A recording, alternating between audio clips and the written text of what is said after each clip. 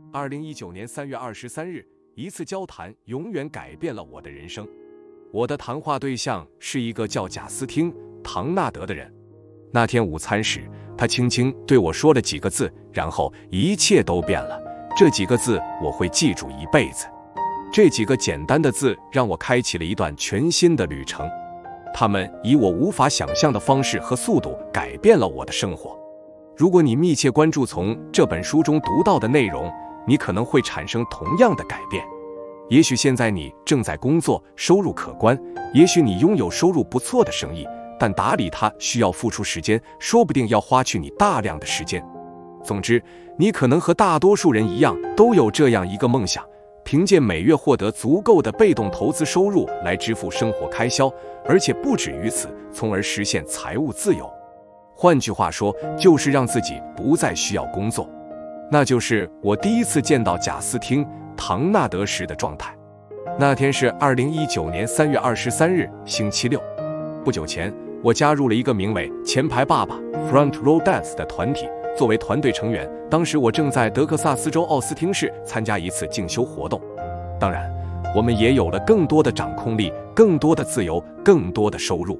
我们有良好的理财习惯，我们量入为出，努力工作，继续为我们的未来攒钱。但是，我们仍然在靠工作赚钱。金钱显然不会为我们打工。另外，我们有2个儿子，他们在飞快地长大。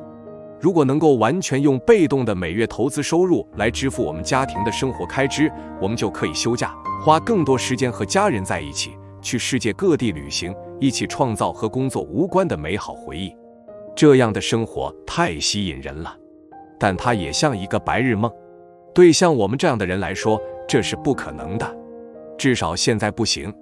也许再过几年可以实现，但前提是没有出现意外状况。贾斯汀继续深入分享他的经历，分享具体的细节，而我开始默默盘算。奇怪的是，我认为他的方法似乎是可行的。他的方法并不是要利用低成本指数基金在多个资产类别中构建一个多元化投资组合，然后眼巴巴地等待10多年，等复利发挥作用，也不是争先恐后的把所有筹码都投入最新的 IPO、首次公开募股或最热门的科技股。事实上，它与投资股市或任何公共资本市场都没有关系。作为一个20岁出头时在高盛投资银行工作过的人，我一方面觉得贾斯汀的方法是离经叛道的，但同时我又觉得他完全言之有理。那天，在我们的午餐快结束时，贾斯汀提的一个问题就像出其不意的一记重拳打在我的肚子上。他说，不知不觉中，你的孩子就长大了。如果你现在可以拥有你想要的生活方式，享受你生命中最美好的时光，那么你还等什么呢？他说的没错。聊天结束后，我有了新的关注、新的使命感和立即采取行动的紧迫感。我决定尽我所能，向贾斯汀·唐纳德学习我能学到的一切，紧锣密鼓地开展行动。就在那顿决定命运的午餐前的几个月，我和妻子曾坐下来一起制定我们的5年财务目标。自从结婚以来，我们几乎每年都会这样做。我们制定了一个雄心勃勃的阶段性财务目标，即在未来5年内获得足够的被动收入、生意以外的收入，来支付我们所有的家庭开支。换句话说，这是一种有朝一日也许是的远大目标。我不确定我们是否相信它的可行性。2019年3月，在我决定向贾斯汀学习所有我能学到的东西，并根据我们的目标采取大动作后，不到6个月的时间里，我们已经实现了5年财务目标中每月被动收入目标的 53%。也就是说，在贾斯汀的帮助下，在不到6个月的时间里，我们的收入就达到了5年财务目标的一半以上。我说的是，每月数万美元的收入，100%来自被动投资收益的真实现金流。顺便说一句，虽然这样说似乎很疯狂，但我预计最晚在未来的12至14个月，我们的每月被动收入将超过我们的既定目标。我们只不过按照贾斯汀的现金流投资10条戒律来做，就做到了。只要使用贾斯汀在这本书中透露的各种工具，做大量的笔记，并密切关注贾斯汀所分享的一切，你就能做到。贾斯汀写道，这并没有你想象的那么难，也不需要那么多钱。它是对的，但这确实需要正确的关注点、正确的策略，最重要的是正确的老师。如果说我从我的经商生涯和生活经历中学到了一个成功的秘诀，那么我可以把它归结为3个简单的步骤。第一步，寻找一位导师，一个做到了你想做的事的人。第二步，投入需要投入的东西，从这位导师那里学习你能学到的一切。第三步，努力成为这位导师的尖子生。就是这样，就这么简单。对我来说，在我人生的这个特定领域，贾斯汀·唐纳德就是我的导师。我从贾斯汀那儿学到的东西，改变了我们一家人的生活。为此，我永远心存感激。所以，我想对大家说，读这本书吧，学贾斯汀·唐纳德分享的一切。最重要的是，将你读到的东西付诸行动。下次去赴宴的时候，假如有人问你从事什么工作，你就可以用这几个改变人生的字来回答：我是一个生活方式投资者。莱恩·莱维斯克，反直觉询问作者。1平方英尺 0.093 平方米。编者注：推荐序2。如果你可以想什么时候起床就什么时候起床，可以做任何你想做的事，并且知道自己已经支付了所有的账单，那么你会怎样？如果你可以随时随地出门旅行，想去哪儿就去哪儿，并且知道自己拥有令人艳羡的生活方式，那么你会怎样？如果你可以送你的孩子去最好的学校，穿最漂亮的衣服，开你最喜欢的车，生活在你喜欢的房子和社区中，而且不必担心缺钱，那么你会怎样？如果你能在没有固定工作的情况下做到这一切，那么你会怎样？对我们大多数人来说，这似乎是不可能实现的。但你即将遇到的是一位旨在获得被动收入和财务自由的现金流投资大师，他就是贾斯汀·唐纳德。贾斯汀身体力行，说到做到。读了《戒律1：生活方式第一》这一章后，你就会强烈地感受到，这完全是有可能实现的，无论你处于什么样的投资环境。最重要的是，你将很快学会如何投资，而且未必一定要等到你有钱了才能去投资。几年前，我在斐济遇到了贾斯汀，他立刻吸引了我的注意。我的第一印象是，他看上去像是一个不错的会计师或注册会计师。在逐渐了解他之后，我发现他是在和贾斯汀简单的聊了20分钟后，他向我介绍了一些现在已经写入这本书的理念，让我重新思考我今后的投资方式。这些理念包括确保我每月或每季度都能产生现金流，获得股权，洽谈红利，洽谈他所谓的侧挂车协议。这类协议的增强型条款能带来更高的收益，能在相对较短的时间内返还本金，并带来利用现有投资或保单为新项目提供资金的好办法。与此同时，他还介绍了一些非常有趣、完全合法的方法，这些方法可以帮助我们实现巨额的税收优惠。他还分享了一些选择隐性交易和把握机会的妙招，大多数投资者都不会想到这些。我唯一的遗憾就是没有早点认识贾斯汀。我只想说，我对投资和金钱的看法在那几分钟里发生了改变。在这本书中，贾斯汀分享了一些独到的策略，通过这些策略，他不需要投资或承担更多风险就能赚更多的钱。他可以通过叠加自己的策略，并培养一种独特的心态来寻找通常会被普通投资者完全忽视的大好机会。他将告诉你如何利用你的资源和资产，创建一个独特的投资组合，让你每个月或每个季度都得到收益，从而创造资产净值并使其增长。你也会由此看出一个伟大投资者和一个杰出投资者的区别，那就是心态的不同。贾斯汀利用你将在这本书中学到的这些策略，在短短几年内就使自己的净资产达到数千万美元。如果你对贾斯汀本人、他的投资方法和人品的真实性存疑，访问一下他的网站，看一看别人的评价，看一看那些将这些策略付诸实践的人怎么说，你很快就会明白，大多数人并不想花10年以上的时间，冒着数百万美元的风险去赚取贾斯汀在很短时间就赚到的财富。对他们而言，贾斯汀是一个了不起的导师和顾问。简言之，贾斯汀有一套投资和赚钱之道，无论你处于投资生涯的什么阶段，这套方法都能奏效。你如果有机会直接和贾斯汀合作，那就行动吧。他很忙，许多专业人士都想跟他一起学习，但他从不牺牲自己的生活方式和家庭生活。成为一名杰出的生活方式投资者的最快方法，就是向正在这样做的人学习。贾斯汀·唐纳德就是你要找的人。麦克·科尼西斯，连续创业家。前言：我人生中所有最美好的事物都不需要花一分钱。很明显，我们都拥有的最宝贵的资源是时间。史蒂夫·乔布斯，欢迎来到我的世界。在本书中，我介绍了一些和我的投资方法相关的重要概念。我这么做的目的很简单，那就是我希望你也能成为一名生活方式投资者。本书将为你开启一段美好旅程，通往财务自由和梦想中的生活。当我开始投资时，我厌倦了用时间去换钱的生活。当我知道可以不花太多时间就能轻松获得收益时，我立刻产生了浓厚的兴趣。随着研究和了解的深入，我发现有一群人一直过着我所期盼的生活。我想，为什么我要花那么多时间卖命工作，才能创造出我和我家人生活所需的收入？我想摆脱束缚，自由支配时间，并获得可观的收入，和家人、朋友共度美好时光，过上我们想过的生活。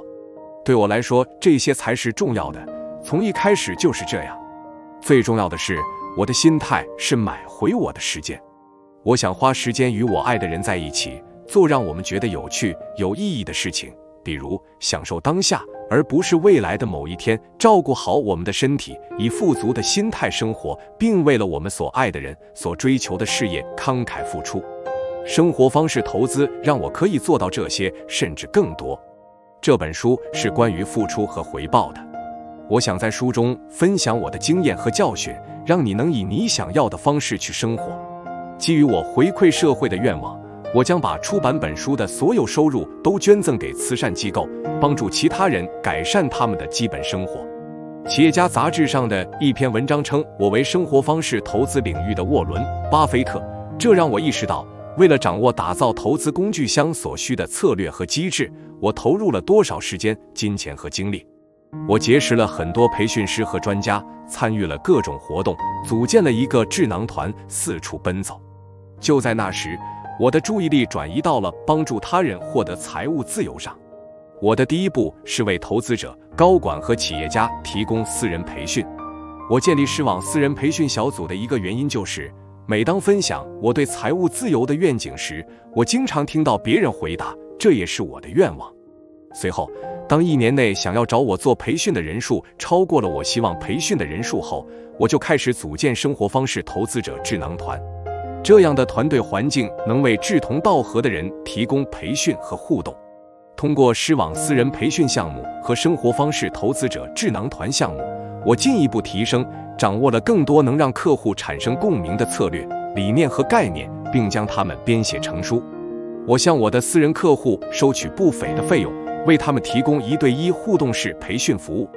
我会向他们展示如何在尽可能短的时间内将生活方式投资者原则和戒律应用到生活中。我的目标是帮助客户快速产生现金流，规避潜在的风险和挫折。在私人培训中，我也会向客户介绍我接触过的那些交易。我会教他们如何洽谈对自己有利的条款，从而立即开始产生现金流，并获得丰厚的整体回报。我会教他们如何以最小的风险做这件事。我会知无不言，言无不尽地告诉他们怎么做，这样他们就不必浪费时间去理解和贯彻各项原则和戒律，他们耗费了我20年时间。本书多次提到这些策略和概念。为你打造的生活方式投资。本书是我多年来学习和培训的成果，将帮助你找到通过现金流投资实现财务自由的方法。如果遵循书中的指引，你就能复制我的成功。我把这本书命名为《财务自由快车道》，因为我认识的每一个人都与这个书名产生了共鸣。每个人都想节约时间，每个人都想财务自由。赢回时间的最快办法是投资聪明的培训师和顾问，他们可以把20年的知识和经验压缩到3个月、6个月或12个月中。阅读这本书是你人生旅途中的重要一步。如果你想虚心受教，愿意拓宽视野，为你和你的家庭创造一个更有前景的未来，你就是在正确的时间、正确的地点找到了正确的人。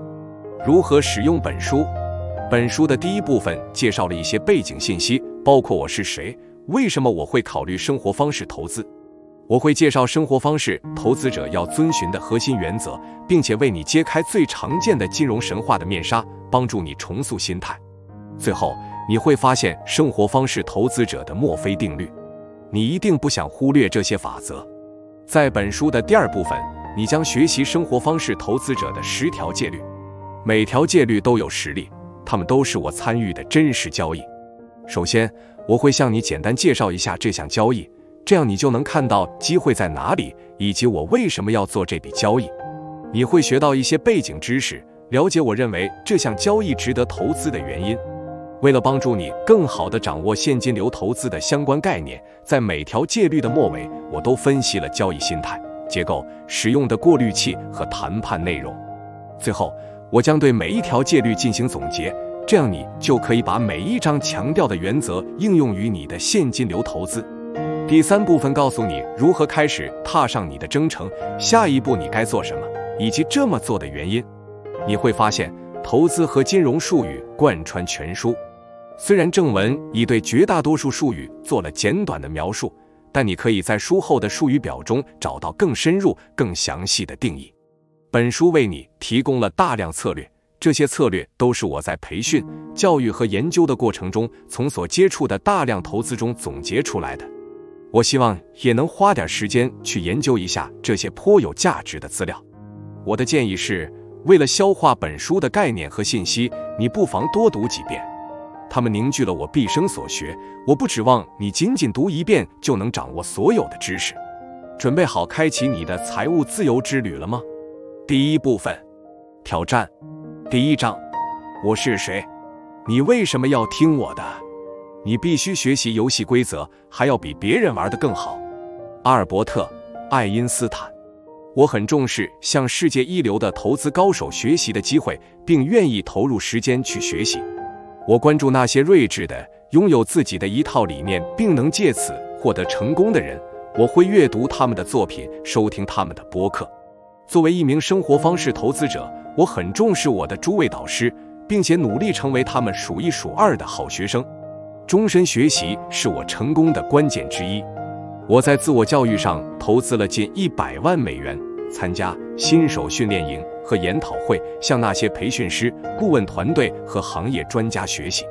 为了全面掌握投资领域的动态，我潜心研究了房地产、私募股权、公开上市股票、债务，特别是优先支付的有担保债务、不良资产、公司运营、特许经营权、电子商务、技术、新迪加、基金、权利金、收藏品、加密数字货币等等。简言之，我希望全面了解、熟悉所有投资领域，并对我筛选和选择投资交易的标准进行测试与评估。在刚开始投资时，我不知道自己的标准是什么，仅主观判断某个项目是否合理。但经过几年的自我教育和对我所选择的投资类型的分析，明确的标准出现了。我是怎样下意识、连贯地做出这些决定的呢？这些标准给出了简明的答案。基本价值观。我在工薪家庭中长大，我的父母都信奉基督教，他们都很善良。在我家，他们是诚实和正直的模范。我受到的教育塑造了我的价值观。我母亲在我们常去的教堂做了20多年全职秘书，她是个健谈的人，总是把他人放在第一位。她教我如何与他人保持密切联系，积极面对冲突，并建立良好的人际关系。在我年少时，父亲在大多数时间内从事销售工作，销售汽车和电器。我从他那里学到了宝贵的工作经验。他工作时间很长，经常从早上7点一直忙到晚上9点，每周工作6天，偶尔会早点回家。他想给我更好的生活，不想让我那么拼命地挣钱。他的榜样力量为我的成功奠定了基础。他的工作理念对我影响至深。父亲还教会了我如何判定并实现目标。我看到他为了实现目标多么努力的工作。他制定了每月的目标，以完成业绩指标赢得奖金。他与我分享了这些目标，还告诉我如何将它们分解成一个个战略行动。他把制定目标和实现目标的要点交给了我。其他家庭成员的价值观也影响了我。我的弟弟在他18岁时参了军，自豪地为国家服务了7年，并多次前去海外执行任务。这些年来，在心态、自律和勇气方面，我从他身上学到了不少。工作理念，我还记得在读7年级时，我曾经向父母要零花钱，他们的回答是：你需要一份工作，我们不会成为你的收入来源。所以我开始挨家挨户地推销报纸。我有和我父亲类似的奖金制度，如果订阅用户达到一定的数量，我就能获得奖金。我把这个数字分解成每天的任务量，然后努力干活以实现我的目标。一开始，我屡屡遭到别人的拒绝。对销售人员来说，要想听到一声好的，就要听很多声不要。渐渐的，我对不要这个词产生了免疫力，我不再把它放在心上。很快，我就成了销售冠军，这个冠军头衔一直保持到高中毕业。根据季节的不同，我每天晚上工作4至5个小时，每周工作3至4天。我每周的收入为250至500美元。我有足够的钱去旅行、娱乐，和朋友们一起玩耍，我喜欢这种感觉。我的朋友们对我挣多少钱很感兴趣，所以我找了几个朋友和我一起干。我很快就有了一个团队，他们为我推销报纸，这让我尝到了当领导的滋味，尝到了利润的甜头。一开始，团队合作很难，我发现并不是每个人都有做销售的天赋。然而，随着时间的推移，我学会了如何雇佣努力工作、具有天赋的人。我建立了一支由我领导的销售团队。我独创的一套销售话术非常成功，因此我的老板让我把它写下来，让其他人效仿。那是我的第一套销售话术，我用它来培训我团队中的所有新成员。我们在写字板上列出了一些我在话术中使用的元素，包括勤工俭学、通过社会实践争取奖学金等。当我的团队开始使用这套话术后，我就开始面临更激烈的竞争，因为所有人的销售业绩都提高了。不过，在大多数时间里，我还是能通过合适的方法使自己的销售业绩比其他人更好。竞争动力，我一向好胜心强，在工作中如此，在娱乐时也是如此。完成以前未做过的事情的想法是最能激励我的因素，远远超过金钱奖励或其他外在奖励。我的好奇心让我乐于学习，我喜欢那种制定目标、设法实现目标，而且知道自己正在尽最大努力的感觉。好奇心很重要，它会让你乐于学习。我最喜欢的游戏更注重策略而不是运气。从游客牌、金拉米、21点、卡纳斯塔等纸牌游戏，到线索、冒险和西洋陆军棋等桌面游戏，再到雅达利公司的疯狂迷宫、塞尔达传说和马里奥兄弟等电子游戏，我的好胜心给我带来了不少优势。各种竞技运动强化了我对成功的渴望，也让我明白做事应竭尽全力。在6、7岁时，我参加了一个运动团体中几乎所有我能参加的青少年运动，主要是棒球和足球，不过我也经常打排球和篮球。不擅长某件事并不是一成不变的，通过坚持不懈的了解、练习、训练，我最终成功地把不擅长的运动变成了擅长的运动。我喜欢团队成员之间的友情，但我讨厌失败。我有一段特别痛苦的记忆。年少时，每当在棒球比赛中3阵出局时，我都会哭。我会眼泪汪汪地回到休息区。起初我不知道自己为什么哭，但后来我意识到，那是因为我让团队失望了。我从来都不想让团队失望。家庭时光，我是一个丈夫，一个父亲。在和妻子组建家庭时，我不想用时间来换取金钱。我认为，我女儿人生中的每一次比赛、演奏会和重要活动现场都应该有我的身影。在我女儿很小的时候，我就选择了一种不牺牲亲情的工作方式。我对给我和家人打造一种自由的生活非常重视，而我打造的就是这样一种生活。该工作的时候要努力工作，但不要以亲情为代价。就在我40岁生日前的21个月里，我的投资为我带来了足够的被动收入，让我和妻子都能辞去原本的工作。在不到2年的时间里，我和100多家公司谈生意，这让我的净资产成倍增长，达到了8位数，并形成了一种以家庭为中心的生活方式。2年后，我的净资产又翻了一番。生活方式投资可以奏效。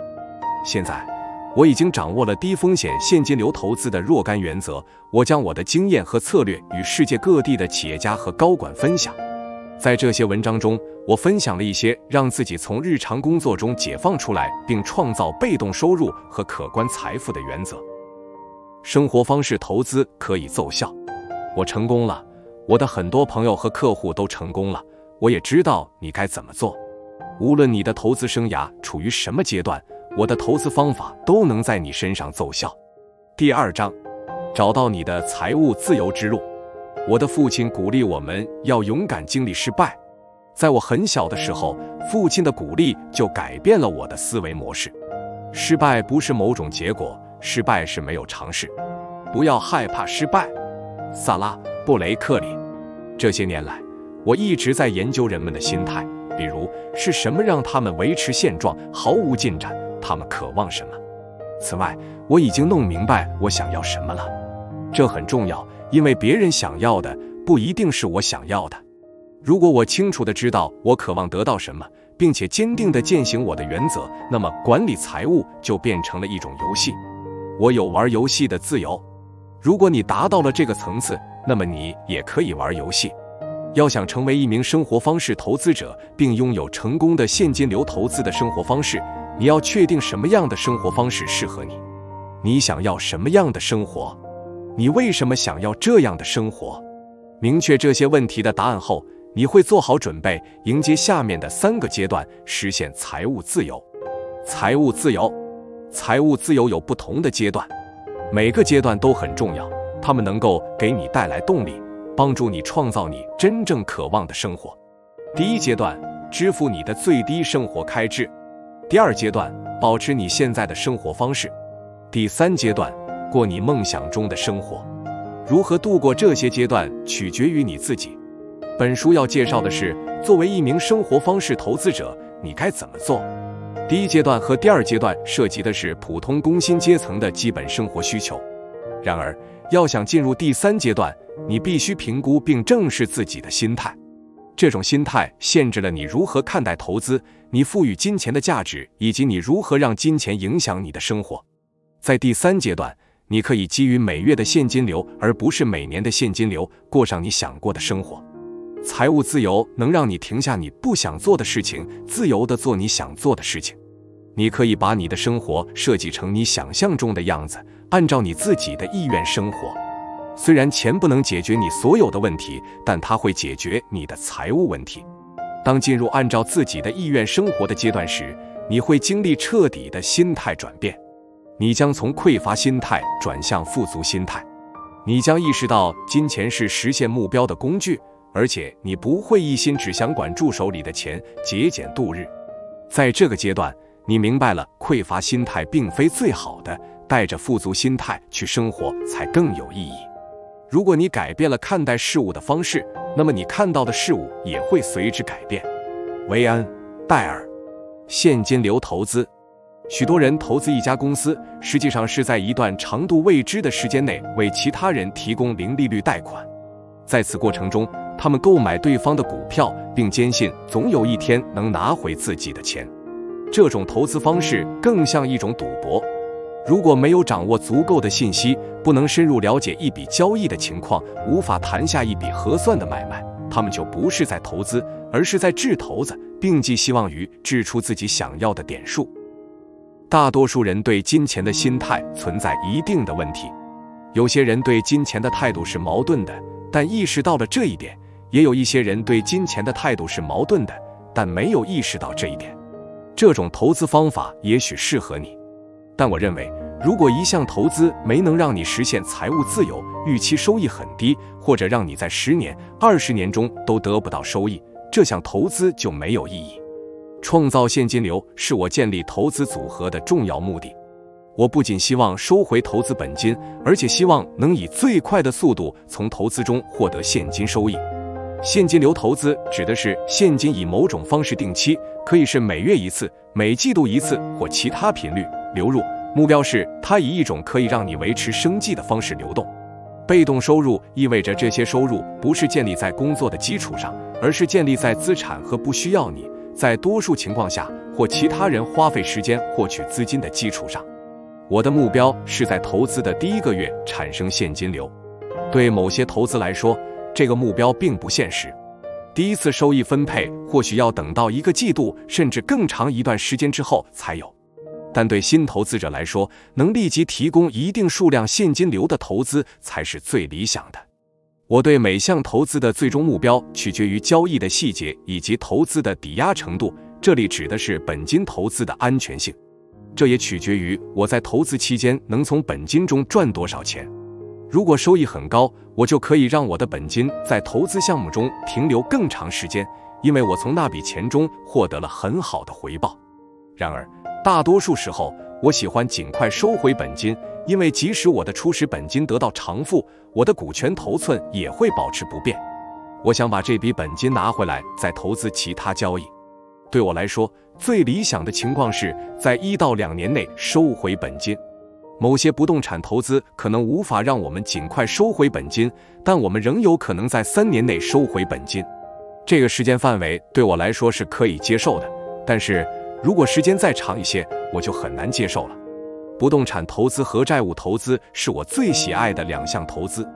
我先简要介绍一下，后文中还有更详细的介绍。不动产投资，在投资不动产时，位置和结构很重要。投资位置不错的不动产可以降低风险。例如，你不该投资只有1家大公司的城镇。如果那家公司倒闭，那么整个城镇都会受到波及。如果全城经济低速发展，房地产就会贬值，难以保持入住率，也更难出售。我更喜欢在人口多、经济增长强劲的大城市投资。我喜欢研究关键指标，这些指标通常意味着较高的入住率。这些指标包括一个拥有大量大公司的市场、强大的医疗保健供应商、一些良好的教育项目、几所大学。你的房地产投资结构也很重要。你可以寻找那些能给你带来很多回报选择的交易。例如，你可以投资某些房地产资产类别，一组表现相似、受到相同市场因素影响的投资组合，它们能为你提供获得长期股权的机会，让你获得产生现金流的优先收益。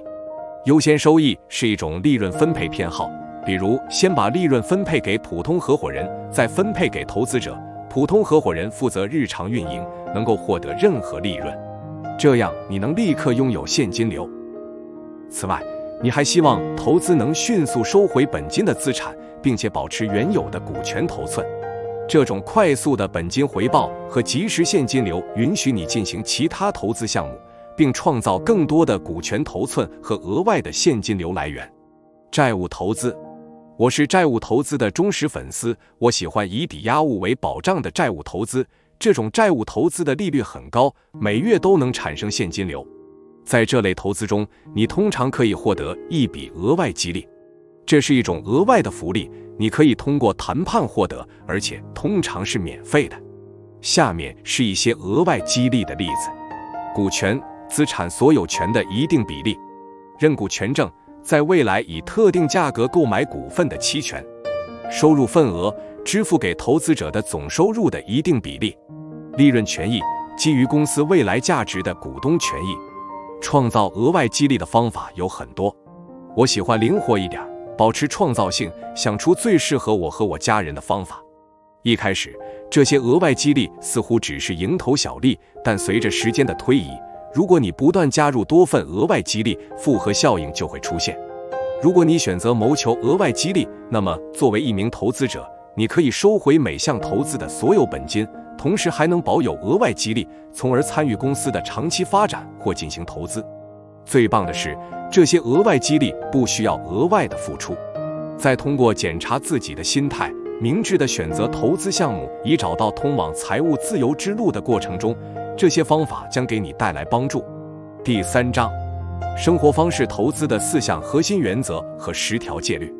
我的第1条人生指导原则是：做该做的事，而不是做容易的事。在每一个做出抉择的时刻，都选择该做的事，而不是简单的事，那么你必然成功。哈尔·埃尔罗德。我做出的每一笔投资都以4项核心原则为指导。在本书的第2部分，我将根据这些原则阐述我进行投资的10条戒律，并引导你了解如何将4项核心原则应用于每一条具体的戒律。现在，我简单地向你介绍一下这些原则和戒律。原则1：心态。你所做的最好的投资就是投资你的心态和个人成长。没有人能夺走你获得的知识和受到的教育。从沃伦·巴菲特到本杰明·格雷厄姆、瑞·达利欧、约翰·邓普顿、乔治·索罗斯和约翰·伯格，他们都能够把握自己的思想，掌控自己的恐惧，因此成为世人的楷模。对你来说也是这样。我在自我上投入了大量的资金，我每年都阅读100多本书。因为在我的投资组合中，最重要的投资是终身学习和个人成长。对任何投资项目来说，心态都会引导我的选择。原则2：结构。你想知道如何在零风险的情况下让你的投资收益率 ROI 翻倍吗？学学如何组织更好的交易结构。结构是指协议中具体条款之间的关系。我非常擅长安排交易结构。我投资的几乎每一笔交易都必须产生可预测的经常性的现金流。理想的交易是能带来现金流和股权，并迅速收回本金的交易。你将在后面的章节读到策略叠加这种方法，这是一种结合多种策略，以低风险获得更大收益的方法。原则3：过滤器。判断一桩交易是好是坏，是该拥抱还是尽快逃离，最快的办法是什么？使用过滤器。过滤器是用来筛选投资项目、缩小投资范围的标准。使用过滤器筛选投资可以节省大量时间，创造更高的效率。我开发了一些复杂的过滤器和决策树，用来判断一个机会是否符合我的标准，是否应该采取行动。这些过滤器经常帮助我发现隐性交易，稍后会详细介绍，并能让我避免因为选择太多而不知所措。如果我的过滤器足够好，我就可以花更多的时间来评估高质量的投资。原则4：谈判。谈判是我投资策略的核心部分。所有的投资机会都是可以商谈的。谈判并不一定是冲突性的或对抗性的，因此永远不要以为投资意向书就是最终的结果。通过谈下独一无二的优惠条款，我至少多创造了700万美元的资产净值。许多投资者和投资公司常常被我吸引，因为我经常叠加多种策略，通过额外的股票、认股权证、顾问股份和其他各种交易条款获得更高的收益，通常还能降低相关费用，争取到较低的最低投资额度。我谈判的目标是达成共赢的条款。由于我的谈判方式与众不同，许多曾经与我合作的公司和投资集团在今后出现投资需求时，都会首先和我联系。10条戒律。多年来，我的朋友们一直建议我写一本书，分享一下我的投资原则、戒律、策略和秘诀。一开始，我并不清楚这些到底是什么，但在回顾做过的所有交易之后，我发现了固定的模式以及我指导投资的准则。在接下来的章节中，针对每一条戒律，我都会分享一个或多个投资案例，以说明你该如何将它们应用到每一次投资中。投资成功的关键是拥有类似10条戒律那样的准则来指导你的投资决策。你的准则能让你在深思熟虑之后进行投资，不感情用事。如果你有经过慎重思考的准则，并且你的潜在投资项目能够满足每条准则，那就预示着这个投资项目是不错的。如果继续阅读下去，你就会注意到，我在书中列举的大多数投资案例都适用于10条戒律中的大部分，如果不是全部，而不仅仅适用于援引了这个案例的那条戒律。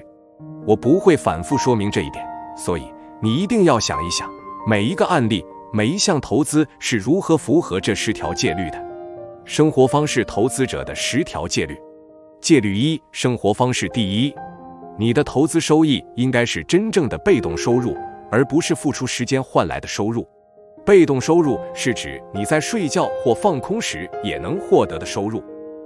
戒律2：降低风险，优化交易结构，使风险最小化，收益最大化。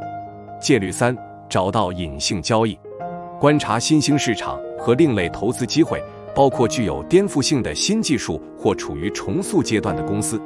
戒律4：迅速收回本金，你能在1到2年内收回本金吗？你收回本金，再次投资的速度越快，你的投资就越赚钱。戒律5：立即创造现金流，你能谈下可获得每月或每季度现金流的交易吗？你拥有的现金流越多，你的生活方式就越有保障，现金流还可以用于其他投资。戒律6：找到一个收益放大器，洽谈优惠条款或侧挂车协议，以增强利润潜力。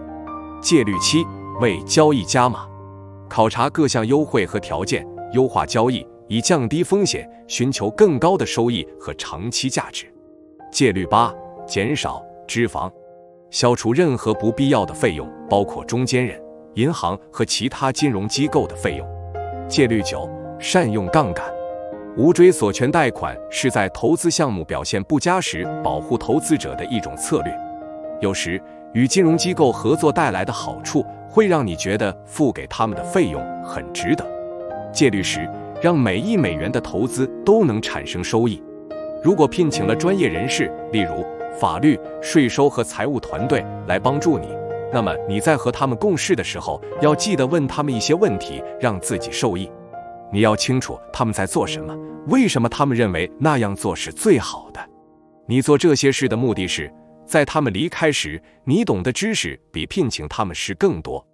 第4章：为什么选择生活方式投资？目标不是拥有更多的钱，而是按照自己的意愿生活。威尔·罗杰斯。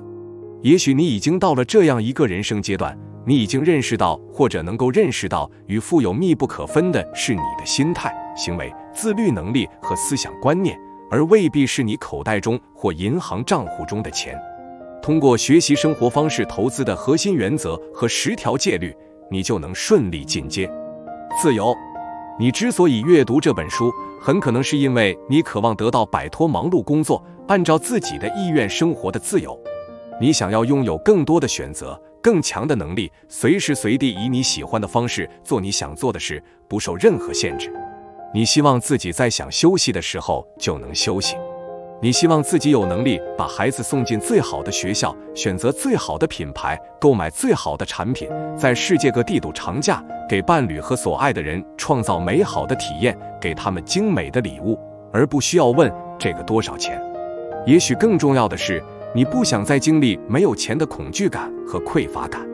假设你是一名企业家，由于想要获得赎回时间的自由，不再为别人工作，你选择了创业。可结果你发现，在无意中你成了自己事业的奴隶。你可能被一个只够维持你的开销或现有生活方式的企业束缚住了。是的，你是你自己的老板，但拥有自己的企业可能会让你身处不同于其他就业方式的激烈竞争中。这是一场质量更高的竞争吗？当然，但这仍然是激烈的竞争，它会不断蚕食你的时间。更糟糕的是，它悄悄地偷走了你的时间，有时你甚至没有意识到。作为一名投资者，你如何成长？让自己做一块海绵，学习你能学到的一切，每一天都比前一天多付诸实践一点点。企业家也会遇到现实生活中的种种问题和麻烦，这一点和公司的雇员是一样的。不幸的是，许多企业家并没有过上财务自由的生活，或者在很长一段时间内都无法拥有这样的生活方式。告诉你一个好消息，有一种方法可以帮你赎回时间，支付费用。解决费用问题后，你就会有更好的表现，无论是在生意上还是在家庭生活上。只不过是在混日子。你可能是一家公司的员工，正在机械的工作生活。你不喜欢自己的工作或职业，但是为了工资，你无法脱身，所以你觉得自己被工作困住了。我在这里告诉你一个好消息，你可以按照自己的意愿生活，以一种给你带来激情、能量、活力和生命力的方式生活。你不必在天还没亮的时候就被闹钟叫醒，赶早高峰去上班，为别人打工，替别人赚钱，做自己并不喜欢的工作，然后日复一日、年复一年地重复这样的生活。每天你去给别人打工，而你给老板、公司或组织赚的钱比你给自己挣得多得多。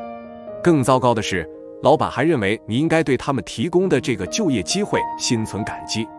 在你缴纳税款、支付账单之后，剩下的钱就是你的全部资产。我之所以知道这些，是因为我也是过来人。我们大多数人都受到固定思维模式、习惯或常规的影响，被这种谋生方式束缚着。是否被聘用和收入多少都由他人说了算，你没有决定权。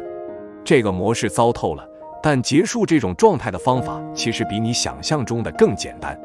支付生活开销所需的钱并没有你想象的那么多。如果你有一份热爱的工作，和老板关系不错，而且拥有养老金账户，那么祝贺你，至少从目前来看，你是游戏中的幸运。但是你只是少数派，这个游戏还是受到操控的，需求无度的生活。我曾经生活在那种非常糟糕的模式中。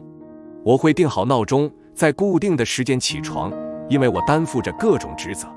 一般来说，我起床后的第一件事就是召开电话会议，通常是在早上6点或7点。如果我的一天不是以电话会议开始的，我就要向负责人确认是不是出了什么岔子。幸运的是，我不需要一整天都待在办公室里。我经常很早就醒来，在正式上班前先去健身房锻炼，因为我觉得这是我唯一能够用来锻炼的时间。在那种生活模式中，一切都是匆匆忙忙，令人应接不暇的。我没有什么时间思考，做完一件事后就要去做另一件事，开完一个会议就要开下一个会议，几乎没有时间排解压力。尽管我试图提前安排日程，但我的大部分时间还是会花在应对和解决各种突发问题上。我想，那毕竟是我的工作，不是吗？下班后，我筋疲力尽地驱车回家，既要完成各种工作，又要赶回家吃晚饭，这很难做到。虽然我把回家吃晚饭放在首位，因为和家人在一起很重要，但我总觉得回家后脑子里还在想工作上的事。我积极参加各种活动，然而我感到压力重重，我总觉得我可以做更多事情，我做的还不够，我可能错过了创造更多收入的机会。无论什么时候，只要我抽出时间休息，那就意味着第二天我得加倍工作。一个销售大区的需求是无穷无尽的，例如工作日和周末出差、董事会会议、季度会议、每周电话会议、团队运作、公务拜访以及其他义务。即使在经济不景气的时候，这些需求也一直存在。然后夏天来了，我的教师妻子和我的学生女儿都放暑假了，但对我的工作来说，这是最具挑战性的季节。我的家人最空闲的时候，是我最忙碌的时候。我常常一天工作10个小时以上，一周工作6天，这样的循环永远不会结束。虽然那个阶段的生活状态并不理想，但也并非一无是处。我感谢那段时间收获的机会、经验、知识、技能和我遇到的很多了不起的人。他们中有许多人至今仍然是我最亲密的朋友。这段充满压力的时期塑造了我对人生的看法，让我能做出正确的选择。它迫使我调整生活方式，让我的生活方式和我的价值观保持一致，按照我自己的意愿生活。现在，我不会每天早上醒来后就去健身房，紧接着赶去上班。我会花些时间去思考、写日志、阅读。我的信仰对我来说真的很重要，所以我会花时间做祈祷，因为这为我在一天中的表现奠定了良好的基础。当家人醒来的时候，我已经准备好陪伴他们了。我们每天早上都有时间打牌、聊天、听音乐，伴随着我们喜欢的音乐跳舞，或者一起阅读。我女儿去上学后，我就去健身房。在与家人共度美好时光，完成心理保健后，我会进行身体保健。在一天中，这些时光对我来说是最重要的。在开始其他必要的日常工作之前，我都会先完成这些事。健康对我来说非常重要，我一直关注最新的研究成果和健康理念，比如间歇性断食和以天然食品为主的饮食。通常，我每周都会进行深层组织按摩，并根据需要进行脊椎矫正。我每周至少会选择一个早上打排球，一个早上去郊外骑马。另外几天，我会练习轻量举重，然后做一些有氧运动。当工作结束后，我可以选择让它早点结束，我会和妻子、女儿一起吃晚饭。晚饭后，我会尽可能多地陪伴我的女儿。在她睡觉后，我和妻子就能享受二人世界了。这样安排的最大好处是，我和妻子现在拥有融洽的关系。我可以专注于我的妻子、我们的婚姻、我们的家庭，这满足了她对爱的需求。至于每周的时间安排，我喜欢以一种启发灵感的方式开始和结束我的一周。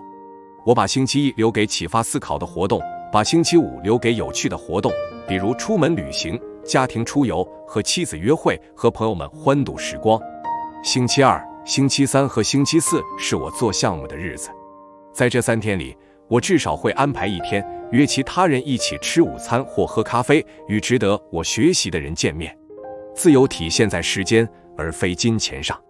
我喜欢和能激起我好奇心的人见面，这对我来说是必不可少的。正如我先前提到的，强烈的求知欲让我乐于学习。我的目标是每周认识1到2个新朋友。如果能做到这一点，我会觉得这一周我过得很成功。生活在德克萨斯州的奥斯汀，我发现我有很多成长进步的机会，比如向有创意的企业家、投资者、科技先锋、其他有天赋的专业人士、团队和公司学习。我寻找灵感、新的学习机会，还寻找其他和我做同样事情的投资者，这样我们就可以互相学习了。我会带家人一起旅行，这样我们就可以一起参加有趣的家庭冒险活动，这让每个人都朝气蓬勃、精力充沛、充满活力。此外，我和妻子每个季度都会去一个我们最喜欢的新目的地旅行2-3天，每年都会有一次1周左右的旅行，这能让我们保持融洽亲密的关系，并享受新奇有趣的体验。我们每年都会预留一些时间用于家庭旅行，有时我们会和其他家庭或朋友一起度假，度过美好而有意义的时光。我和妻子认为，我们各自去旅行也很重要。她每年都会和闺蜜一起旅行，我会和我的男性朋友一起旅行。我们喜欢这样的旅行，这样我们就可以和最亲密的朋友保持密切联系。作为一名企业家，我每周会腾出2个小时，关闭通信工具，不受干扰地进行冥想，从而积极主动地创造我期盼的生活，为我的事业、家庭和我自己助力。我的底线是必须认真对待自己的精神、心理和身体健康。这一日常练习赋予了我能量，让我能在家人、朋友、生意伙伴和同事面前有更好的表现。这也带来一种复合效应。建立并遵守良好的日常习惯，能让你更清晰、更智慧、更从容地思考。我喜欢我所做的事，因为我可以选择我的工作内容，包括和谁一起工作以及什么时候工作。我从学习和指导别人的过程中获得了一种成就感和满足感。我的生活方式允许我按照自己的意愿生活。当然，我仍然需要做一些工作，但那些是我自己选择的工作，所以我乐在其中。家庭第一，工作第二。然而，比任何事情都重要的是，我如何安排我的每一天。我重视与家人相处的时间，而不是永远工作优先，然后再考虑其他事情。过去，我会先做和工作有关的事情，然后找时间做其他事情，包括陪伴家人、体育锻炼和娱乐休闲。但这对我来说行不通，也没有给我带来我渴望的那种充满活力的生活。而现在，我把家庭放在第一位，把身体健康放在第2位。以前，我像机器一样工作，所有耗费脑力和体力的工作都是有代价的，代价就是牺牲我的健康、家庭和个人生活，限制我的自由。以后我再也不会这样了。按照你自己的意愿生活。有些人没有意识到自己被束缚了，但这只是时间问题。一份新工作给人的感觉很好，直到一段时间之后，好像被一条无形的锁链束缚着的感觉才开始显现。对一份工作心存感激固然很好，但明智的选择更好的机会，按照自己的意愿生活也不错。不妨换个角度来看，你并不是一定要做一份工作才能获得维持生活所需的收入，你也不是一定要让生活开销等同或高于你的收入。那样的心态会导致一种真正的心理障碍，让你成为你的生意或你的收入的奴隶。选择什么样的工作，如何支配时间，想挣多少钱，想要的生活需要花多少钱，你对这些越了解，你对自己的决定就会越清楚。不要被你的日常工作或生意束缚。我的使命是帮你赢回时间，这样你就可以有意识地思考，你打算以何种方式，在哪里，和谁一起度过美好时光。我希望你能按照自己的意愿生活。我相信任何人都能发生这样的转变。它始于一个承诺，你要赢回你的生活，你的时间。一开始，这更多的是一种心理上的转变，但只要你在大脑中按下这个开关，你的行为就会发生改变。你会采取行动，为你想要创造的生活铺平道路。重要的是成为一个生活方式投资者，而不是选择投资者的生活方式。我在寻找这样的人，他们思维开阔，如果认为现状未必适合自己，他们就愿意考虑换一种生活方式，愿意选择按自己的意愿生活。我想让你体验过上自己梦想中的生活的那种自主和自由的感觉。我希望你们现在就能激发热情，去创造理想的生活方式，而不是等到退休之后。社保、投资、储蓄和健康，这些没有一项是绝对有保障的。为了获得财务自由，你也许会花大量时间工作，而忽视了你的家人。但当你最终实现财务自由时，你的家人可能已经因为死亡、离婚或其他不可预见的情况离开你了。也许你在追逐一些你当时认为重要的事情，而这些事正是你的家人离开你的原因。如果现在就能拥有你梦想中的生活方式，享受人生中最充实的时光，那么你还等什么呢？运用本书介绍的策略，你的生活将会出现转变，就像我的生活那样。但转变不会在一夜之间发生，可能需要1年、5年，甚至10年。但在未来的某一时刻，你一定能摆脱枯燥无味的工作，按照自己的意愿生活。你还年轻，有大把的时间享受成功带给你的全新的生活方式，为什么不趁现在就去做一名专业的理财高手呢？你将面临种种障碍，良好的训练是获得财务自由的必要条件。就我而言，直到我的投资收入取代了我的劳动收入，我才知道应该如何赢回我的时间，专注于我最想做的事。我赢回的充裕时间让我可以把精力转移到创造更多收入上，同时享受丰富的个人生活。我现在的状态不是我需要工作，而是我想去工作。我每天醒来不用思考今天要怎么赚钱。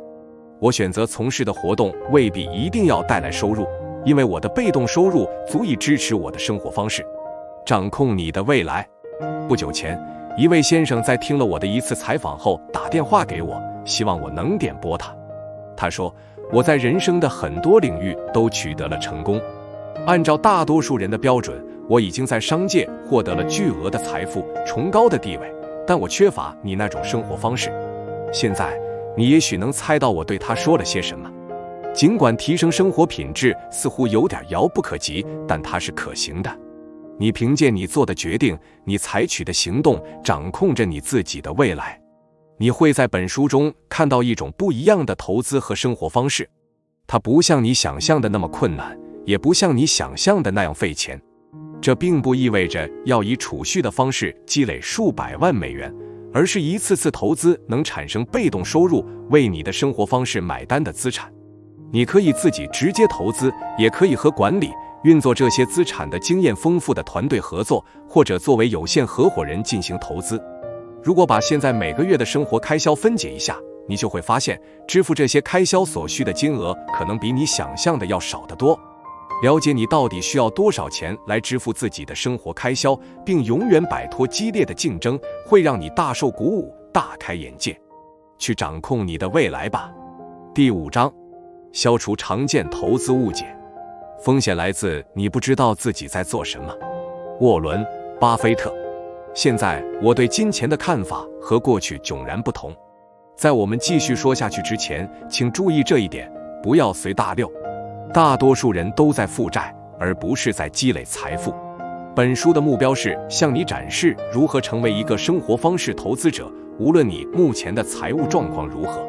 如果你是那种愿意投资某个项目，然后等10年或更长时间来获得投资回报的人，那么我可能不是你想要找的人。我关心的是如何快速取得成效，尽快赚钱。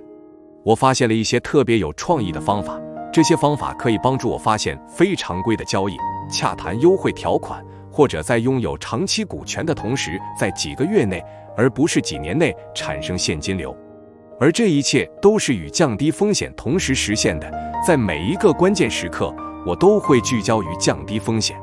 这就是使我和我的学生们的净资产成倍增长的方法。我把这种方法称为策略叠加。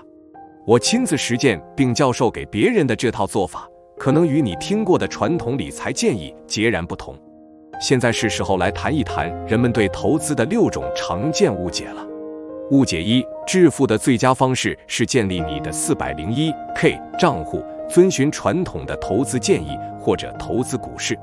这些积累财富和为退休做准备的方法都是有缺陷的、过时的。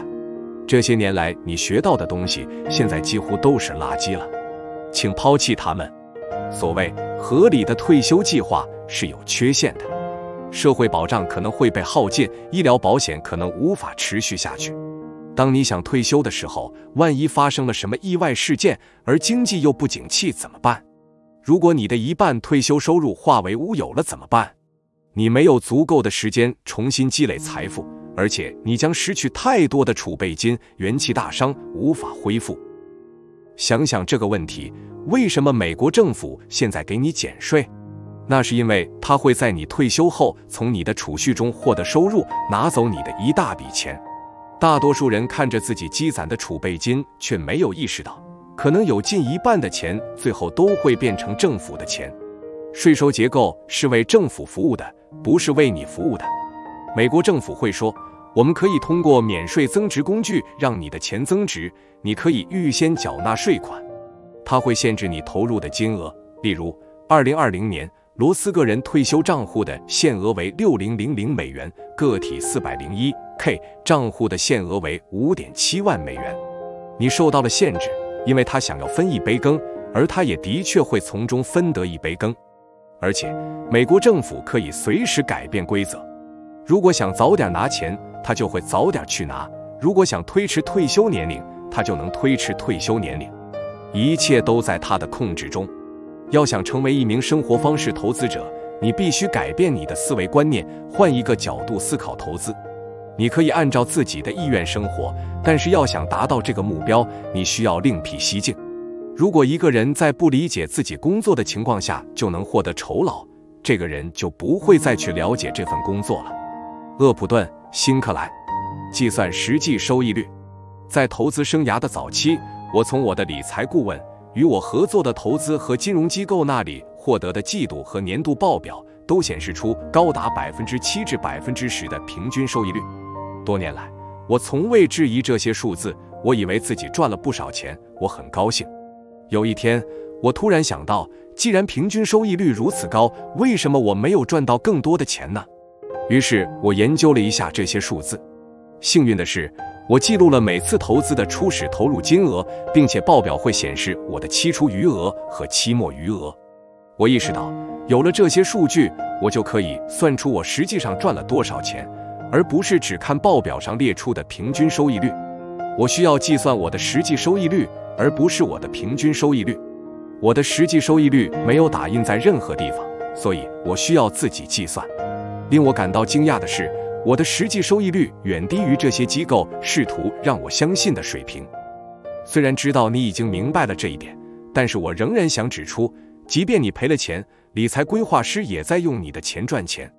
根据 Spiva 标准普尔500指数基金与主动管理型基金对比研究2019年年终报告，在过去15年里，你花钱请来的基金经理的表现95%可能不如你自己投资指数基金的表现。换句话说，虽然你付钱给别人，请对方管理你的资金，但他们很可能并不会给你带来更多收益。如果你自己能明智地投资标准普尔500指数，原因是什么？没有人能预测未来，所以你聘请金融专业人士，让他们管理你的投资，而统计数据显示，他们真正跑赢市场指数的概率只有5%。这个概率被认为是正常的。让指数成为你的新常态，这样你就能花最少的费用投资股市。401k 计划的缺陷。很多美国公司都放弃了养老金计划，转向401k 计划。但很快人们就会意识到 401k 计划也并非他们想象的那样。当兑现退休收入的时间到来时，美国政府将获得13%的金额，最高可达 40%， 甚至更高，这取决于税率和其他相关因素。你如果有一个 401k 账户，就必须考虑到这个投资选择通常意味着极高的费用，所以你要确保被收取的费用是合理的，而不是高于正常水平。百分比不高的佣金听起来似乎不多，然而直到后来你才意识到，随着时间的推移，根据你的具体收入，即使是1%的佣金也有可能高达数百万美元。共同基金的费用也好不到哪儿去，而且往往也会收取过高的费用，这些都是人们损失的资产净值。对美国人来说，当提取养老金时，除了因税收而损失一大笔钱，退休后还将失去3大类税收减免：受赡养者、抵押贷款利息和营业开销。这些减免的税款很可能是一大笔钱。你工作时的税后收入是在他们的帮助下取得的，而你现在已经习惯了这样的税后收入，所以这些免税项一旦被取消，你就很难维持从前的生活方式。此外，由于美国已经累积了巨额债务，人们退休时的应税所得率可能会高于现在的水平。社保并非保障，除了这些代理商，还有社会保障，未来它可能不复存在。你在付钱给一个可能不存在的体系。目前来看，缴纳社保的人数比领取社保的人数少，而领取社保的人数会继续增长。美国社会保障总署目前公布的金融统计数据显示，社保将在2035年耗尽。这不是一种主观判断。预测社保会耗尽、不可持续的人，正是那些在政府机构工作、掌握金融统计数据、管理国家预算的人。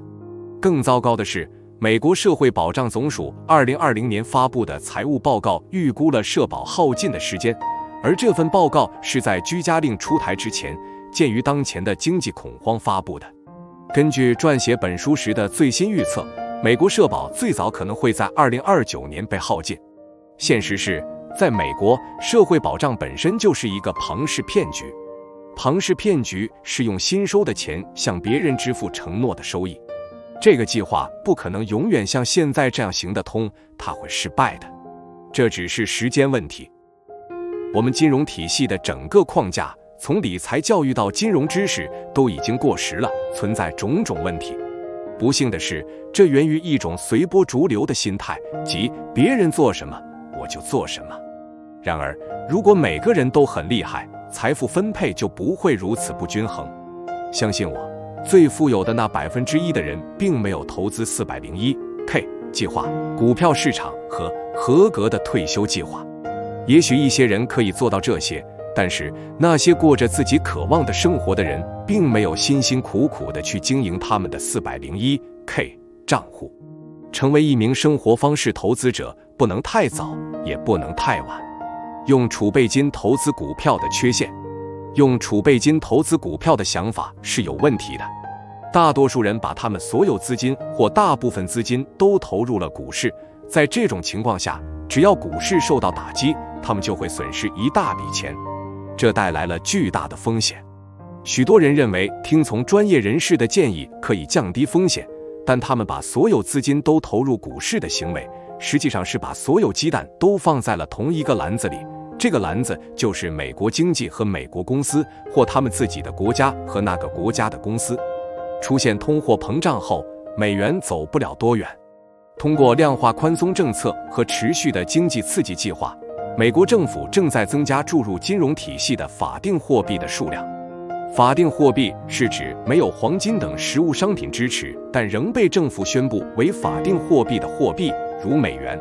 增加印钞使美元贬值，也冲击了那些一味存钱的人，他们的钱变得不再那么值钱。大多数人的薪资上涨速度都赶不上通货膨胀的速度，因此他们的购买力和总资产净值都在萎缩。在通货膨胀时期，甚至在正常时期，最佳投资领域之一总是能产生现金流的资产。美元的价值随着额外货币的印刷而降低，但是资产的价值，特别是现金流资产的价值会随之增加，因为它们会随着进入金融体系的货币供应量的增加而升值。当你提升能产生现金流的资产的价值，提高其收益率时，它们会双倍增值。因此，你不仅可以得到与通货膨胀同步的现金流，还可以实现资产增值，并有效抵御实体资产中法定货币的贬值。换句话说，当货币供应量增加时，你的资产也会增加。谁也不能保证美国将继续保持目前的超级大国地位，谁也不能保证大规模的经济刺激计划不会在某个时点出现长期的负面影响，谁也不能保证你退休后经济会更强劲。如果你受到影响，那么你是否有足够的时间东山再起？又有谁能知道呢？看看所有阻碍你投资增长的因素，通货膨胀、波动率、税收和各种各样的费用。如果你不专注于提高自己的理财素养，并把决策权交给别人，那么在大多数情况下，他们会做对自己而不是对你最有利的事。让我对上述内容消除误解进行简单总结。传统的理财教育引导你通过税收优惠的渠道存钱，然后投资股市，期待炒股能让你赚钱。这些都和收益率挂钩，而且都基于产品，这个产品或那个产品能让你实现目标。你需要制定更全面的计划，并远离那些试图向你推销由单一产品驱动的投资策略的人。不要选择任何由平均收益率驱动的计划，因为平均收益率并不重要。平均收益率是一个具有欺骗性的指标，让你在没赚到钱的情况下感觉良好，而且它具有迷惑性，会使人们无法意识到他们赚的钱并没有想象中那么多。真正重要的是实际收益率和实际的现金收益，那才是真金白银。误解二：你不能在随意花钱的同时增加你的财富。积攒储备金的方式通常不会带来金钱和财富。根据这种模式，你只需要存下数百万美元的储备金，然后在退休后取出来，就能过上幸福的生活。这个策略依赖于无尽的假设。假设你能积累大量的财富，假设当你积累大量财富的时候，股市行情不错，假设你能在经济繁荣的时候退休。如果这些愿望都实现了，而你又身体健康，那么你才能快乐地享受退休生活。请注意上面这些假设。普通人的投资建立在许多假设的基础上，而事实是，你如果动用储备金，就会减少你的本金，那么到了某个节点，你的储备金会被耗尽清零。是的，我们的目标是存下一笔钱，不动用本金，靠利息生活。然而，这个目标依赖于这样一个信念：你的投资能够持续产生足够的利息，你能依靠那些随时都可能发生变化的条件生活。要知道，你的收益可能会变，市场可能会变，生活成本也肯定会变。计算你的每月生活成本，从每月现金流而不是年收入的角度考虑你的生活开销，对你更有意义。算算你每年的生活成本，然后把这个数字分解成你每月的生活成本。这个数目就是你每月为了支付生活开销而需要的收入。这是一个很实际的策略，它取决于你计算出来的数字，而不是希望或未知的未来收入。你不妨问问自己下面这些问题，它们每一个都很重要。我要花多少钱才能勉强维持生活，支付我每个月的基本开销，房贷、房租、食物、公用事业、交通等？按照现在的生活方式，我每月要花多少钱？按照向往的生活方式，我每月要花多少钱？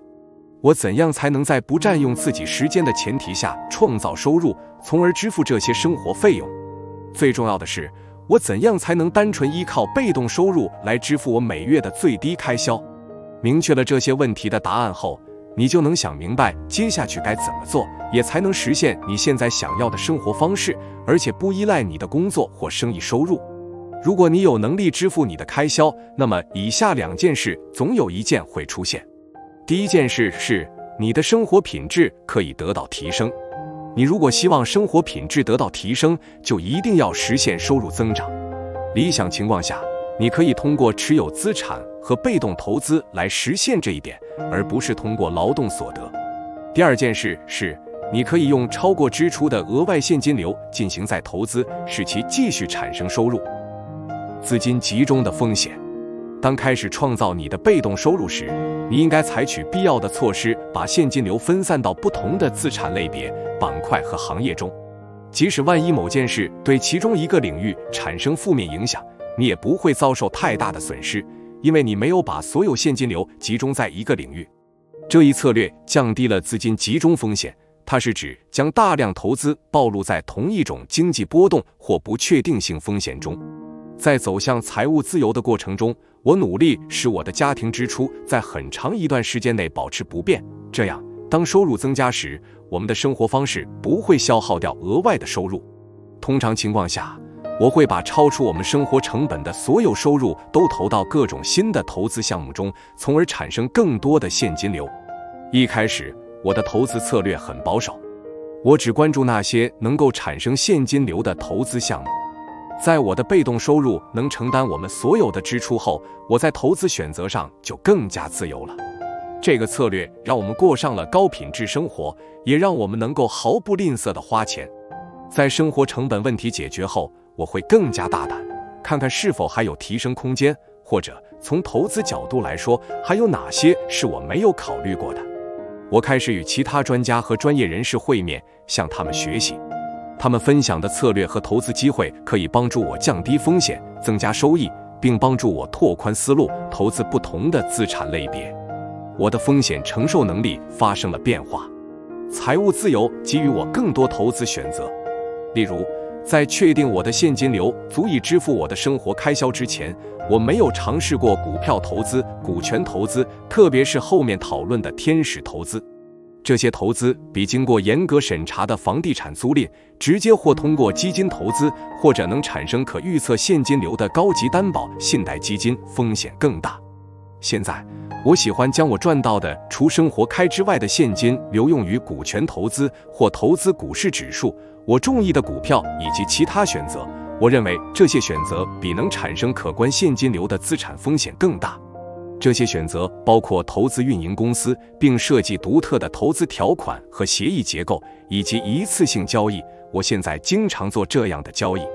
在你的被动收入可以承担基本生活支出后，你就可以花更多时间来研究那些你可能想要添加到你的投资组合中的投资工具了。你可以问自己这样的问题：什么样的投资能让我以最小的风险获得最大的收益？我应该考虑哪些在不久前还不存在的新兴市场？我如何使我的投资多样化，甚至抓住其他能带来现金流的机会？正如你看到的，我的投资理念与大多数人不同。先将被动收入用于所有生活费用的支付，然后将被动收入进行多元化投资，使其形成多种收入来源，这样你的收入就不会只依赖一种资产了。在此之后，股市指数投资是最便宜的投资股票的方式，其费用最低。要对股票市场进行长期投资，因为随着时间的推移，情绪投资会造成损失。要避免在不合适的时机买入或卖出，比如在市场高峰和历史高点时买入，或者在危机时期卖出，因为这可能会对你的投资组合造成严重破坏。投资运营公司并设计独特的协议结构以获得现金流和上行收益是另一种不错的投资。无论你的被动收入是否能承担所有生活费用，它都可以成为你的被动收入策略的一部分。除非你的被动收入足够支付所有生活费用，否则不要进行直接的股权投资，因为这种投资是所有投资中风险最大的。种子轮投资是初创公司的第一轮融资，风险最大。在我的投资组合中，只有一小部分是这样的投资。这种投资的收益也许会很高，但你的胜算不大。通常情况下，即便某次投资为你带来了一大笔收益，这种情况也不会持续太久。当你进行一项风险较大的投资，比如种子轮投资时，你要确保资金来自被动投资产生的现金流，并且你的收入超过你的生活支出。如果投资失败，你损失的只是资产一次性分配的现金流，而不是可以赚取现金流的本金。这种投资层级体系已被证明是我成功投资策略的关键组成部分。我将在下文更详细地解释每种类型的投资。误解3：最好的投资是你听说过的经过验证的投资。15年前，房屋租赁还没有被人们视为一种资产类别。大约12年前，它成了一种正式的资产类别，也是美国增长最快的资产类别之一。音乐产业中的版税投资比以往任何时候都普遍，投资者也更容易获得这种投资机会。版税投资一直都存在，但是目前已经出现了有效变现版税追踪的新方法，特别是随着市场的繁荣以及创作者和投资者准入门槛的降低。现在，投资原创内容如电视剧、电影、音乐等的机会也越来越多。这是一个蓬勃发展的全新领域。10年前，只有 HBO 电视网和其他一些制片人有机会投资。现在，有许多相互竞争的公司纷纷提供诱人的投资机会，准入门槛也低了很多。国际机遇也会催生很多其他的新兴市场。大多数人只关注自己所在的国家，但其他国家也有不少机会，大多数人根本没有考虑这些机会。你如果自己进行学习或者请教懂行的人，就会发现机会无处不在。科技是另一个充满投资机会的市场。新技术有的成功，有的失败，但总有全新的、具有创新性和颠覆性的科技发展趋势值得关注。金融科技 FinTech 正在爆炸式发展，软件及服务 SaaS 正在腾飞，众包众筹越来越流行。总的来说，电子商务正在彻底改变人们购物和做生意的方式，就连市场趋势也在成为人们购物的标准。医疗保健和老年公寓这2个领域也有大好的机遇。酒店式公寓需求很大。随着电子商务的蓬勃发展，工业配送中心和仓库也在迅猛发展。我想说，这样的例子不胜枚举。所有这些新兴的、蓬勃发展的市场所提供的机遇，是大多数人没有时间或没有信心去寻找的。误解4：你无法在不牺牲投资收益的前提下升级你的生活方式。生活成本的膨胀是对长期财务自由的威胁。让我换一种方式再说一遍：付出才有收获。成为一名生活方式投资者意味着，当你的收入增加时，你的生活品质不会线性提高。那些我培训过的人都明白这条规则。在你有足够的可重复的投资项目维持你想要的生活方式之前，你的生活方式不会有太大的改变。记住，更重要的是成为一名生活方式投资者，而不是以投资者的方式生活。当获得额外收入时，我可以自由选择是立即升级我的生活方式，还是购置另一项资产，用这项资产产生的收入来升级我的生活方式。例如，如果想买一辆新车，那么我会采用循序渐进的方法。我知道，与其把钱花在买车上，不如在买车之前购置另一项资产，然后用由这项资产产生的收入来支付买车、养车的费用。如果把钱花在一辆车上，我就失去了全部本金，买了不会产生现金流的东西。一辆车通常不是一项资产，而是一笔开销。用这笔本金来赚取额外的现金流，以支付与汽车相关的债务和费用是很有意义的。这种方法也给了我机会，让我能在还清车贷后，用我投资的本金赚取更多的现金流。当我向客户提到这个策略时，他们都震惊了。你还能这样操作？我从来没想过。我应该怎么做呢？对我来说，这才是更明智的买车方式。你可以通过购置能产生收入的资产来支付你的费用。说到这一点，住宅升级也是一个很好的例子。额外的收入能让你添置新家具，进行装修，甚至买下更大或更昂贵的新房子。购买一项将来可以扩容的资产，要有前瞻性的眼光。我们家现在的房子比以前的房子更抢手，这处房产的价格是上一处房产的2倍，但我在买房前购买了一项资产，其收入超过了房贷的2倍。我们在升级了房地产投资组合之后才升级住房，前者覆盖了升级住房和支付新贷款所需的资金，这时新房产才成为一项安全明智的投资。无论何时，只要我的家人想要提高生活品质，购买新物品，升级住房，重新装修，或者做其他需要额外支出的事情，我就会投资一种能产生收入的资产，让它产生现金流，以支付新的开支。同样的策略也适用于旅行。我们多次到世界各地旅行，游览过许多国家，并且能够用投资产生的现金流支付这些费用。在上一次欧洲之旅中，我们花了6个星期游览了好几个地中海沿岸国家。我们购买的另一项资产产生的现金流甚至覆盖了这次旅行的全部费用。运用这一策略的另一种情景是在企业升级或出现成长机会时创造新的现金流。我有几桩生意就是这样做的。你可以这样做，比如你需要投入资金以招聘新员工，加大营销力度，购买更专业的设备，或打造更宽敞的办公空间，以扩大业务规模，实现整体增长。如果企业利润足以支付这些新增的费用，你就可以购买一项产生现金流的资产来覆盖新的费用。如果企业利润不足以承担新增的费用，你就可能需要贷款。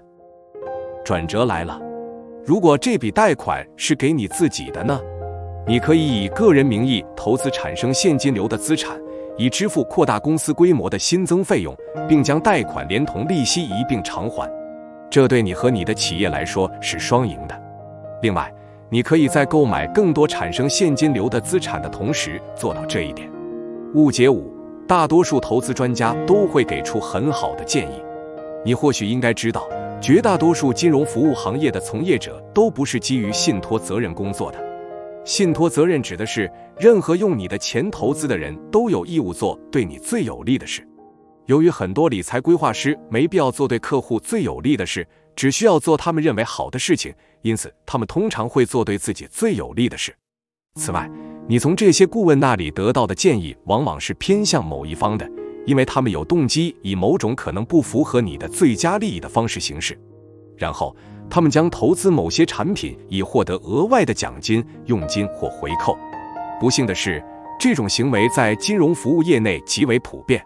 这些年来，无数新闻报道和出版物都揭露了这种行为。我想再说一遍，财务自由通常不会以个人退休账户 IRS 和合格退休计划的形式出现，财务自由通常也不会以任何介绍这些方法的图书的形式出现。向那些言出必行、说到做到并因此赚到钱的专业人士学习是一种不错的选择。你需要意识到，有些人可能已经实现了财务自由，但这未必归功于他们传授的理财实践经验。看看他们的财富从何而来，不要想当然地认为，既然他们很富有，那么他们所说的一定是有用的。你一定会想以那些将自己的理论付诸实践，并因此获得财务自由的人为榜样。许多戴夫、拉姆齐这样的专家都擅长帮助人们摆脱债务，然而他们不会教人们如何创造财富或者获得富足的心态，这可能不是他们的目标。所以，如果你的目标是创造财富，那么你可能需要避免产生匮乏心态。举一个匮乏心态的例子，别买这杯拿铁。买这杯拿铁需要$5，如果你把今天买拿铁的钱存起来，50年后它就可能值$了。你想喝这杯拿铁吗？如果想喝，那么你怎样才能在达到财务目标的同时喝上这杯拿铁？你如果想成为一名生活方式投资者，就不要只顾着遵循常规，因为你不是在追求常态。普通人不知道该怎样理财。记住，无论大多数人在做什么，你都要反其道而行，因为大多数人没有弄明白状况。为什么要步别人的后尘呢？不要带着匮乏的心态生活。对现在的生活感觉越好，机会就越多。一定要模仿那些已经弄清状况、找到想要的生活方式的人。一定要模仿那些取得很高成就、让你敬仰的人。如果他们是在传授自己的经验，而不是预测市场趋势，那么你可以按照他们说的去做。找一个这样的财务导师，他愿意公开自己的收入，并且他已经做到了你想做的事。误解6：你需要很多钱才能开始现金流投资。我在书中会分享多种投资项目。你需要明白的最重要的一点是，无论你想投资什么，这些策略对你来说都是有效的。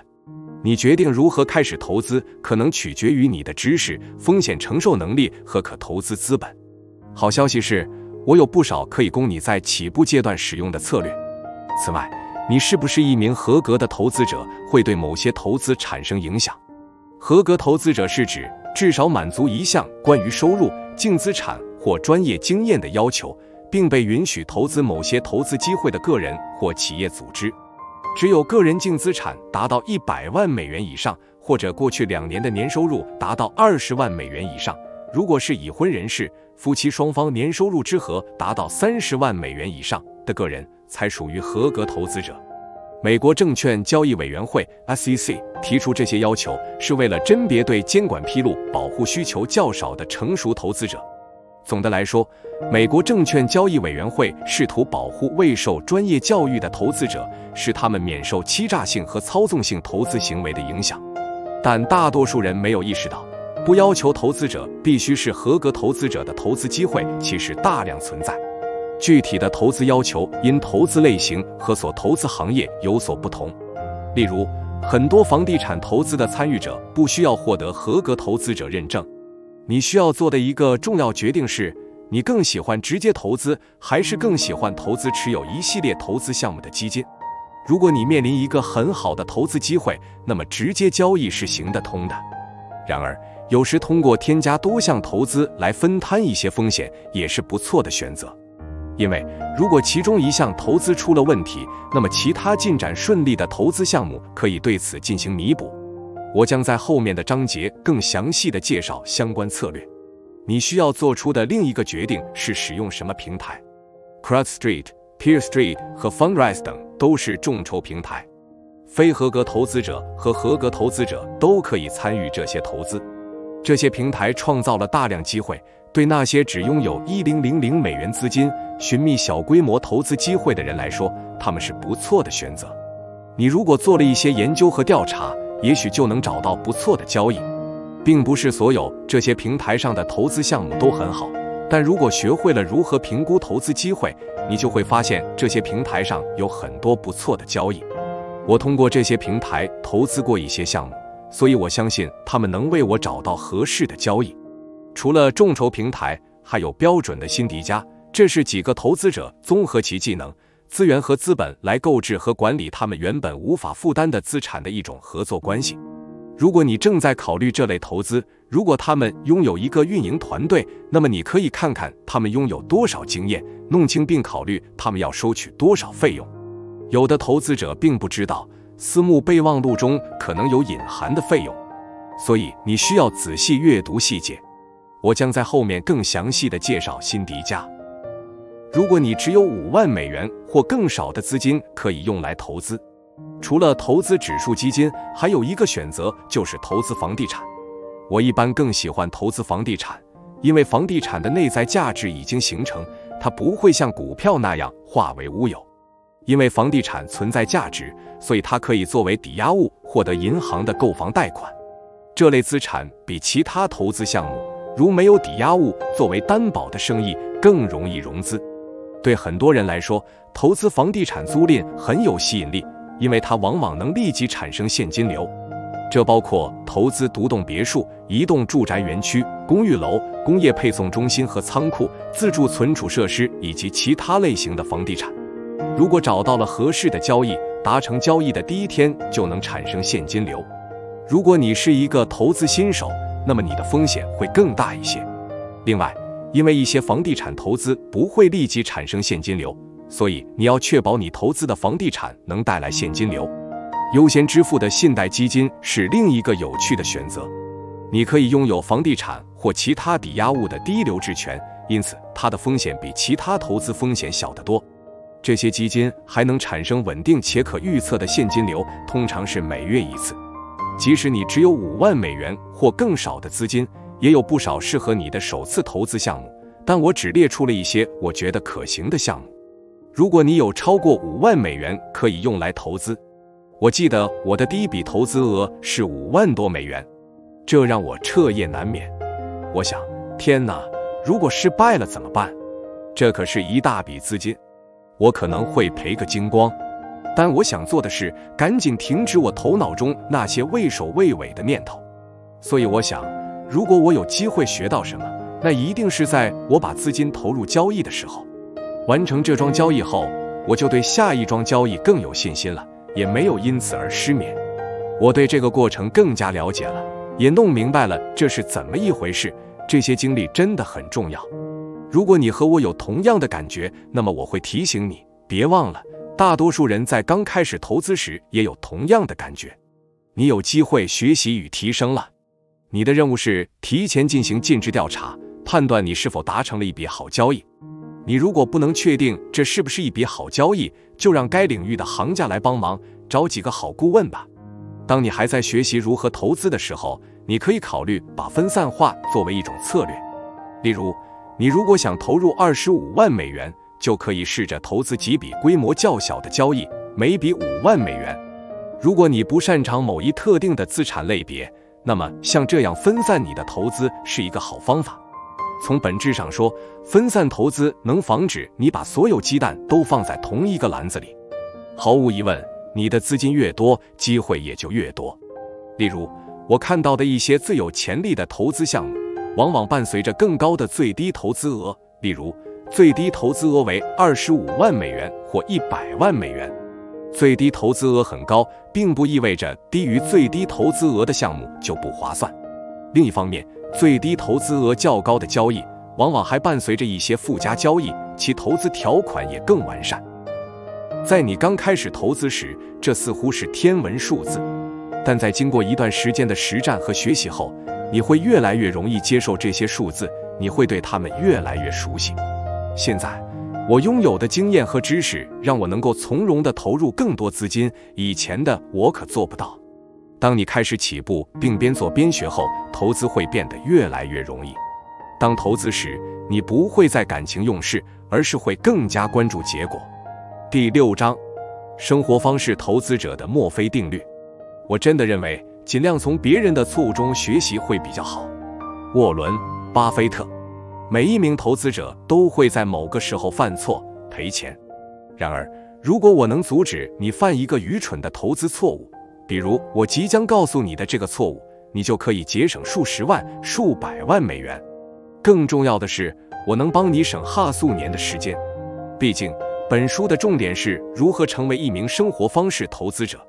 在军队中，大多数士兵在军营里接受基本训练时都见识过战场上的墨菲定律。我最初是在红底网上找到这些信息的。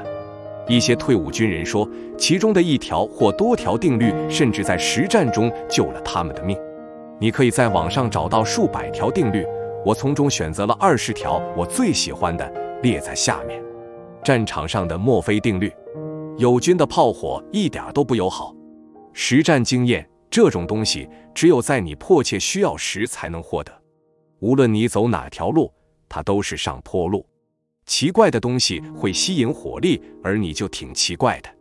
如果一个蠢办法有效，它就不是一个蠢办法。装成一个无关紧要的人，敌人可能弹药不足，不想把它浪费在你身上。永远不要和比你勇敢的战友躲在同一个伞兵坑里。别忘了，你手上的武器是由出价最低的承包商中标制造的。世上没有完美的计划。5秒的导火线总会在3秒内烧完。重要的是总是简单的，简单的事总是难以做到的。飞来的子弹有优先通行权。从来没有一支做好战斗准备的部队能通过检阅。从来没有一支做好检阅准备的部队能赢得战斗。如果敌人进入你的射程，那么你也进入了他的射程。唯一比敌军的炮火还精准的是友军的炮火。必须一起运送的东西总是无法一起运送，必须配合使用的武器总是无法一起到达战场。你所做的任何事都可能让你送命，哪怕你什么都不做，也可能会丧命。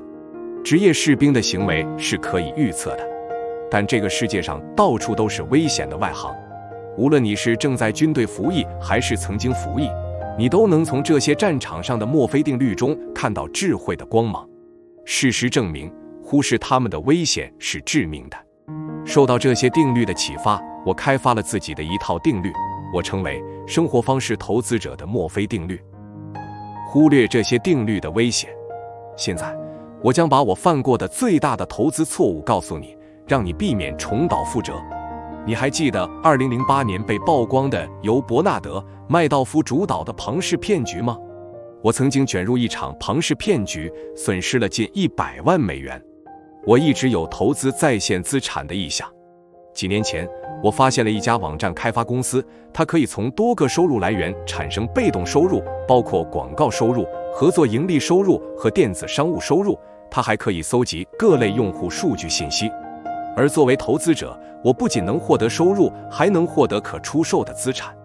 这笔交易看起来很棒，因为这家公司每年都会付给我本金的20%作为收益。另外，把这个网站卖掉以后，我可以和这家公司平分这笔钱。这些听上去太有诱惑力了。更棒的是，这项投资不需要我做任何工作，只需要投入资金。我的一个好友在2013年投资了这家公司，另一个好友在2014年开始投资，而这家公司从未少付他们一笔钱。无论从哪个角度看，这似乎都是一桩万无一失的买卖。让我先告诉你一个坏消息，我最终投资了30万美元，第一年我赚了6万美元，和他们承诺的一模一样。这家公司从未拖欠一次付款。后来，这个网站被卖出去了，我的利润是20万美元。我选择用这笔钱再投资，并且追加了10万美元。实际上，我一共投入了60万美元。第一笔投资30万美元加出售所得20万美元加追加的10万美元，我又获得了1年半的收益，共20万美元。截至当时，一切都太顺利了，所以我又投资了20万美元，共80万美元。我有一份非常详尽的尽职调查报告，在我投资前，我的团队，包括我的律师，会审核这份报告。当我给我的律师看这份报告时，他立即劝我不要卷入其中。他说，看起来太好了，这不可能是真的。遗憾的是，我没有止步。接下来，我要给你介绍一份不可违反的检查清单——生活方式投资者的墨菲定律。生活方式投资者的墨菲定律，不可违反的检查清单。如果什么东西看起来好的令人难以置信，那么它很有可能是假的。如果什么东西让你觉得毛骨悚然，那么它很可能是可怕的。要小心那些借名人来抬高自己身价的人，警惕这样的行为。重要的是总是简单的，简单的事总是难以做到的。当没有把握的时候，复习一下生活方式投资的原则和戒律，警惕不正常的高收益，无论你多么希望那是真的。谨防濒死的行业，小心衰败的市场和城市。如果一个城镇中只有一个大雇主，那么无论这笔交易看起来多划算，在那儿投资的风险都太大了。仅仅因为朋友投资了某个项目就跟风，自己不做任何调研是不明智的。在考虑持有和运营成本之前，不要轻易投资。做好尽职调查，不要相信别人给你的数字。记住，他们只是想推销自己。将你的笔记与其他投资者的笔记进行比较，以确保你听到的信息和他们听到的一致。看看网上的客户评论，对卖方和合作伙伴进行背景调查，进行法律咨询。专业人士能看到你看不到的东西，确保其他专家喜欢这项投资。找几位长期投资者了解情况。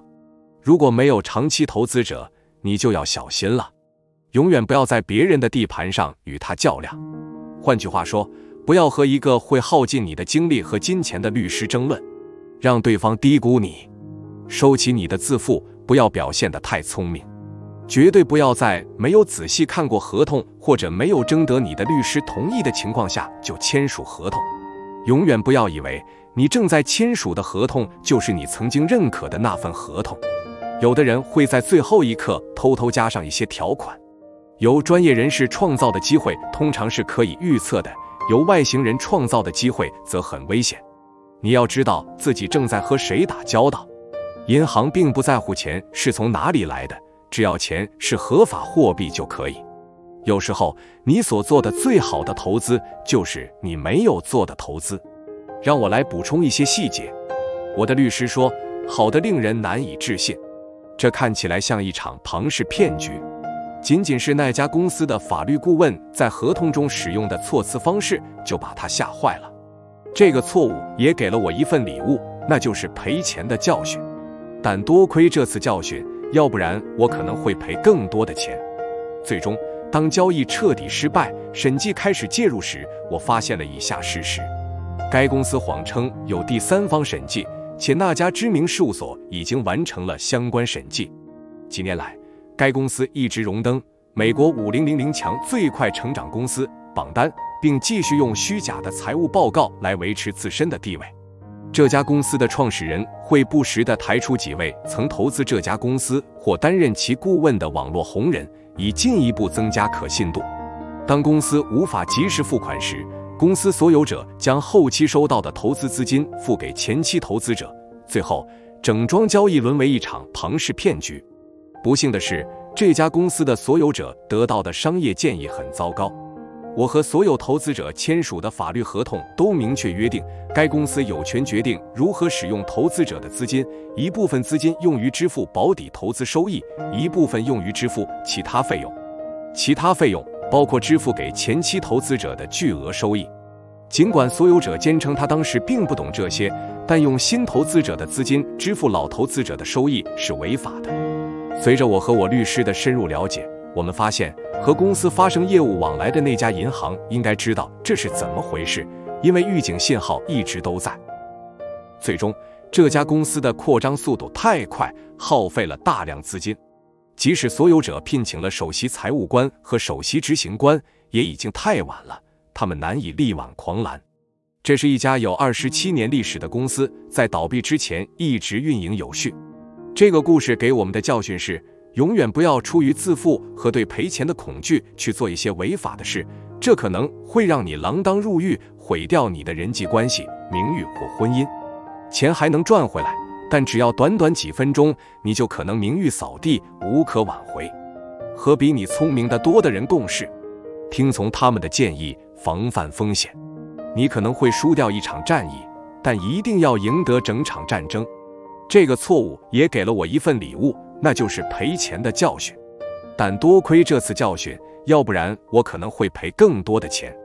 记住，要和比你聪明的多的人共事，听从他们的建议，防范风险。你可能会输掉一场战役，但一定要赢得整场战争。我的目标是给你必要的指导和支持，这样你就不会做出导致损失资金的愚蠢决定，你就能使用这些策略和戒律保护自己，降低风险，获得可观的收益。如果你以前亏过，那么这不是你的错，你只是缺少英明的领路人，适用的工具箱来帮助你获得财务自由。第二部分，戒律。第7章，戒律1：生活方式第一。我对成功的定义是，以快乐远远多于痛苦的方式生活，并且你的生活方式能让身边的人感受到更多的快乐，而非痛苦。托尼·罗宾斯。让我给你讲一个故事，关于我的第一头生活方式投资者狮子。狮子是指我的客户，他们都是高净值私人投资者，我给他们做了为期1年的1对1培训。每头狮子都会受到高水平投资策略方面的个人培训，包括心态管理、交易结构设计、交易过滤和遇到真正的投资机会时如何谈判。我的目标是帮助每头狮子建立一种生活方式投资的投资组合，这种投资组合与我自己的投资组合类似，以最低的风险提供与我们的生活方式匹配的现金流。1年后，在如何叠加多种策略以获得更高的投资收益率等问题上，美投、狮子都拥有相关的知识、智慧，而且都有所领悟。更重要的是，在那一年，美投、狮子都能接触到我历经20多年打造的庞大人脉网。我结识的这些专业人士擅长通过构建独特的结构来保护他们的资产，提供高水平的税收战略和建议。这些狮子还能不断接触一些交易，这些交易通常是隐性的，如果没有介绍人就很难接触到。正如我之前提到的，我把这个排他性团体称为狮王。我的第一头生活方式投资者狮子现在可以在他想起床的时间起床，他已经好多年不用闹钟了。他没有老板，也没有耗时的工作，他每天将起床后的第1个小时用于阅读、祈祷、冥想和写日志。他曾经在1年中阅读了150多本书，然后他会花1个小时健身。40岁的他身强体壮，风度翩翩，结婚近10年的妻子仍然认为他很有吸引力。在大多数时候，当健完身后，他会检查自己8位数的投资组合和7位数的银行账户，并思考自己的生活方式计划，包括家庭出游计划、为期2个月的国内旅行和国外度假，1次去欧洲，另1次去加勒比海，与超高净值人士至少进行2次商务旅行。他与这些人已经成了亲密的朋友。在接下来的2个小时里，他会与最近他所投资的公司的首席执行官视频通话，悠闲地吃一顿午饭，下午2点1天的工作就结束了。他和妻子为女儿制定了一个教育方案，包括家庭教育和私人辅导，所以他能花时间陪女儿。他也可以和妻子一起散步、聊天，一家3口定时聚餐。晚上把女儿哄睡后，他和妻子会喝1瓶葡萄酒，一起交流、思考。这头狮子选择每周工作3天，休息3天或4天。他知道，如果自己愿意，他就可以好几年不用工作。他有充足的思考时间，他利用这些时间收听能启发灵感的播客，这些播客能帮助他制定长期战略，然后他会把自己的见解记录下来。现在，每个月的第1周，他在睡眠中赚的钱比过去每周工作50至70个小时挣的还要多。那时他也是一名高收入者，月收入是6位数。现在他拥有完全自主的生活，他可以自由选择如何度过自己的时间，既可以和家人、朋友在一起，也可以追逐自己的梦想和人生目标。他将人际关系和身体健康放在首位，他追求心智、身体、情感和精神的共同成长。他的妻子也有追求自己爱好的自由，他们的生活并不招摇奢华。仅从外表看，谁都猜不到他究竟有多少净资产。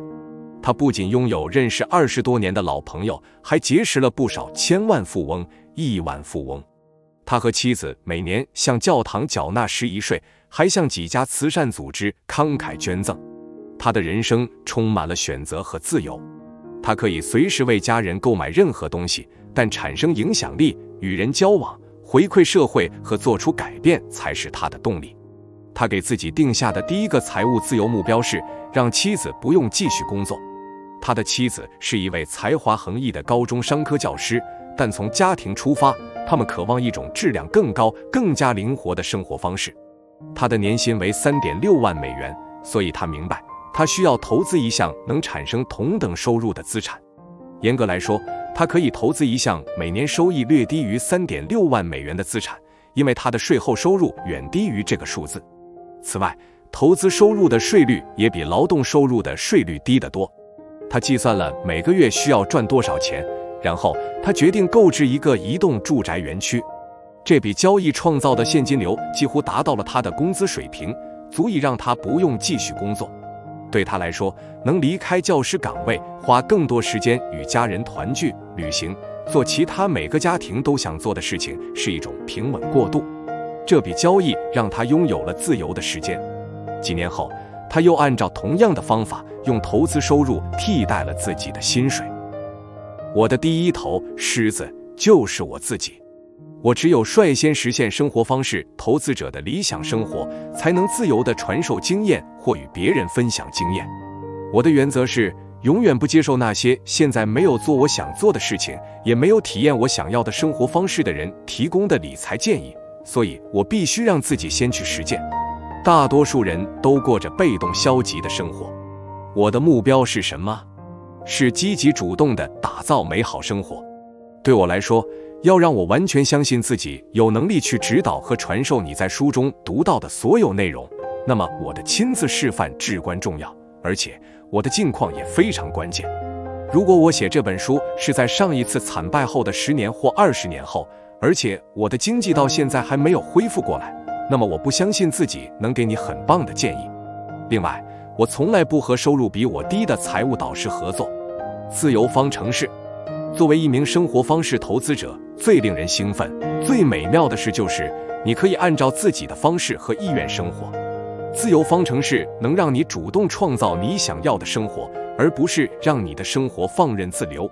有意识地规划你想要的生活，是成为一名生活方式投资者的第一步。在继续读下去之前，请先花点时间完成下面这个自由方程式小测试。留意一下，在每个自由方程式类别中，你选择置顶的是哪几项？这可以帮助你规划自己的完美生活方式。请注意，自由方程式的第一要素是时间。如果有能力为自己赢回更多时间，你就会拥有一直梦想的生活。这就是成为一名生活方式投资者的全部意义。它意味着你将拥有更多时间和自由去做任何你想做的事，无需考虑时间，无需考虑同伴，无需考虑理由。它也意味着你可以用你独特的天赋给生活带来无限激情。你去工作的理由是你想工作，而不是你不得不工作，这就是财务自由。托尼·罗宾斯。接下来你要做的是思考我在上文中描述的狮子的生活方式，根据你的价值观简单的写一段话，描述对你而言完美的一天是什么样的。如果你的余生都将过上这样的日子，那么你会觉得你从此过上了幸福的生活吗？时间加金钱加人际关系加影响力，等于生活方式投资者的自由。时间的自由，哪件事对你来说最重要？在你想起床的时间起床，有时间健身和塑形，有时间祈祷和冥想，有时间写日志，有时间反思，有时间在家教育孩子，有时间收听能启发灵感的播客，有时间阅读能启发灵感的图书，有时间制定战略，长时间思考、规划、制定目标，有时间和家人聚餐，享受不被打扰的高质量家庭娱乐活动，有时间每年去度假几次，或者根据你的梦想去更多次，有时间进行沉浸体验式旅行，比如一次几个月，有时间参加一门课程或学习一些你想学的东西。金钱的自由，哪件事对你来说最重要？可以随时选择工作或不工作，无论何时想买什么就能买什么，可以在无需考虑银行账户余额的前提下开一张大额支票或尽情购物，拥有7位数、8位数或9位数的净资产，拥有7位数以上的流动资产，随时随地度假，环游世界，下榻最高级的酒店和民宿，多久都行，付钱购买专业服务以节省更多的时间，大方慷慨，不受限制地给予他人，把金钱作为一种工具来实现更多的梦想和目标，为家人、朋友或其他人建立一支信托基金。人际关系的自由，哪件事对你来说最重要？参加一些课程或培训班，与你的配偶和孩子建立更亲密的关系，和能激励你的人一起工作，可以自由选择和谁共度美好时光，留出时间与5至10个对你来说最重要的人共度美好时光，为你生命中最爱的人创造史诗般的体验，结识能帮助你提升社会地位的人，争取获得与他们平起平坐的地位或能力，具有和社会名流结交的勇气和信心，结交那些能够影响重要人物并帮助你进入亲密小团体和组织的个人，关注孩子的业余爱好，加入孩子的运动队、家长协会或其他团体，与媒体打交道，增加你的网络、媒体和新闻界曝光度，这样你就可以分享你的信息，方便与更多人联系。加入高水平、高层次的专业团体，结识那些能指导和帮助你成长的高素质、高业绩的人。影响力的自由，哪件事对你来说最重要？从事能启发灵感、振奋人心的工作，支持一家非营利组织或慈善组织，能够直接帮助需要你帮助的人，指导渴望学习的学生，建立一个基金会，为你所在地区的教会、社区、职业团体或慈善机构提供志愿服务，为中小学、大学或慈善团体建立一支资助基金，贡献你的专业知识，追求你的梦想而无需考虑金钱因素，能够回馈或支持致力于动物保护、生态保护或其他地球保护事业的组织，学会表达的艺术，并积极影响对你来说重要的受众或群体。在写完这段话后，你可以再做一个练习，我把它称为自由愿景练习。如果有机会做一件能让你以后更幸福的事，那么你会做什么？请在下面的空白处描述你的自由愿景。自由愿景练习：日期、时间、地点。你对你写下的内容感到满意吗？希望从今天开始，你可以成为一名成功的生活方式投资者。你已经明确了自己的自由愿景，现在你要做的是弄清楚实现愿景的方法。要想让自己变得富有，成为一个有能力按照自己意愿生活的投资者，第一步是改变你的心态。心态的选择。我是个人成长和心智开发的积极倡导者。如果没有追求这样的事业，我就无法拥有生活方式的自由和财富，也没有能力和你们分享我的观点与方法。但我这样做了，并且我做到了。这一切都始于我选择了生活方式投资者的心态。富人的心态是类似的，他们行为自律，思维缜密，有一套富人的习惯。而穷人恰恰相反，他们被困在不自律的行为、错误的想法和不良习惯的恶性循环中。他们没有看到，没有理解富人与自己的差别。希望书中的一些故事能为你提供借鉴和启发，让你开始和富人一样思考。生活方式投资者的心态包括信奉并实践这条原则：每一项投资都必须真正带来被动收入，即你的收入不依赖你投入工作的时间。贯彻这一原则意味着，无论是在睡觉还是在度假，你的收入都保持稳定。我们都听过“时间就是金钱”这句箴言，大多数人认为只有工作才能获得更多收入。事实是，即使不谈被动收入，它在商业界也算不上是至理名言。另一个误区是拼命攒钱，过节俭的生活。你甚至不敢去星巴克买一杯拿铁，因为你必须节省每一分钱，把钱都存起来。这两种想法都是无稽之谈，是阻挡你致富的错误心态。如果你改变了思维方式，把生活品质当成需要优先考虑的事，那么你对交易中的每一个元素的处理都会与传统的投资者不同。当你把我的策略和戒律叠加在一起时，你的投资将给你带来更多的自由和额外的收入。学会如何合理安排贷款结构就是一个例子。按照传统的银行贷款方式，首付为 20%， 贷款为剩下的 80%。但我没有这么做。实际上，我和一个移动住宅园区的卖家商量了付款方式，谈妥了这笔交易。他接受首付仅付 15%， 这正是我的目标。我想获得比从金融机构贷款更划算的交易。第一个园区的首付是 6.5 万美元，然后我用同样的贷款结构购买了第二个园区，首付是 7.5 万美元。当时我家的生活费用是每年11万美元，所以这两笔首付款加起来比我们每年的生活费用高一些。这一点很重要，因为我的第一个目标是存下12个月的生活费用，以备不时之需。正如之前提到的，我首先想赚到能代替我妻子年薪的 3.6 万美元。第一份产业的 6.5 万美元首付带来的现金流基本上符合我的要求。我通常会选择立即产生现金流的交易，所以第一个月的现金流是正向的。值得注意的是，尽管我们当时的年度生活开销是11万美元，但我们的最低年度开销大约是 5.2 万美元。在掌握这一点后，我要保证第二笔交易的现金流和第一笔交易的现金流的总和足以支付我们的最低生活开销，我做到了。作为一名生活方式投资者，我做好了承受最坏结果的心理准备，因此我要制定一个万无一失的计划，以备不时之需。这样一来，即便我受伤了，或者出于其他原因无法工作，我也有钱支付生活费用，维持生计。只不过，处于这种状态的生活品质与我们已经习惯的生活品质是无法相提并论的。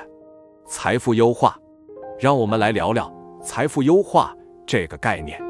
我认为应该全面看待财富。首先，我不认为财富等同于金钱，金钱是财富的一个组成部分。健康的身体、情绪和精神状态都是财富的组成部分，健全的人际关系和人生目标也是财富的组成部分。因此，说到财富，我想优化它的每一个组成部分。经济状况良好是财富的一个重要组成部分，它可以为你赢回做其他事情的时间。利用这些时间，你可以让身心更加健康，财智得到增长，态度更加积极。你可以尽情享用健康的食物，包括有机食品和亲手烹饪的美食。你可以定期安排理疗、针灸或按摩。你可以关注自己的情绪和精神健康。所有生活细节都是协同运作的。富有是有钱，富足是有时间。玛格丽特·伯纳诺。当从理财的角度思考财富创造和财富积累时，你可以看到一幅整体图景。大多数人只是从那些可能没有接受过全面教育，甚至没能接触高层次战略的人那里学到一招半式，而他们得到的信息大多是一种夸张的宣传。这样的信息大多来自炮制他们的华尔街金融机构和银行，还有我们的大学和教育机构。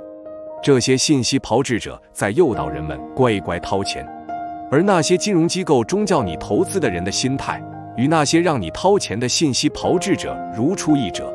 一旦你把钱给了这些信息炮制者，比如银行，他们就会用你的钱去赚取大利润，却只分给你很低的收益。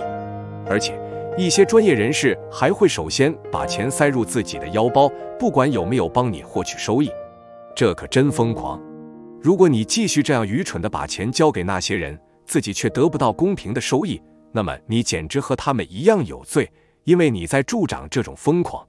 说到生活方式第一这一点，我有2个屡试不爽的小方法。第一，有的投资项目根本不需要你付出时间，一旦知道他们的存在，他们就会成为大多数人追寻的目标。第二，在某些情况下，在起步阶段投入一点时间来增加收益也是合情合理的。在刚开始投资时，我愿意投入一点时间来获得更高的收益。现在，我的投资项目根本不需要我花时间打理，他们是真正的被动投资，而且我愿意以更低的收益换取宝贵的时间。我购买一栋住宅园区的一大原因是，在房地产租赁这一领域，他们的现金收益率是最高的，而他们需要投入的时间是最少的。刚起步的时候，我每周会多花5个小时打理自己的租赁生意，这是合理的，毕竟我什么都要学。但是一段时间过后，我的状态完全不同了。一开始，我亲自打理生意能获得比花钱请别人来经营更丰厚的收益。后来，我聘请了一些我乐于与其共事的特别优秀的人，并培养了一个团队来接手一切。我知道这样做的收益会比亲力亲为少一些，但我也知道我的最终目标是赢得时间。我的运营总监是一位非常了不起的女性，迄今为止，她已经和我共事了15年。说到管理我的房地产投资组合，她比我以前的表现好多了。如果你的目标是获得最高的收益率，并且你愿意在起步阶段投入少许时间，那么投资一些房地产租赁生意，比如移动住宅园区，是开启生活方式投资的最简单的方法之一。愿意在起步阶段投入一点时间是一种重要的心态和自律能力，这样你就能熟练地找到适合自己的平衡点。如果你有更多的钱，不想在起步阶段多花时间，那么作为一名生活方式投资者，你可以通过硬钱贷款投资，利用你的时间和金钱创造真正的被动收入。下面这个例子向你展示了我的每一个投资原则是如何发挥作用的。实例：硬钱贷款。硬钱贷款是一种以不动产为担保的贷款，通常被认为是在贷款人无法从银行获得融资的情况下能够获得的最后一种贷款。许多人把这些贷款作为短期过桥贷款或建设贷款，随后他们会以长期资金融通对房地产进行重新贷款。硬钱贷款通常是由私人或公司提供的，而不是由银行提供的，所以他们比一般贷款的利率更高，贷款期限更短。心态，我很喜欢模仿那些成功人士，这是我生活方式投资者心态的组成部分。如果别人能做到，那么我一定也能。我有几个非常成功的朋友，他们在职业生涯的大部分时间里都在做硬钱贷款，所以我在做硬钱贷款交易时借鉴了他们的方法和条款。这种方法使我通过安全的投资获得了巨大的收益。我只需要付出很少的时间，甚至不需要付出时间，所以我可以真正把生活方式放在第一位。硬钱贷款期限短，利率高，还会在贷款前收取点数费用，我喜欢这些特点。如果结构安排合理，那么这些投资的风险很小，收益却很高，特别是当你处于高增长城市和充满活力的房地产市场时。另外，由于贷款期限短，费用前置，我很容易安排额外的贷款，从而增加我的收益。结构，合理的结构是成功交易的重要保障。以下是一些具体事项，它们能帮助我创造丰厚的收益，保护我的投资，这样我就不会亏损。6至12个月的贷款期，以6至12个月为期的气球膨胀式付款偿还贷款，每月只付利息，12%的利息，预付2至4个百分点，贷款的2%至4%，由金额至少是贷款额2倍的抵押物支持的投资。大多数情况下是以房地产的信托契约为抵押的，而且你将获得资产的所有权。如果借款人违约，你就可以出售房产。与经验丰富、记录良好的经纪人和房地产专业人士合作，以避免违约。过滤器，记住，要使用一定标准来筛选投资机会，缩小投资范围。虽然这听起来可能有点消极，但硬钱贷款交易最吸引人的地方是，如果借款人违约，我的投资就会变得无比划算。我希望借款人不会违约，但如果对方违约，那么交易的结构对我是极其有吸引力的。如果对方真的违约了，我的投资收益就是指数级增长的，我就可以拥有对方抵押的资产。如你所见，我的投资条款创造了一个旱涝保收的局面，无论出现什么情况，我都能获得稳定的收益，这是我最喜欢的投资类型。谈判，以下是我采用的谈判原则。在做交易时，我所谈判的抵押物的价值一定高于贷款金额。一旦借款人违约，我就会占上风，获得一项比我的投资资金价值更高的资产。我也喜欢商洽一个较高的点数作为预付金，比如4%，以减少交易的风险。此外，我喜欢以较高的利率，比如12%或者更高，收取利息，并且贷款期限较短。这些交易要素可以确保我在1年或更短的时间内收回本金，并为我的每月开销提供可观的现金流。在满足某些条件之前，我只在首次分期放款中发放贷款金额的一半。在满足这些条件后，我会发放剩下的贷款。这样做有助于将风险降至最低，并保证借款人以正当方式使用这笔资金，从而确保贷款运作良好。交易回顾，戒律1是生活方式第一。对我来说，所有投资都能在某种程度上提高我的生活品质，这一点很重要。我希望我的大部分投资都能带来可观的现金流。不仅如此，我还希望我的投资不需要耗费我太多时间，这一点也很重要。这条戒律使我能在不依赖时间投入的情况下获得收益。为了遵循这条戒律，我会寻找类似硬钱贷款以及硬钱贷款的变体，包括拆出资金和高抵押商业贷款这样的投资。这样，我获得了更多的自由时间，同时无需牺牲高收益率。硬钱贷款只是满足生活方式第一戒律的多种投资中的一种。第8章，戒律2，降低风险。规则1，永远不要亏钱。规则2，永远不要忘记规则1。沃伦·巴菲特。如果你去拉斯维加斯赌博，在输掉一局后，仍然能带着现金离开，你觉得怎么样？这听起来是不是不可思议？如果你去投资，并懂得如何使用我的策略叠加法，综合多种非显著方法，以较低的风险获得更高的收益进行谈判，你不仅能发现赚钱的机会，而且即便你的部分投资失败了，你也能获得现金流并全身而退。沃伦·巴菲特的这2条投资规则很好地概括了本章的内容。难点是遵守这些规则，并避免你在情绪化地参与一项交易，或者在恐惧或茫然阻碍你的自律、经验和智慧发挥作用的时候违反这些规则。如果亏了钱，那么你只有加倍努力才能弥补损失。此外，你还付出了机会成本，你本可以用这笔资金赚取收益。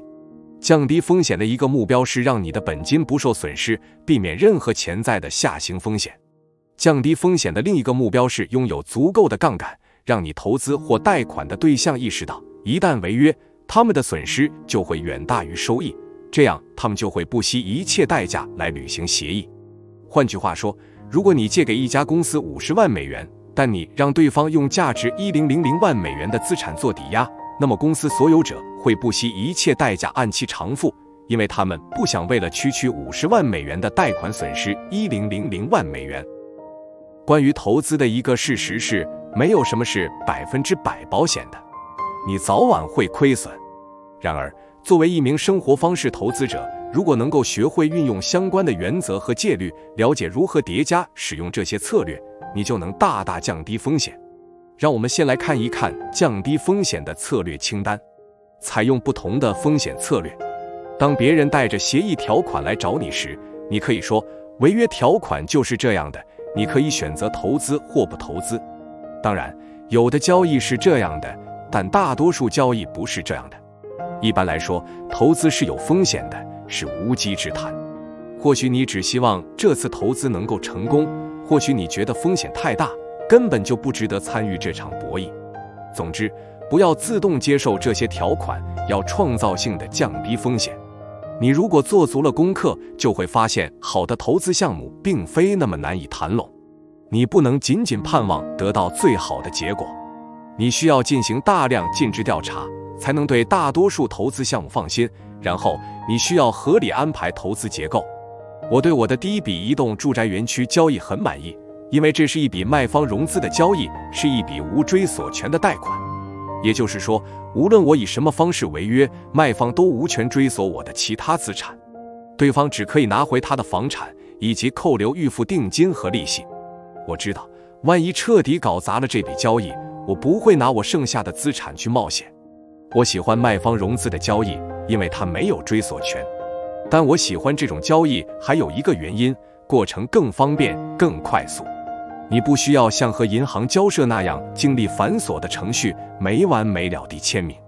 如果你拥有良好的关系和信用，那么银行也是一个好选择。但我的习惯是避免和银行打交道。如果卖方愿意以 5% 的利率发行10年期债券，按20年或25年摊销，这就是一笔非常有吸引力的买卖，我不会遇到太大的风险。所以对我来说，这是真正的双赢。我将在戒律8中详细阐述无追索权贷款、卖方融资和其他相关的投资选择。我将向你展示几个实例，并分析它们是如何发生的，以及每项投资是如何运作的。我想让你了解，如果综合运用我的原则、戒律、降低风险的技巧和策略的叠加法，你将得到什么样的超低风险投资。正如本章开头提到的，我的策略叠加法是一种结合多种非显著方式，以低风险获得更高收益的方法。下面的例子对你来说可能太专业了，但本章的一个目标是向你详细展示典型的低风险交易是什么样的。你将学习如何运用生活方式投资者的投资体系。只要你远离情绪，坚持基本原则，并找到有创意的方法来叠加这些策略，这个体系就能给你带来持续可量化的收益。我分享以下实例的目的是让你认识到，你可以评估任何交易，无论这笔交易是简单的还是复杂的，并且能稳操胜券。这意味着你可能会陷入一种看似赌博的境地，但你总能揣着口袋里的钱全身而退。降低风险的策略。自学投资知识，了解你决定投资的具体项目。做有抵押物支持的投资，抵押物的价值最好至少是贷款金额的2倍，谨慎一点。创造性的使用各种不同的抵押物，如房地产、应收账款、存货、设备、知识产权、股票和应收票据等。匹配强有力的法律文件，从而防范风险，保障协议条款，确保你对资产拥有优先担保权或第一留置权。这意味着你将优先获得偿付，在投资中处于最安全的位置。改进拟定条款，使之对你有利，并降低一些风险。设法让对方预付点数或费用。如果放贷，就启用绩效标准，只有借方达到这个绩效标准，贷方才会发放总贷款金额的一部分，以此限制借方可获得的贷款金额。订立契约，把它当成价值衰退的防护栏。业绩一旦开始下滑，你就可以更改协议条款，让对方立即偿付贷款。把个人担保当成保证投资安全的一种方式。如果对方违约，那么你有权追索他们拥有的其他资产，从而收回你的投资。试试股票质押，这是另一个保证投资安全、提高对方履行合同条款概率的妙招。在你的合同中添加违约利率条款，一旦有人违约，利率就会自动提高。如果你是借方而不是贷方，选择无追索权债务，那么一旦出现违约，除了与违约相关的资产，没有人可以追索你的任何其他资产。加速分配计划是一种加快投资或贷款偿还速度的方式，目的是在更短的时间内收回投资资金。实例：美国航空公司前总部。我曾有机会通过奥斯汀的一家商业房地产公司，我和这家公司做过几笔投资交易，投资位于德克萨斯州达拉斯的美国航空公司前总部。这是一个优质、高端的园区，由3座建筑组成，总面积388-727平方英尺，包括2个多层立体停车场。在20世纪80年代末，它的建造成本约为4.9亿美元，而现在其重置价值超过4亿美元。随着美国航空公司规模的扩大，旧的总部也相应的需要扩张，因此公司选择建造一个200万平方英尺的新园区。交易内容包括在新园区竣工期间，将就总部3栋大楼中的2栋回租6个月，从而降低投资者在此期间持有成本的风险。虽然这几栋大楼已完全推向市场，但几乎没有增值办公运营商愿意承担重新平衡大型企业园区风险的重任。普通合伙人可以谈下每平方英尺57美元的折扣价，相当于重置成本的12%。低基准使普通合伙人能够提供比市场价格更具吸引力的租赁协议。为了找到一些高端租户，目标是全美最大、口碑最好的公司，在成交前的尽职调查中，该资产被好好的软营销了一番。对那些寻求超过20万平方英尺空间的租户来说，在整个达拉斯沃斯堡市场，可供租用的大型商业建筑区域非常少，因此这笔交易更有吸引力。园区内不是只有1栋大楼，而是有3栋，可以满足潜在租户的需求。这种交割前策略降低了剩余2栋大楼的租赁风险，使经营者可以在成交6个月内签署其中1栋大楼的租约。信贷，我有机会在美国最佳地段之一，以7295万美元的低价投资一个由3栋建筑组成的高端 A 级园区。这几栋建筑现在是财富100强公司、政府机构和高安全级别的国防承包商的总部。这个机会对投资者来说是独一无二的，因为市场时机不错。我们是在2020年4月居家办公期间达成这笔交易的。我能迅速获得这笔资产，还得益于其他几个因素，而且价格相当好。结构，以下是这项交易的结构：10%的优先收益，预计能在2年或更短的时间内回笼资金，预计收益是初始投资的3.5至4.5倍。这项投资预计会有4至5年的时间跨度。我对需求和价格有信心，时间应该会短得多。据估计，投资25万美元，在4至5年内将获得87.5万至112.5万美元的收益。过滤器，这处房产是处于美国最佳地段之一的优质资产，价格很好，有极大的增值空间和大量提高盈利的机会。这几栋建筑本身具有的一些特质，对需要高安全级别的租户充满吸引力，这延长了租赁期限，提高了房地产的价值。在交易达成之前，我们已经找到若干获政府支持的知名租户。普通合伙人享有很高的声誉，600多名个人投资者在通过该公司投资房地产的28年多的时间里从未亏损过。合伙人也曾创下32%内部收益率的历史记录，平均持有时间仅为4年多，且投资者的本金通常在1到2年内得到偿还。谈判。在成交前的尽职调查期间，普通合伙人立即开始与2家全美最大的政府国防制造商和承包商，一家拥有数十家营业部的大型医院集团和医疗保健公司，硅谷最大的公司之一，全球最大的电子商务公司之一进行谈判，协商租赁可用空间事宜。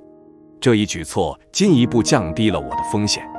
此外，普通合伙人向所有新投资者提供看跌期权，这使我和我带来的所有其他投资者能以任何理由在30天内收回所有投资，并且这一权利在整个投资期间都不过期。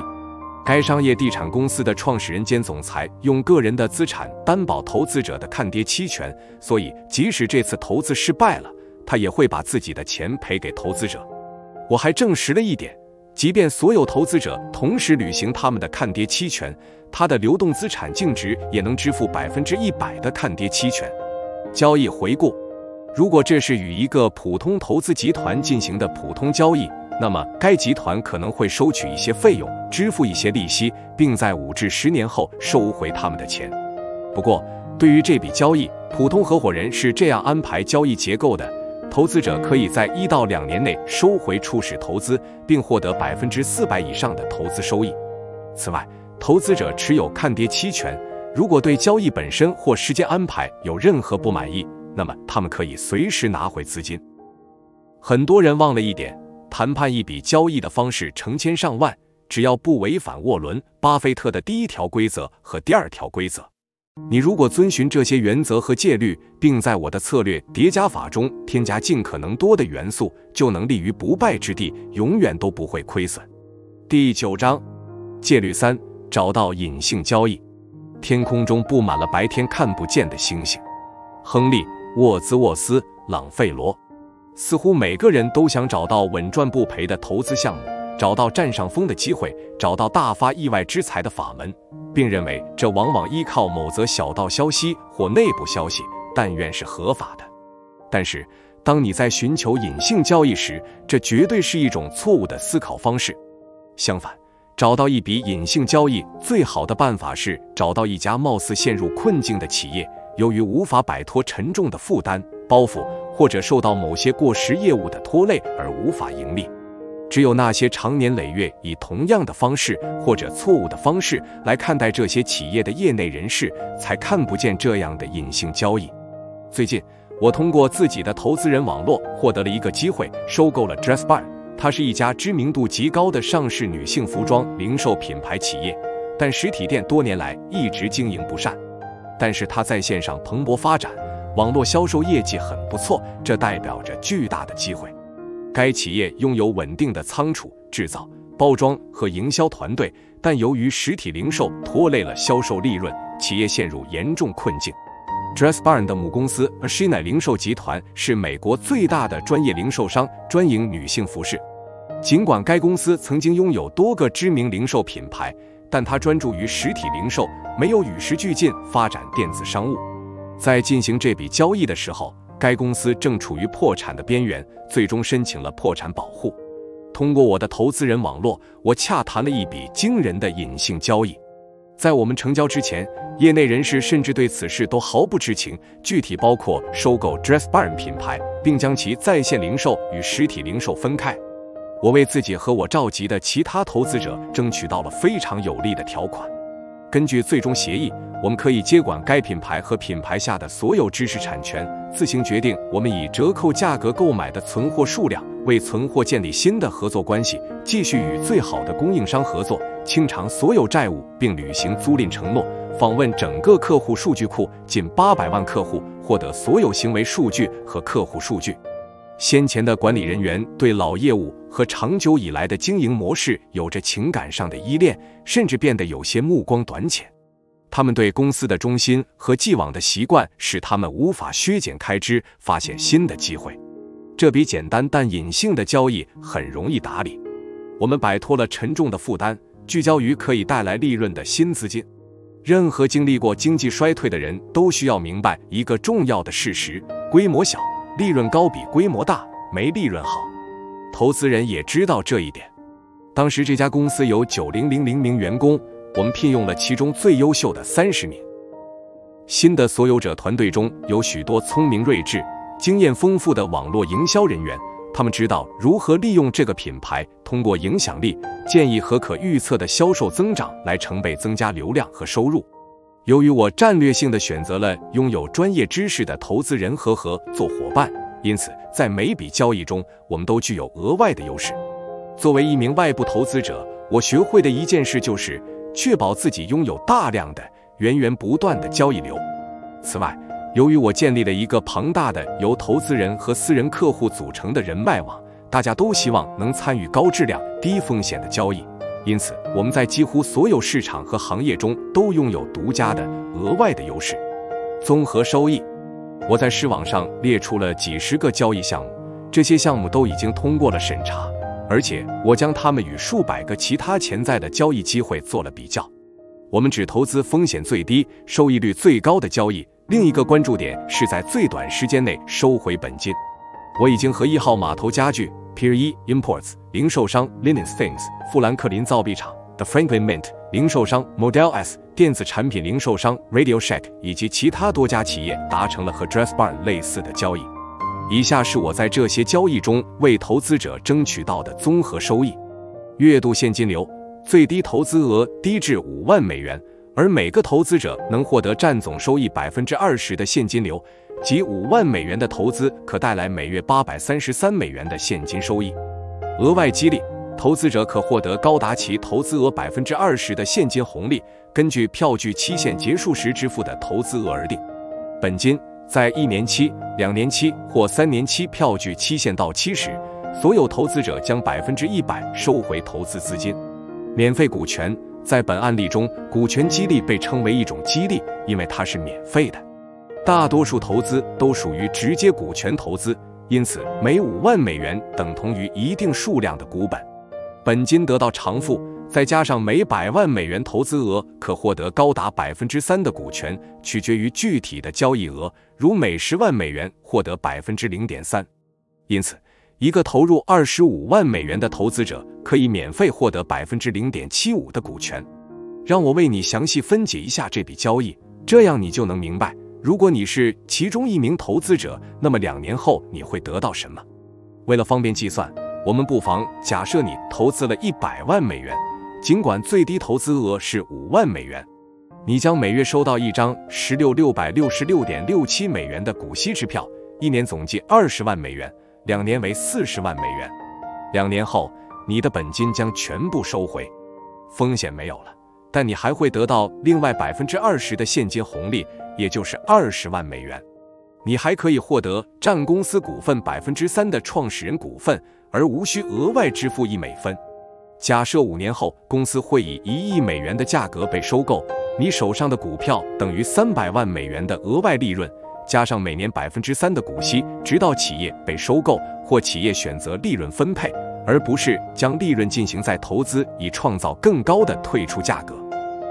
此外，如果交易出了问题，你已争取到了对用于抵押的知识产权的低留置权，这对你有利，特别是由于这个品牌是低价购买的。品牌和知识产权真的很容易出售，你至少可以得到你为品牌支付的钱，如果不是比这个多得多。此外，债务人而非股东的身份意味着你比任何人都能先获得偿付，所以你的风险比直接投资股权要低得多。在2年内从100万美元的投资中赚60万美元，并有可能在没有更多风险的情况下获得额外的300万美元。这时候，这笔投资已经都是庄家的钱了，因为本金收回已经超过100%。对我来说，这似乎是一笔很划算的交易。还有，别忘了，这是一个大多数人认为正在走向坟墓的零售品牌。但在现实中，它正在通过电子商务快速扩张，而不是被现有的实体业务束缚。这就是我说的隐性交易。我喜欢我正在做的事情。无论什么时候，我的投资人网络都会有10至30笔交易。在我初步评估之后，我会邀请这些投资人一起评估这些交易。当我与我的视网成员合作时，我会出去寻找这样一些惊人的交易，争取到利益极其丰厚的条款，然后带他们接触这些交易机会。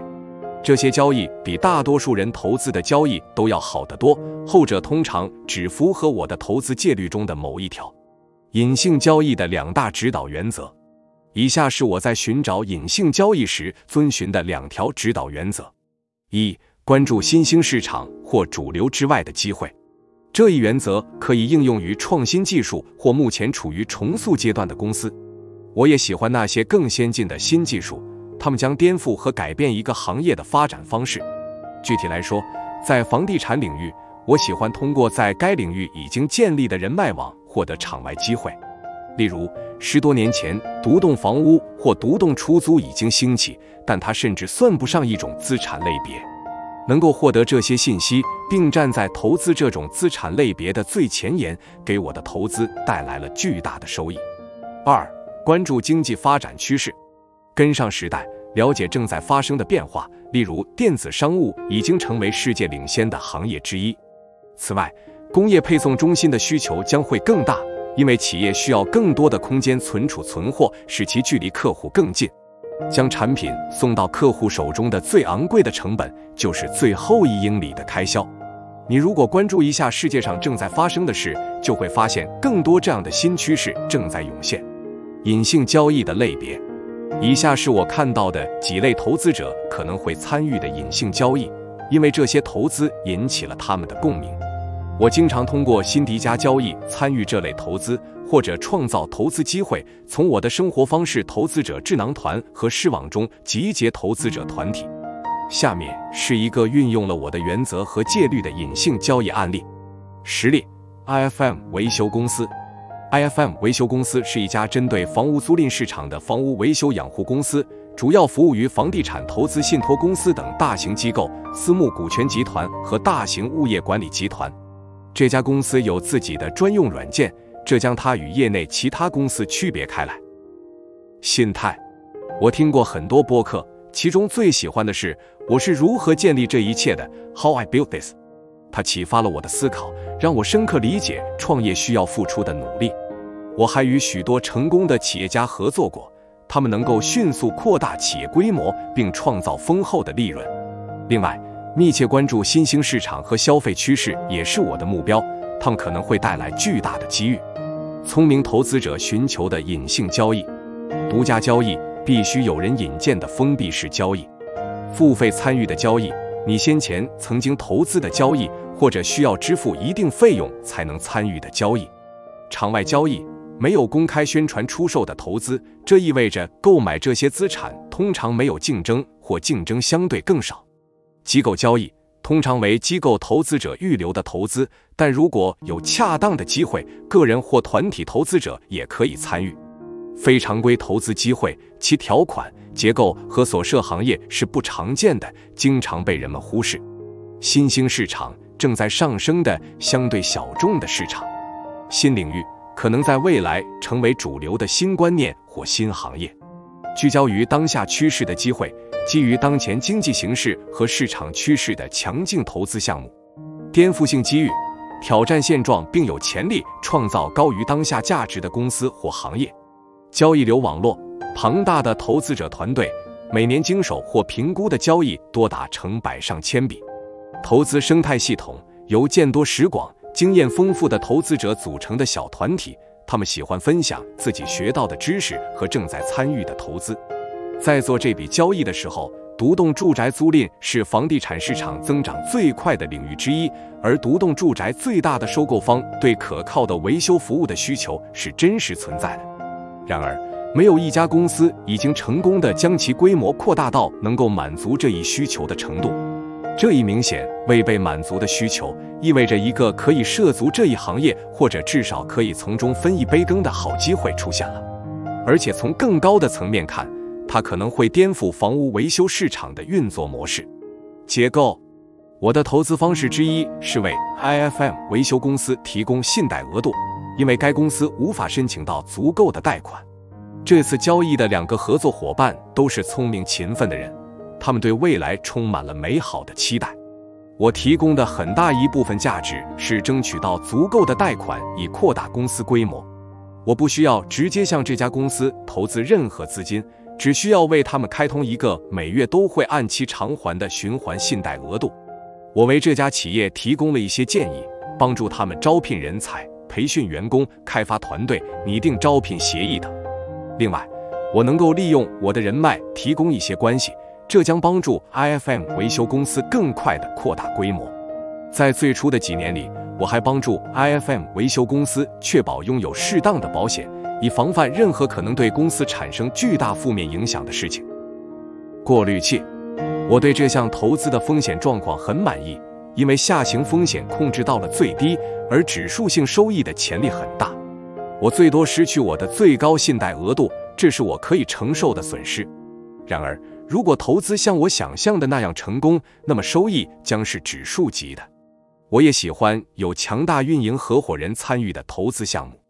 在这个投资项目中，我有2个非常强大的运营合伙人，我知道他们的职业道德无可挑剔。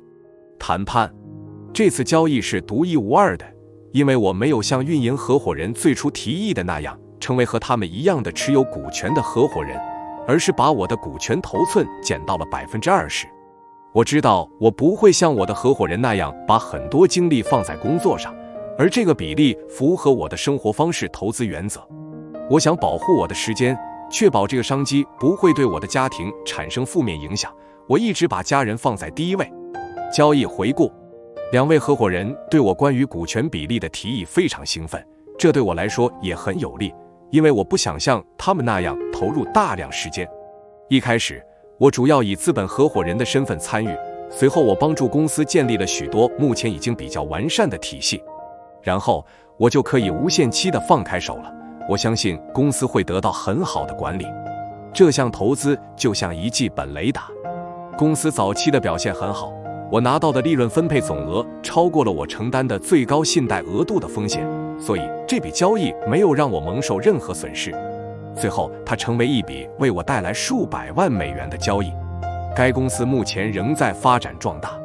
现在 ，IFM 维修公司已成为独栋住宅租赁领域的行业先锋。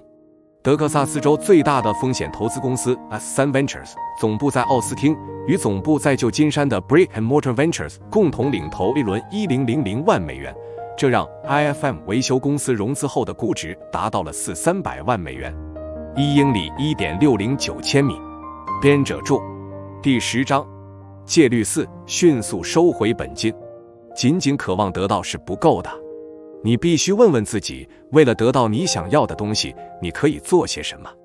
富兰克林·罗斯福。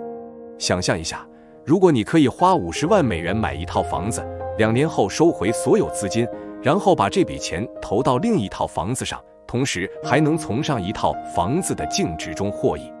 现在你再想象一下，让这样的循环继续下去，这太令人兴奋了。如果你能做到这一切，同时还不需要那么麻烦的购买、持有和出售每一套房子，又会怎样呢？我已经说过我多么喜欢房地产，但是当你成为业主的时候，很多问题就出现了，你得处理它们。我现在要和你们分享的是一个非常有效的策略，它能让你在很短的时间内获得所有好处，又不承担任何风险，而且不需要你付出额外的努力。让我来描述一笔完美的交易。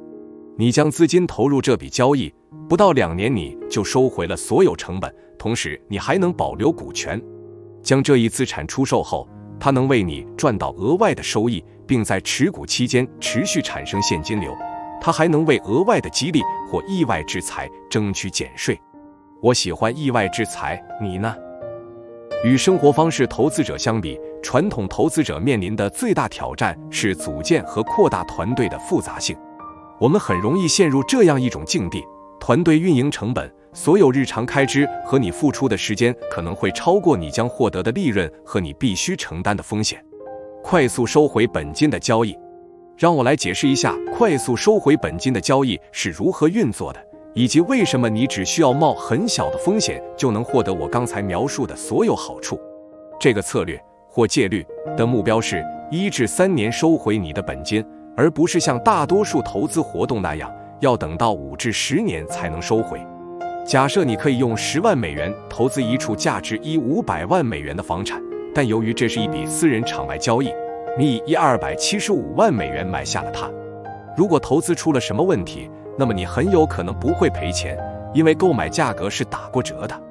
在第1年，你投入的钱可以得到10%的优先收益，每季度支付一次，每季度500美元，每年1万美元。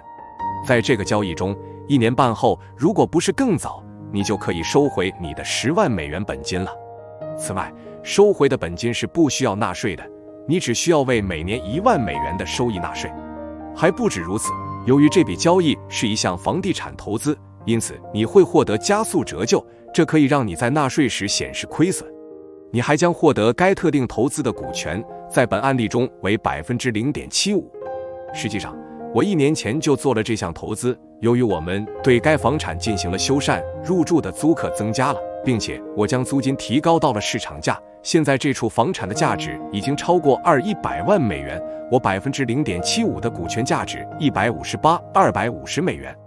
我总是听别人说，期待投资能够快速产生总体收益，快速收回本金是不合理的，所以这不是大多数人追求的目标。他们甚至都没有注意到，可能有更好的投资方式，而不仅仅是投资传统的房地产交易。传统的房地产交易需要很长时间才能产生收益，且投资资金会被长时间锁定。我还经常听别人说，我期待能在10年内收回本金，或者也许我再也看不到这笔钱了，但这似乎是一项不错的投资。这样的想法使那些投资误解一直流传下去，而事实上，它们只反映出人们对实际存在的投资选择缺乏了解。是的，你现在就可以投资，但可能再也见不到本金的项目非常多，需要等上10年或更长时间才能收回本金的项目也非常多，因为你必须等到一家公司发生某种流动性事件，如果你进行直接投资或股权投资。但事实是，还有好几种其他投资方式可以让你在获得现金流的同时仍然拥有股权。目前，我和我的客户有好几笔1年内将收回本金的交易，其中有些是房地产交易，有些是债务交易，也有一些是结构独特的投资运营公司的交易。有的交易再过1-2个月就能全额收回本金了，有的交易已经全额收回本金，所以现在我们完全没有交易风险，还能获得上行收益。这种结构的投资是我最喜欢的投资之一，它们也是生活方式投资者喜欢的投资。资金周转速度对我来说，真正重要的是资金的流动性及资金周转速度。我会在戒律4和戒律5中专门讲这一点。这2条戒律很重要，因为它们都有助于加快资金周转速度。你可以将每月或每季度获得的现金留用于再投资，你也可以收回本金，然后再投资。在理想情况下，无论何时投入本金，你都希望获得某种形式的股权。这样做能使你的一部分投资额随着时间的推移继续增值，然后你就能获得上行收益，即使你的初始投资已经收回。所以，你的庄家的钱会持续不断地增加。换句话说，当你收回本金后，你的投资仍然有巨大的收益，但风险为0。你知道这一点，我已经讲过了。让我们进一步看看本金收回对资金周转速度的影响。大多数人投资的都是长期交易，资金可能被锁定了，或者投资人明白，在10多年里都不能碰这笔钱。例如，通过退休账户和长期买入并持有的策略进行股市投资、风险投资基金、没有现金流，甚至可能永远不会有现金流的新房地产开发项目，以及几十年都不会产生收益的股权投资。在这些情况下，你的资金没有得到充分利用，相当于被闲置了。你希望得到丰厚的收益，但你自己也没有多少信心。与其把资金绑在一项投资上10年，并等待高收益的到来，不如用同样的资金投资5笔或5笔以上1年期或2年期能立即产生现金流的交易。这一策略仍然允许你持有股权头寸，所以即使你相对较快地撤出初始投资，你在几笔交易中也能获得上行收益。请注意结果，同时注意资金周转速度对结果的影响。你一直都能获得现金流，你化解了投资风险，因为你收回了交易的本金。即使把所有本金都收回了，你也能获得一些股权。最重要的是，从长远看，你可以参与任何大规模退出。更重要的是，你已经使用相同的策略，用同一笔钱做了5笔交易。因为每次投资后，你的本金都收回了，你再用同一笔本金反复投资。考虑到短期投资和长期投资的潜在可能性，我相信在同样的10年中，这5项投资带给你的收益将大大超过1项投资带给你的收益。只投资一个项目，相当于把所有鸡蛋放在同一个篮子里，而投资多个项目可以使你的收益大大增加，因为你在一次又一次地利用这些资金。现在让我们回顾一下前一章提到的 Dressbarn 的案例。这家公司后来被低价收购了，这类似于一次清算事件。这笔交易的结构是1年期票据，20%的利息月度分配。在1年期满时，气球膨胀使付款生效，实现本金收回。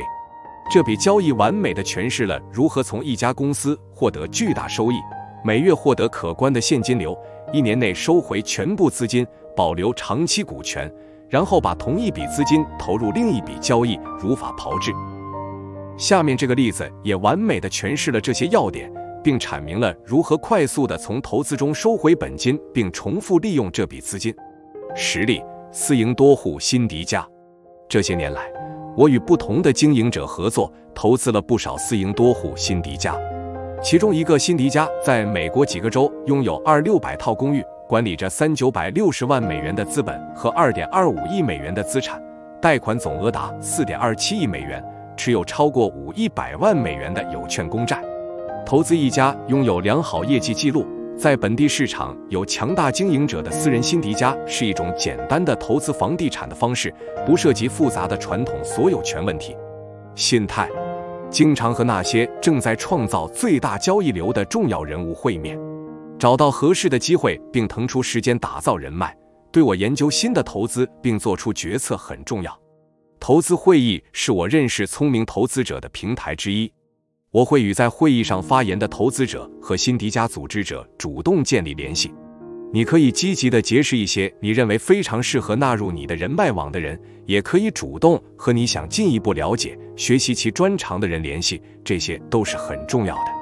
在辛迪加组织者发言后，我找到了他，与他熟悉起来，了解他的专业领域，并针对我是否适合和他做交易进行了一番研究。结构：以下是这笔交易的结构：10%的优先收益，季度分配，1年半内收回本金。我曾经做过短1年就收回本金的交易，在1年半期满后，按投资比例获得再融资收益。根据免税代码，所有的再融资收益都是免税的。每年按所持股权的百分比进行股息支付，并长期持续。如果该房地产出售，投资者可以获得股权收益。长期增值，折旧转嫁到投资者身上。1年半的年化收益率为 41.35%。当我从尽快收回本金的角度回顾这笔交易时，我知道这项特别的投资是我投资组合的一个坚实补充，因为它带来了巨大的收益，但风险很低。过滤器：学习如何筛选投资项目的秘诀是腾出时间和那些长期赚钱、没有赔钱、正在创造大量交易流的聪明的投资者交流。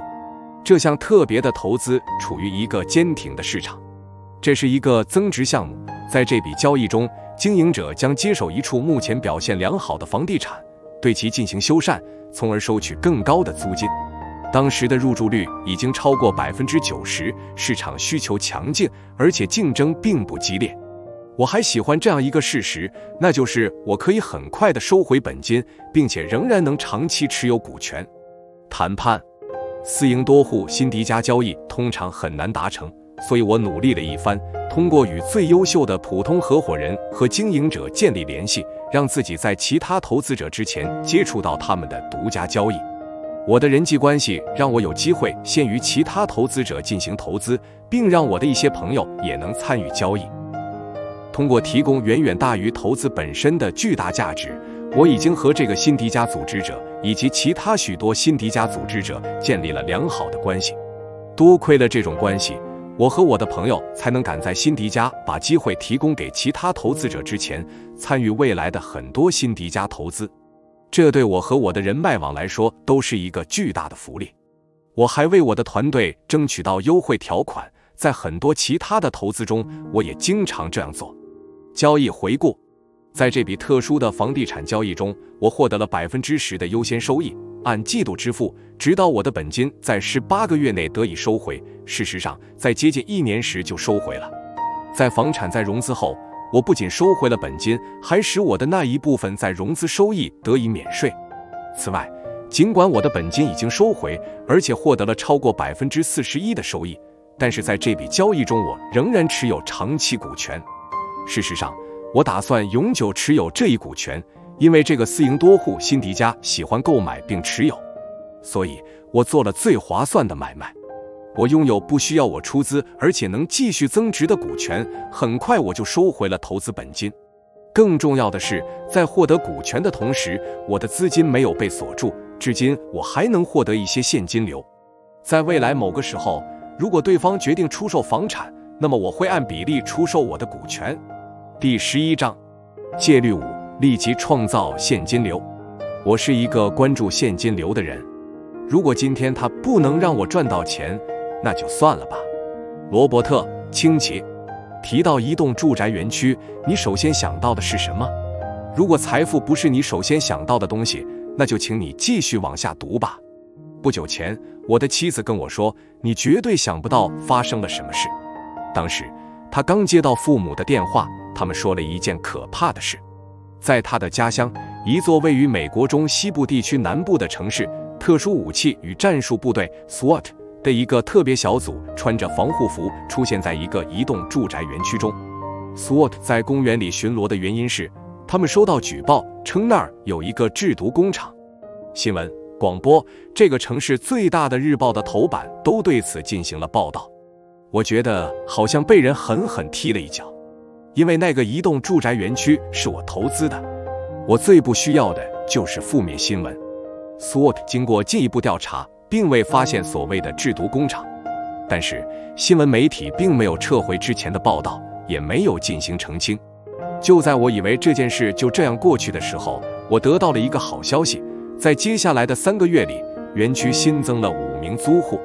俗话说，没有不利的公共关系，也没有不利的市场营销。这句话应验了。我为什么要告诉你这件事？有时候最容易得到的收入，最简单的交易，并不是最显而易见的。这个故事足以说明我是如何通过投资房地产，特别是移动住宅园区，赚了数百万美元的。作为房地产投资标的的移动住宅园区，也许你心里在想，住在移动住宅园区的人一定很难打交道。请听我把话说完。移动住宅园区是一项很好的投资。第一个原因是，如果你知道自己要找什么样的交易，并精心安排，做一笔明智的交易，低首付，能产生即时现金流，而且可以做卖方融资，你就不需要银行了，以最少的投入获得最大的收益。就我而言，我只付了15%的首付，也就是6.5万美元，就投资了我的第一个移动住宅园区。它立即产生了每月2000美元的净收益，即每年2.4万美元。这项资产在第1年就产生了36%的现金收益率。现金收益率是指只根据首付款中实际投入的现金计算的收益率。在这个案例中，是指在改良房产和提高租金之前的投资收益率。我的第二个移动住宅园区投资项目是与同一个卖家洽谈的，首付是15%。7.5万美元，并立即产生了每月375美元的收入，即每年4.05万美元，现金收益率为56%。城市通常不欢迎移动住宅园区，往往试图将其重新开发成其他形式的房地产。美国只有4.4万个移动住宅园区，每年大约有100个被重新规划和开发成更有价值的房地产，这意味着它们属于有限资源。移动住宅园区是租赁资产，属于美国国税局允许应用加速折旧的资产类别，因此你不需要对你所获得的所有利润缴税。同样，购买移动住宅园区的收益率是房地产市场中最高的，这基本上意味着他们能以最低的成本产生最高的收益。最重要的是，他们的风险是最低的。另外，如果你需要贷方，移动住宅园区是房地产中违约率最低的一个资产类别，所以相对容易获得传统的银行贷款。如果没有卖方融资机会，被动收入和美国国税局，在你的投资之旅中，你要记住一个有趣的事实：在美国和大多数其他国家，劳动收入是税率最高的收入类型。换句话说，你从工作或生意中获得的收入，比你从其他来源获得的收入缴纳的税更多。而被动收入是税率最低的收入类型之一。通常，根据投资情况，有许多方法可以大幅降低应纳税的被动收入的比例，包括折旧和扣除。被动收入的税款甚至有可能得到全额减免。你或许应该知道，如果没有任何劳动收入，所有的收入都来自投资，那么美国国税局会有一个消极投资者的名号送给你。实际上，被动投资者依法缴纳的税款比例是最低的。大多数人把美国国税局的税法看成一些告诉你能做什么、不能做什么的规则。如果花点心思研究一下税法，你就会发现，它能引导你根据政府的鼓励措施，投资一些政府希望你去投资的项目。我喜欢房地产，特别是房地产租赁的一个原因就是，政府希望为公民提供适宜的住房。政府通过提供税收优惠来激励那些想投资住房项目的人。你如果只为别人打工，就无法获得这些优惠。你如果遵循税法，并且按照政府引导的方向去投资，就能节省很多钱，同时还能帮助你的国家。由于你有多个租户，因此你的风险进一步降低。即使1-2个租户拖欠租金，你也不会像那些只有1个租户，而且租户无法按时支付租金的投资者那么痛苦。由于租金便宜，空间有限，即使真的有必要收回房屋，园区也会很快重新住满人。对大多数租户来说，移动住宅园区比公寓更受欢迎，因为他们能享有院子、土地、更多的生活空间，而且楼上没有人住，也不需要和隔壁的邻居共用一面墙。许多移动住宅园区的业主缺乏经验和资金，所以你很容易进行交易，进行简单的基本的修缮，以增加物业的价值，并按照市场行情逐步提高房租，这几乎都会产生利润。对投资者来说，移动住宅园区很符合买入并持有的策略，而且很容易转手，尤其是在你知道如何找到合适买家的情况下。让我再举一个我投资移动住宅园区的例子。买入后转手，我的第3笔移动住宅园区交易比前2笔要大得多。我发现了这个移动住宅园区，并直接与业主，一对想要退休的夫妇进行洽谈。我们判定这处房产的价值为96万美元，包括28套住宅和1个大工厂。我把这笔交易分成2部分，土地由银行提供资金，作为私人财产的房屋则单独出售。银行对这块13英亩的土地的估价为80万美元，首付为16万美元，利率为 4.5%，10年期贷款按20年摊销。我每月需要为此支付4000美元。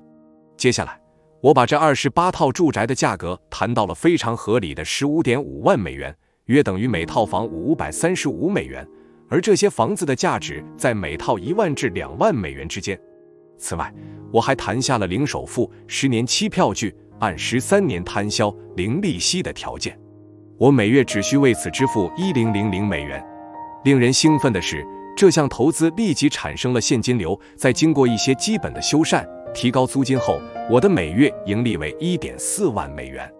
在第1年年末，我的现金收益率为 105%， 在首付只有16万美元的情况下，我一共获得了 16.8万美元的利润。1年01天后，我以120万美元的价格卖掉了这处房产，这为我带来了24万美元的利润，加上第1年收到的 16.8万美元的现金收益。仅仅1年，这项投资就产生了40.8万美元的总利润。我把出售时间定在1年01天后，这样我就能避免缴纳在不到1年内出售房地产需要缴纳的短期资本利得税，而后者是按普通所得税税率征收的。长期资本利得税是打折的，只有15%至20%，具体数值取决于你的税率等级。1031交换条例的优势。关于房地产投资，我还有更多好消息。在美国，有一种办法可以用利润再投资更多的房地产，以避免产生长期资本利得税。这是一种名为1031交换条例的金融工具，你可以加以利用。我用出售一个移动住宅园区获得的收益购买了2个移动住宅园区，通过运用相同的模式，我的每月现金流翻了一番。从这个例子中，你可以学到2点。第一，当你理解并综合运用各项原则和每一条戒律时，你的利润会成倍增长，风险会降低。你可以找到很多方法去洽谈惊人的交易，就像我的这笔交易一样。第二，你可以思考一下，为了学习移动住宅园区投资，自己做了哪些事。为了学习如何进行移动住宅园区投资，我聘请了一位顾问，他教给我不少这一行的生意秘诀，以及如何以合理的结构构建一笔基本的交易。随着本领的提高，我扩大了交易的规模。不那么完美的是，我的顾问没有给我带来任何交易机会。虽然我渴望他能帮上忙，但他忙着经营自己的生意。1031交换条例。1031交换条例得名于美国税法典的1031条款，它允许投资者推迟支付投资性房产出售时缴纳的资本利得税，只要另一套相似种类的房产是用第一套房产出售时获得的利润购买的。从本质上讲，投资者可以通过不断利用这一条款，无限期地避免在出售投资性房产时缴纳资本利得税。现在，我的视网客户都喜欢与我合作，因为我善于寻找合适的项目，帮助他们组织和谈判，并为他们找到创造性的方法，降低风险，增加现金流，快速收回本金，并合理避税。我决定培训新人，传授经验，因为在20年前我刚开始投资的时候，如果有人和我分享这些策略和原则，那么我一定能在更短的时间内构建一个规模更大、收益更高的投资组合。你可能想知道，为什么我在不需要工作的情况下还如此热衷于我的视网？这是因为我喜欢传授经验，喜欢与别人建立长久的友谊。最让我感到兴奋的经历之一，就是指导人们获得财务自由，这是世界上最美好的感受之一。我可以在我的社交圈中持续不断地体验这样的感受。房地产私募基金投资。在上一节中，我分析了投资私营多户辛迪加的策略，这是直接进行房地产投资的一个例子，即直接投资特定的签约转让的房地产，例如房屋、公寓、移动住宅园区、储存设施。在那个案例中，我获得了直接拥有该资产的实体的所有者权益，目标是立即产生现金流。下面我将谈谈房地产基金投资。和上一个例子一样，很多人可能都没有意识到这也是一种选择。投资房地产基金是间接房地产投资的一种，因为你不是直接投资某项资产，而是购买拥有许多资产的基金或信托的股份。房地产基金投资可以通过股票交易所的公开市场进行，也可以通过房地产投资信托基金 REITs 进行，但我更喜欢投资房地产私募基金，因为其波动率更小，通常有更多的现金流和更高的总体收益。我将在下一章更详细地介绍房地产基金投资的细节。实例：房地产私募基金。我通过我所属的一个投资集团认识了一位经纪人，他是一位非常棒的投资分析师，我们很合得来。我们有很多共同的朋友，大家都很尊重他。他比我更善于分析，所以我们组成了一个很好的团队。另外，鉴于他取得的成就和声誉，我知道我可以相信他做的市场研究。我们开始一起分析投资项目。我们认为，如果我们中有一个人看好某一笔交易，并且这笔交易同时通过了我俩的评估，它就可能是一个不错的投资项目。这名经纪人和我分享了他的很多交易，我也做了同样的事。到目前为止，我们的2人总比1人强策略取得了非常好的成效。我们投资了不少持有不同资产类别的房地产私募基金，也获得了令人兴奋的收益。心态：作为一名房地产经营者，我投入大量时间学习一名出色的经营者所需知道的一切。所以，当我开始投资其他人经营的生意时，我知道我的目标是什么。总的来说，我也是基金体系的忠实粉丝。假设一只基金持有100处房地产，如果其中一处表现不佳，那么这对整体收益不会产生太大影响，因为其他99处房产可能表现不错。然而，我如果直接投资那一处表现不佳的房产，就会赔钱。投资基金是一种很好的方式，可以将风险降到最低，可以让你分散投资不同地点、规模和类型的房地产。结构：多年来，我根据不同的条款投资了若干基金，举例如下：优先收益 8% 至 10%， 按月分配，有时为按季度分配。内部收益率2为 15% 至 25%， 2至3年收回本金。本金收回后的利润分成，每笔交易的分成各不相同，从投资者分得 80%， 基金经理分得 20% 到双方各 50%， 各种情况都有，常以 80-20、70-30、60-40和50-50表示。折旧按比例传递给投资者，大量利润不用纳税。通常来说，加速折旧可以让你在一开始获得更大的扣除额，并且可能不需要针对这方面纳税。过滤器：这种投资能持续产生月度或季度现金流，我喜欢这一点。房地产基金是投资房地产最安全的方式之一，因为一只基金持有很多房地产，这样可以降低不少风险。这里的关键是只投资这样的基金。事实已经证明，其普通合伙人和本地经营者在经营特定类型的房地产方面拥有长期经验和成功先例。我还得确认，在将市场因素和资产类别纳入考虑的前提下，其财务数据可观且合理。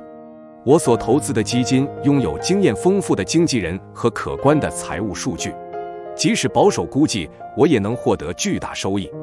我也喜欢投资汇金新选择所持资产的基金，还有专注于那些通常不受经济衰退影响的资产类别的基金。谈判：即使是在投资基金的时候，我也经常会洽谈很多条款。有些基金具有排他性，我们很难接触到，而且其最低投资额通常很高。一切都可以协商。我会根据自己的投资意愿商定最低投资额，而不是基金规定的最低投资额。如果我有一定优势，比如我有一大群同样有兴趣的投资者朋友，我就会试着洽谈优惠条款。这些条款包括免除费用、支付更高的优先收益，以及改善利润分成情况。此外，我喜欢赶在其他投资者能够认购并超额认购未来的基金之前，通过谈判优先获得认购权。在下一章，我将更详细地解释如何利用侧挂车协议敲定优惠条款。交易回顾：要想立即创造现金流，你应该综合利用上面所有的原则，特别是过滤器。在评估一项交易时，不仅要根据财务状况和资产类别做出判断，还要根据经营这些交易的普通合伙人和经纪人做出判断，这一点极其重要。成功的投资者会发现，拥有经验丰富的普通合伙人和强大的经纪人与拥有强大的财务实力同等重要，缺少其中之一就不是一桩好交易，这几者不可或缺。此外，你要认识到，有时最不明显甚至不受欢迎的投资却能产生最可观的现金流，这一点很重要。移动住宅园区和工业仓库就是很好的例子，这些资产通常是通过房地产私募基金购置的。乍一看，它们可能没什么吸引力，甚至听上去有点古怪。然而，他们的首付通常很低，而且风险很低，特别是在你的购买价格足够便宜的情况下。如果这些房地产不是归机构所有，那么融资通常是由所有者完成的，而且很容易进行修缮，这会立即增加现金流。在许多情况下，需要修缮的地方很少。无论经济是上行还是下行，低收入住房，如移动住宅，都是一种很棒的投资项目。每个人都需要一个住所，即使是城镇中最廉价的住房。同样，工业配送中心也是一种很棒的投资。随着电子商务的蓬勃发展，对工业配送中心的需求比以往任何时候都大。最重要的是，由于你投资的是房地产，因此能享受巨大的税收优惠。一个聪明的投资者如果能自律地聚焦于这类资产，那么无论时局好坏，他都能赚一大笔钱。1英亩4046.856平方米。编者注：第12章，戒律6，找到一个收益放大器。决定要坚定，方法要灵活。托尼·罗宾斯等等。还有，电视购物节目主持人就是这样说的。他们通过给出种种优惠，甚至以在价格不变的情况下额外赠送其他产品，并提供免费送货等条件，让一件商品变得不可抗拒。如果你是一名普通投资者，那么每年能获得8%至15%的利润，你就很高兴了，不是吗？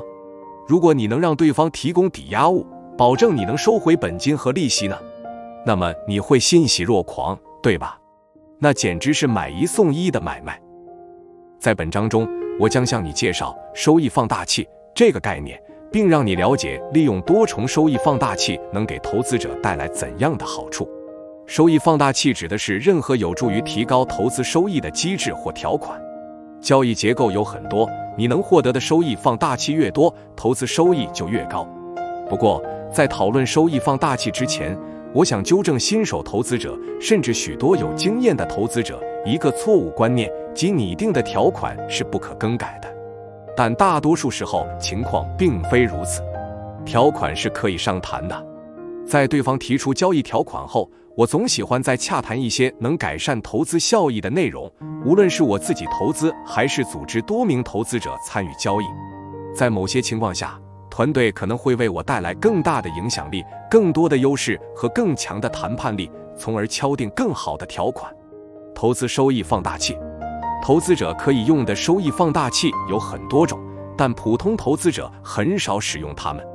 以下是我最常使用的收益放大器：洽谈优惠条款，改善投资效益的条款；侧挂车协议，带有预先商定的优惠条款的协议附录或协议；共同投资机会，在基金之外与基金经理一起投资某一特定交易的机会；股权激励，作为一种激励手段免费赠予的股权，目的是使一项投资的收益更加可观；认股权证，一种在未来以特定价格购买股票的期权；收入份额，支付给投资者营收的一定比例，通常和月度分配一起支付；清算优先权，规定在公司出售或清算时所得收益的支付顺序的合同条款；顾问股份，商业顾问通常会以其参与公司事务的职权换取普通股期权作为报酬，期权可以转换为公司的股权。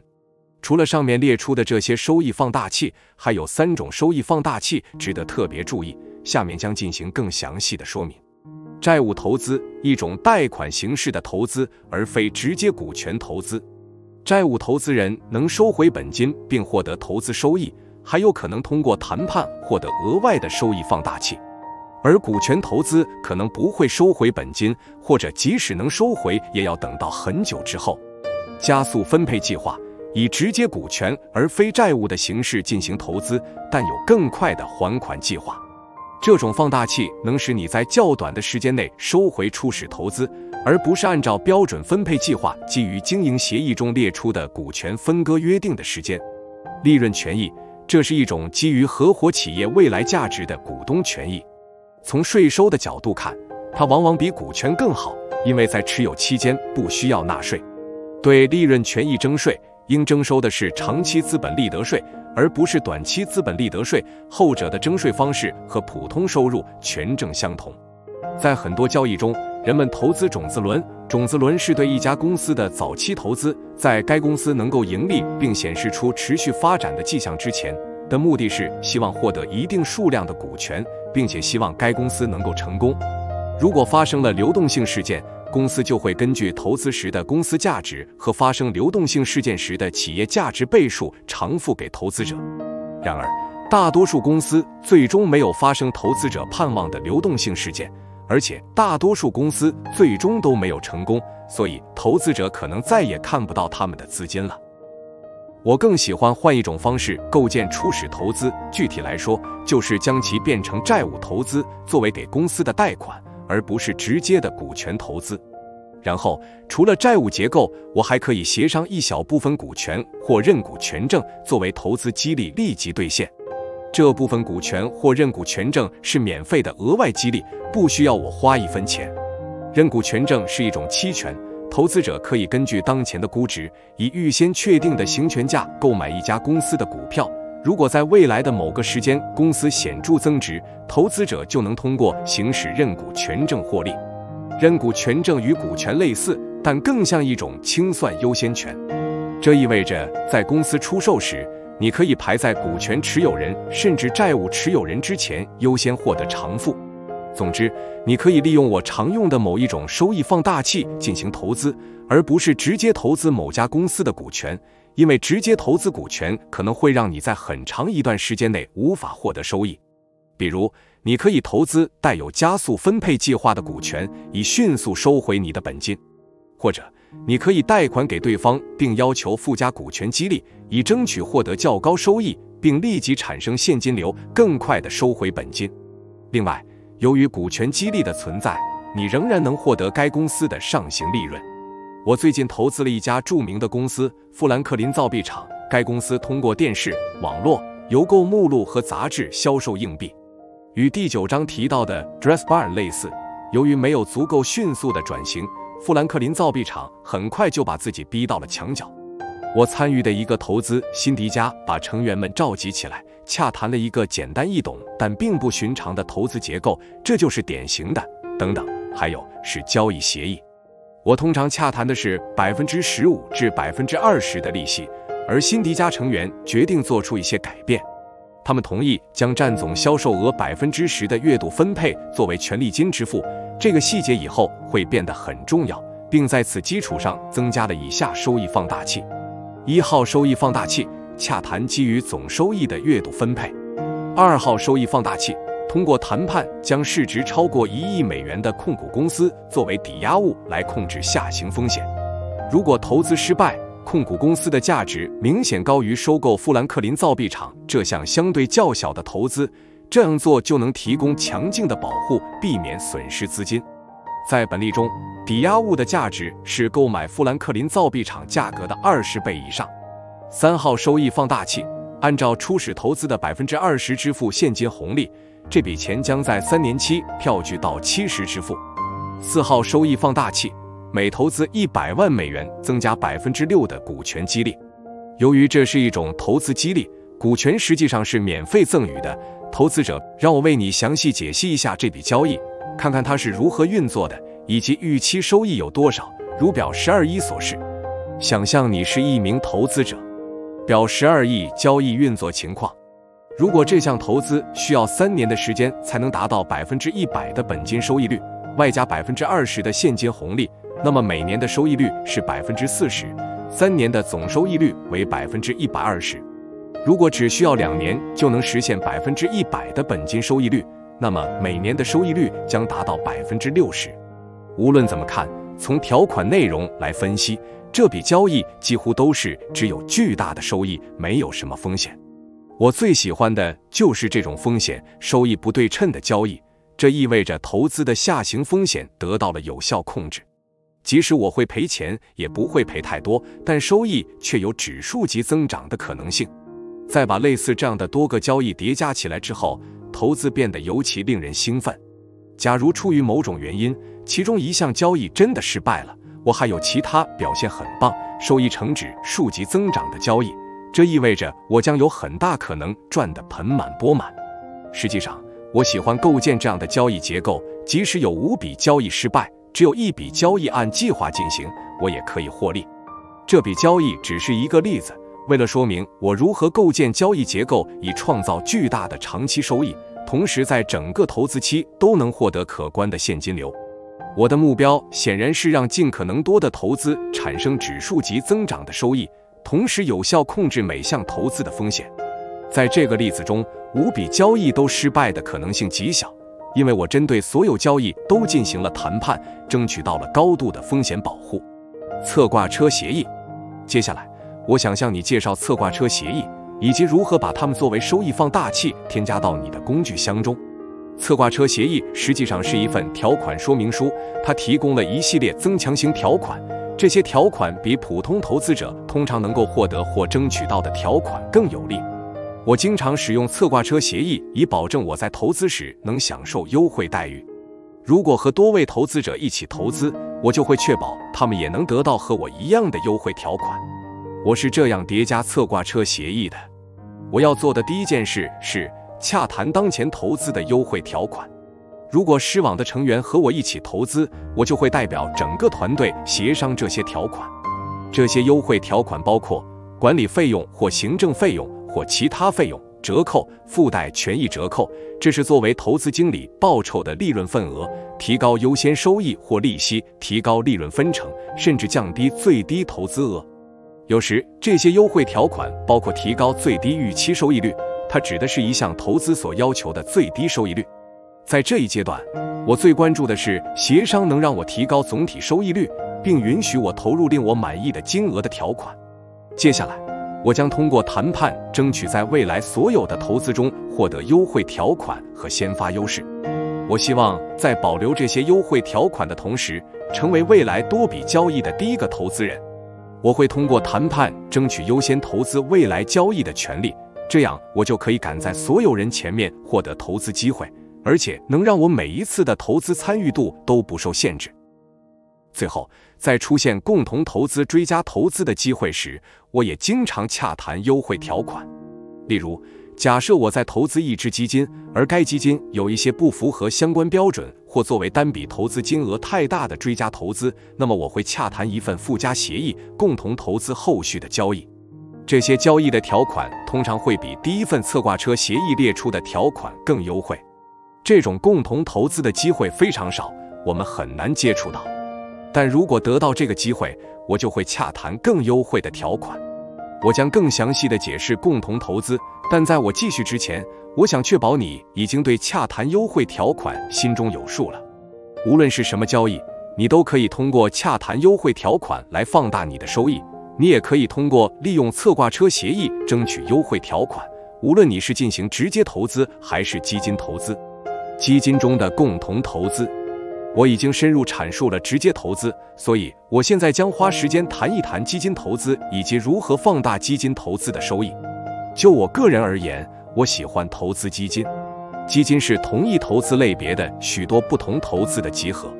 聪明的投资者喜欢基金的原因是，如果他们只持有一项投资，那么基金可以降低风险。在一只基金中，即使一项投资不成功也没关系，因为其他表现良好的投资项目通常足以弥补失败交易造成的损失，基金的整体收益仍然是可观的。在同一只基金中，盈利的和亏损的投资项目可以相互冲抵，所以我们不会像直接投资失败那样满盘皆输。如果能更聪明地奋斗并购置资产，我就能赚更多的钱。现在，我们来看一个例子。有时，你如果和对的人投资对的基金，就能谈下一份侧挂车协议。你可以在一个能够参与所有交易的基金中投入资金，但也许你真的喜欢其中的某一笔交易。也许你非常了解这个市场或这个基金经理，或者你有某种优势或洞察力，所以你知道这笔交易是一个很棒的机会。亦或你可能有机会获得某项特定投资的股权或认股权证。在这种情况下，你可以只针对特定的单笔交易协商优惠条款，这种形式通常被称为共同投资。和仅仅投资一只基金相比，共同投资会让你得到更高的整体收益。由于你投资了这只基金，所以你能参与这笔交易，但通常你想要的可能比基金给你的更高。如果是这样，假如你看到了一笔交易，知道这笔交易稳赚不赔，那么你可以针对这一单交易洽谈优惠条款，或者使用已谈妥优惠条款的侧挂车协议。通过这种方式，你可以像普通合伙人一样获得更高的投资收益，这可能包括股权、认股权证或总体更高的利息、费用更低的优先收益等。用看不见的钱赚钱。在投资界，虚幻收入是指从根本不存在的资金中获得的收益。虚幻收入的一个例子是出租资产在1年后或在更长一段时间内的增值。《富爸爸穷爸爸》的作者罗伯特·清崎就曾谈到这样的虚幻收入：通过让租客代你还贷，并最终还清抵押贷款，你就获得了虚幻收入。这样做能减轻你的债务，增加你的资产价值。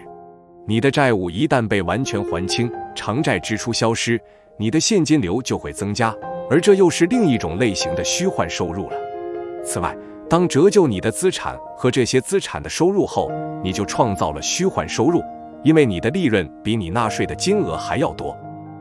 虚幻收入的最大好处是，如果正确利用它，你就可以凭借根本不存在的资金获得持续的收益。创造虚幻收入的每一种方式都可能伴随着不同的优点和缺点，这取决于具体情况。我想在书中讨论的适合生活方式投资的虚幻收入，是凭借独特的策略，利用特定的终身寿险产品实现的。它能带来诸多益处，对投资者来说尤其有用。你可以通过一种方法设计一份特别的终身寿险保单，让它以一种充满创意的方式在投资前期为你提供大量资金，发挥最大作用。这样的话，随着时间的推移，它就能在免税的助力下给你带来指数级增长的收益。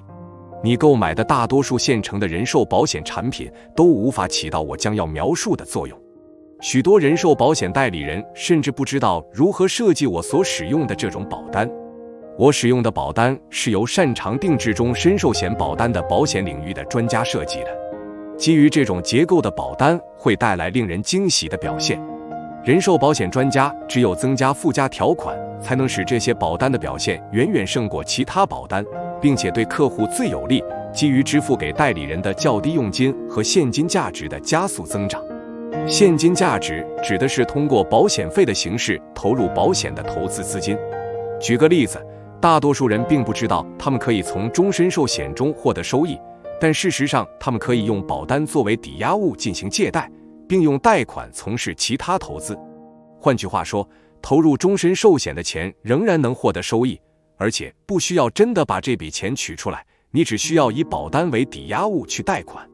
投保人可以用贷款投资另一项交易，从而获得收益。换句话说，投保人可以用同一笔钱获得2种收益。大多数情况下，终身寿险的保单都会约定保底收益率，投保人可以从中获得利息收益。同时，投保人也可以用同一笔资金再投资另一笔能带来收益的交易，从而获得现金流和潜在的股权。如果遵循我的第4条戒律，迅速收回本金，你还可以保留第2笔投资的股权，用同一笔钱再次投资另一笔交易，用同一笔资金第3次获得收益，这样你就可以获得更多的收益。部分准备金贷款也是虚幻收入的一个例子，银行就是这样做的。部分准备金贷款是指银行收下了你的存款，但只保留一小部分，然后把剩下的钱用于贷款，同一笔钱通常会贷出10次左右。这听起来似乎是不可能的，但银行正是这样做的。银行用你的大部分存款投资高风险衍生品，这导致了2008年的金融市场崩溃。在前面的例子中，我用同一笔投资资本获得了3笔收益，这就和银行的做法一样，但我的规模要小得多，所使用的投资工具也安全得多。在前面的例子中，我利用了虚幻收入，因为我利用寿险保单收回了之前投入的成本，而且在第1次投资中获得了利润、股权和现金流，就像资金一直留在这笔交易中一样。本质上，我要按照自己的意愿，为我的投资组合，为我的利益，以一种非常安全的方式做银行所做的事。你也可以这样做。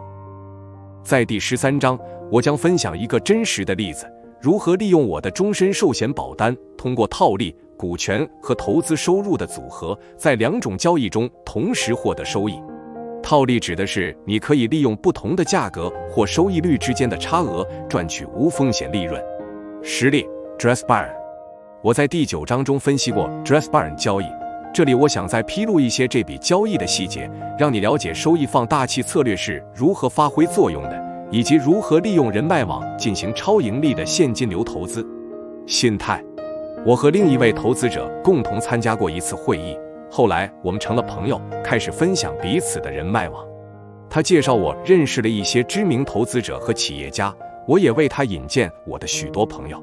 在对的时间认识对的人，对 Dressbarn 交易来说太重要了，因为只有少数人才有机会投资这笔交易。我如此喜欢这项投资的一个原因是，我可以很快收回投资本金。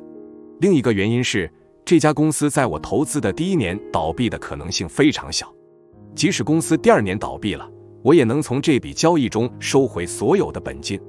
同时，我也相信扩大线上销售规模，淘汰线下零售门店代表着这个行业的未来。结构，以下是这笔交易的结构：1年期票据，20%的利率，按月分配。1年期满时，气球膨胀是付款，全额收回投资本金。可以将我的部分或全部票据延长2年，利率同样为20%。另外，在票据期满时支付15%的现金红利，外加10%的认证股权激励。当时间允许我评估公司和投资的进展情况时，我可以将我的债券部分或全部转换为股权。每100万美元投资给予3%的股权激励。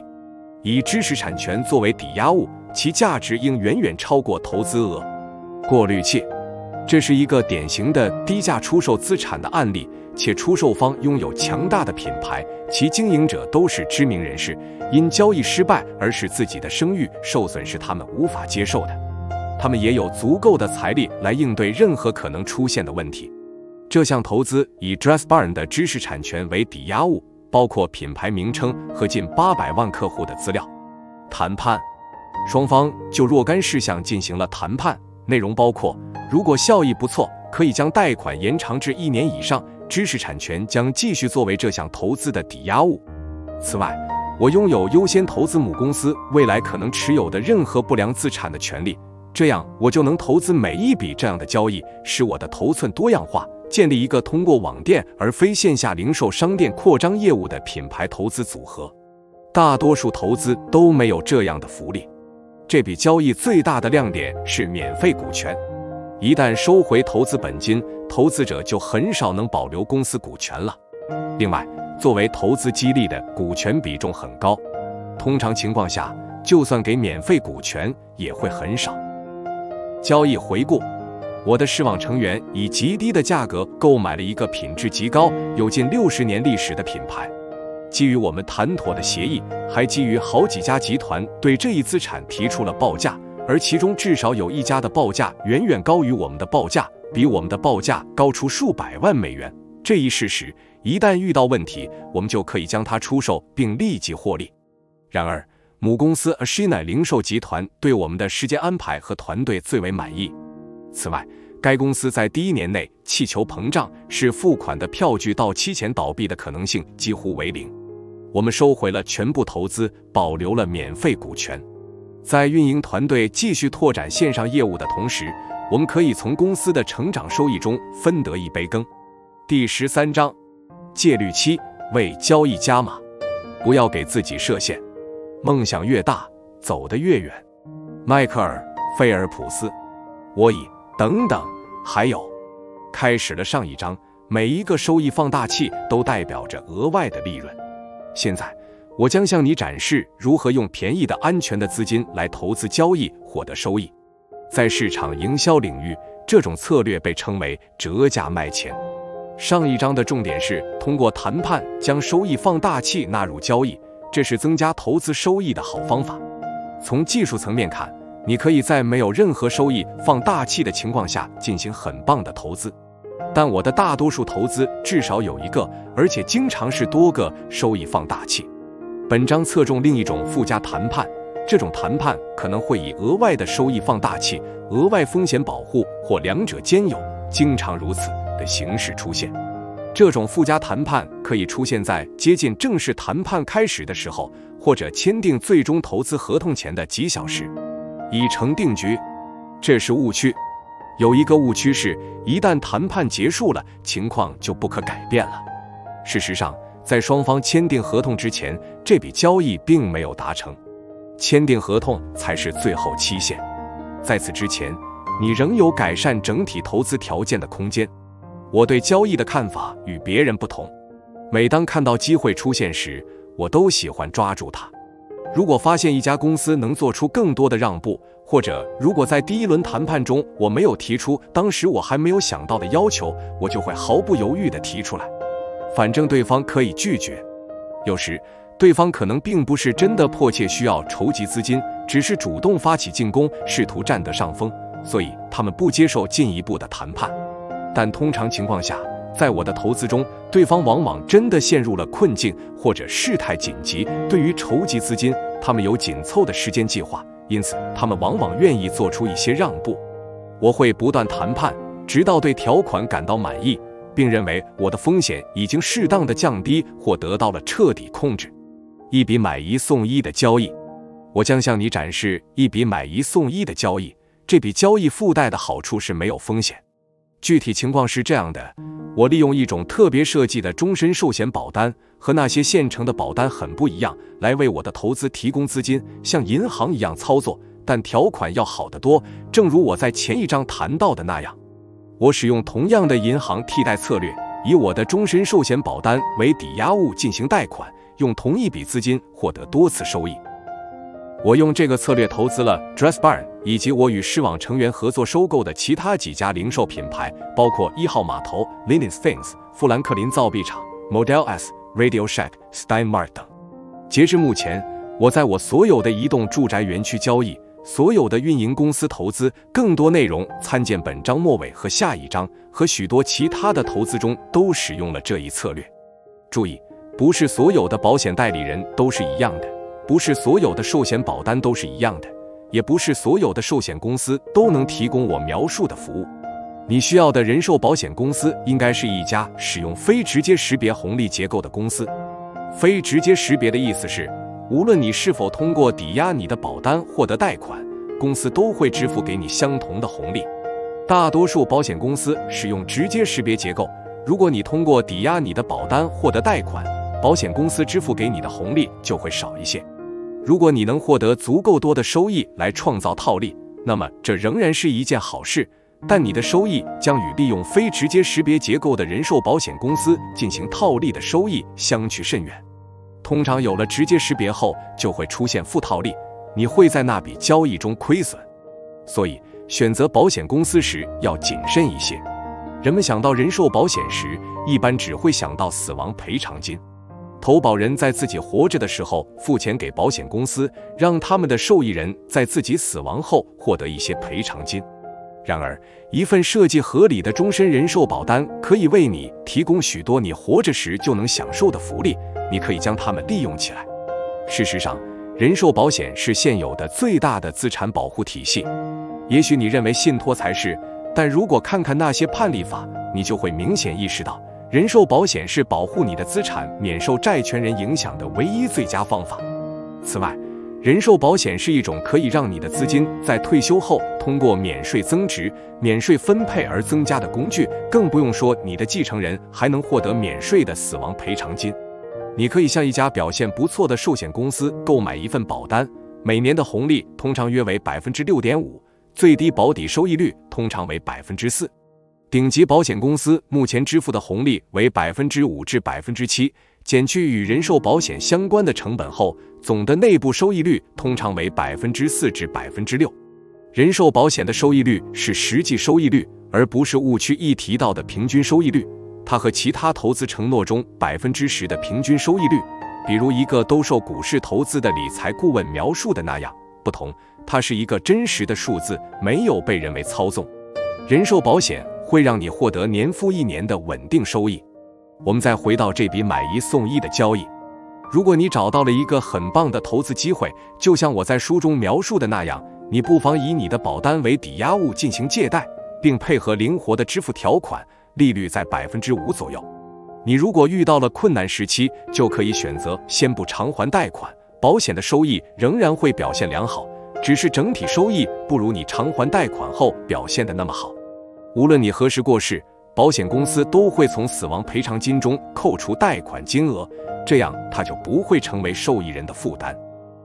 利用套利，让我给你讲一个真实的例子，看看我是如何使用套利策略给交易加码的。我在购买第一个移动住宅园区时，使用了我的终身人寿保险。我将原本会投资移动住宅园区的资金先投资我的终身寿险，然后以保单为抵押物借贷了一笔钱来投资移动住宅园区。结果如何？我通过同一笔资金获得了2笔收益。为什么我不赚2笔？特别是其中1笔的收益还是有保障的。终身寿险的绝大多数保单都有最低保证收益，但不少寿险通过红利支付了更高的收益。保险公司每年都会评估其投资表现，并根据最低保证收益或红利两者中较高的一项进行支付。然而，这种红利的独特之处在于，它实际上被认为是一种资本收益，而不是通常会被征税的收入。因此，你不需要为它纳税。我在第一次投资移动住宅园区时，第1年就获得了 36% 的现金收益率。我用同一笔资金获得了 6.5% 的保险红利，而这笔钱还在我的终身寿险的保单中，因为我购买移动住宅园区所交的首付是抵押保单获得的贷款。正如我之前提到的，购买人寿保险是有一定成本的，所以让我们将获得 6.5% 的红利所需的成本纳入考虑，计算 6% 的内部收益率。总的来说，我的投入获得了 42%、36% 加 6% 的收益率。我用这笔钱偿还了用终身寿险抵押的贷款，然后在下一次移动住宅园区投资中，我重复了这个过程。第2笔交易实现了 54% 的现金收益率，所以算上终身寿险 6% 的内部收益率，我的总收益率是 60%。试着寻找可以免税增值的投资项目，这是现存最好的增值方式。和其他投资工具相比，这些投资工具能让你的资金更快地增长。没有什么能干扰这一增值过程，所以这些收益的获得速度是最快的。上述2个例子的收益增值都是免税的。由于我可以将移动住宅园区作为一种资产进行折旧，因此利润也是免税增值的。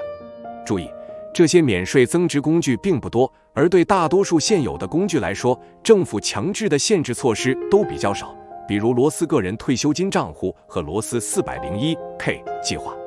这笔贷款有一笔小成本，接下来我将做出解释并附上我的理由。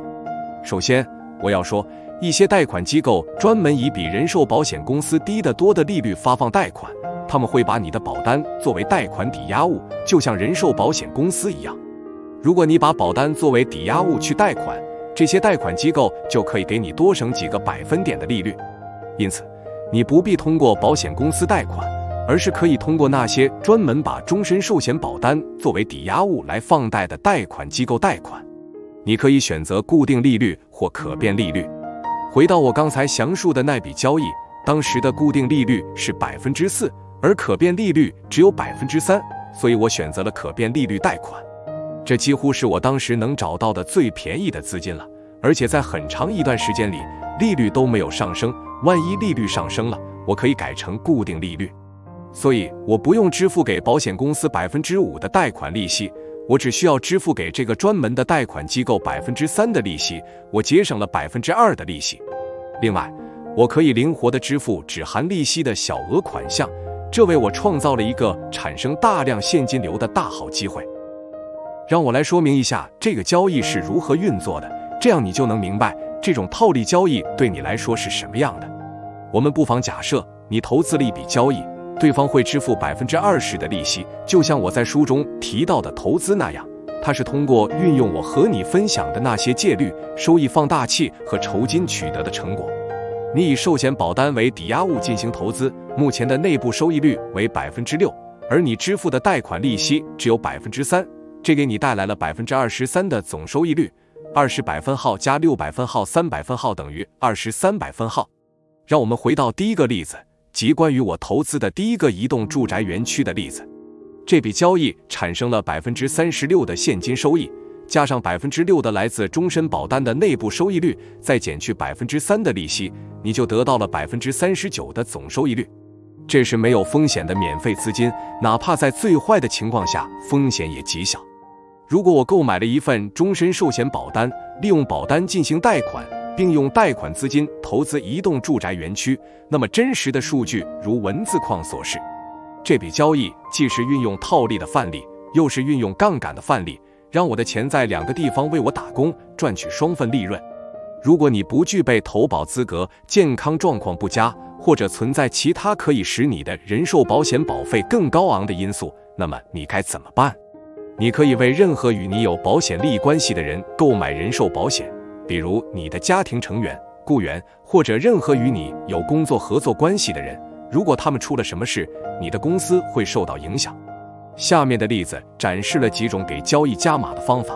我在这笔投资中添加了额外的收益放大器，并降低了一些风险。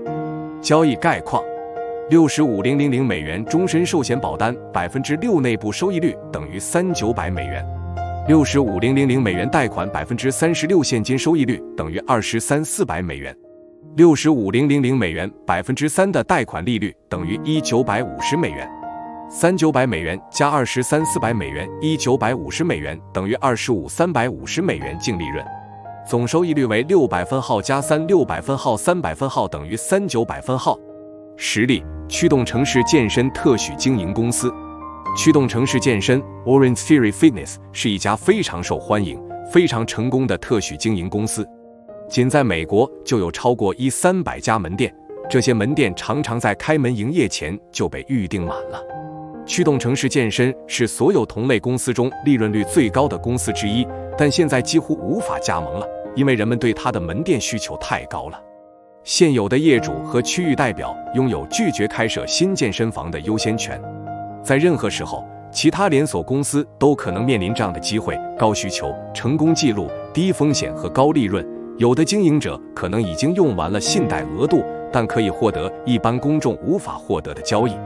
对任何能够获得贷款或现金的投资者来说，这都是一个绝佳的机会。就我而言，一个绝佳的机会向我敞开了大门，我可以作为一名投资者参与其中。此外，还有2名经营者与我一同参与。他们无法获得足够的贷款，但愿意投入人力资产。这个投资机会包括认识对的人，体验拥有强大人脉的副产品。这些人脉是我多年来定期维护并一直保持的。我选择与一对夫妇一起达成这个特殊的交易。我过去曾与他们合作，我们的关系很不错。他们通过自己的人脉找到了投资这家公司的机会，但是他们没有足够的资金。在这2位聪慧的商务人士第一次创业时，我曾有幸为他们提供咨询，当时我们合作得非常愉快。他们知道我会是一个不错的资本合伙人，因为我不仅拥有他们需要的投资资本，还可以运用多年来直接投资其他运营公司的经验，为他们提供咨询。谈判能让每个人都得到自己想要的东西，所以人人都是赢家。这是合作，不是竞争。我们为合作双方创造了一个极佳的双赢局面，并通过当地银行获得了美国小企业管理局 SBA 的贷款，首付为16%。心态：我产生以强大的品牌进军特许经营领域的想法已经有一段时间了。我关注驱动城市健身也已经很长时间了，但由于市场需求太高，从公司获得许可证几乎是不可能的。获得许可证的唯一方法是从想要出售的间接所有者那里获得。我有几个朋友都是这家特许经营公司的所有者，他们都很成功。我的人脉可以帮助我获得许可证，还有能干的经营者帮我运营公司、发展业务。此外，私募股权公司会以极具吸引力的价格大量收购驱动城市健身的特许经营门店，而我喜欢那些已经具有诱人退出策略的投资项目。结构：我是这样构建这笔交易的：股权投资12万美元作为首付，33%的股权，67%的加速分配计划，直到贷款还清。此后分配33%的利润，并一直延续下去。初始股权投资12万美元，1年内收回。额外现金红利3.5万美元，作为美国小企业管理局贷款的20%的个人担保。过滤器：这个品牌的历史记录是无可挑剔的，当时还没有一家门店倒闭过，它是美国乃至全球增长最快的品牌之一。此外，我可以为这家特许经营公司构建一个体系，该体系现已就绪，一个能被所有者自动操控并重复使用的体系，从而高水平的发展业务。我从合伙人那里得到的条款对我很有利，包括低风险、高收益、每月支付现金流、加速分配计划、这让我得以快速收回资金，进行更多的投资。谈判，通过谈判，我的身份从少数股东晋升为平等合伙人。我要做的是投入更多资金，而不是承担更多工作。我谈下了一个加速分配计划，以便更快地获得投资收益，即每月分配给我2-3的利润，直到我的资金全部收回。通过将添加到加速分配计划中的额外现金红利作为补偿，我设法将我和银行约定的少数个人担保成功套现。最终，我只需要支付20%的个人担保费用来支持这笔贷款。因为我与银行协商降低了总额，尽管在这笔交易中我的身份是平等合伙人，而且我的净资产比我的2位合伙人要高得多。交易回顾，这项交易是生活方式投资的一个完美例子。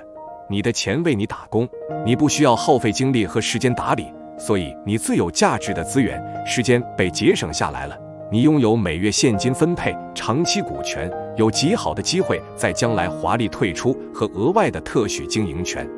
这种投资的唯一风险是，特许经营公司自身出现了一些会摧毁品牌的重磅负面新闻，或者在经济环境的转变中遭受重创。当我写这本书的时候，我们正处于2020年居家办公期间，感谢其强大的经营模式和品牌效应，我们仍然在盈利。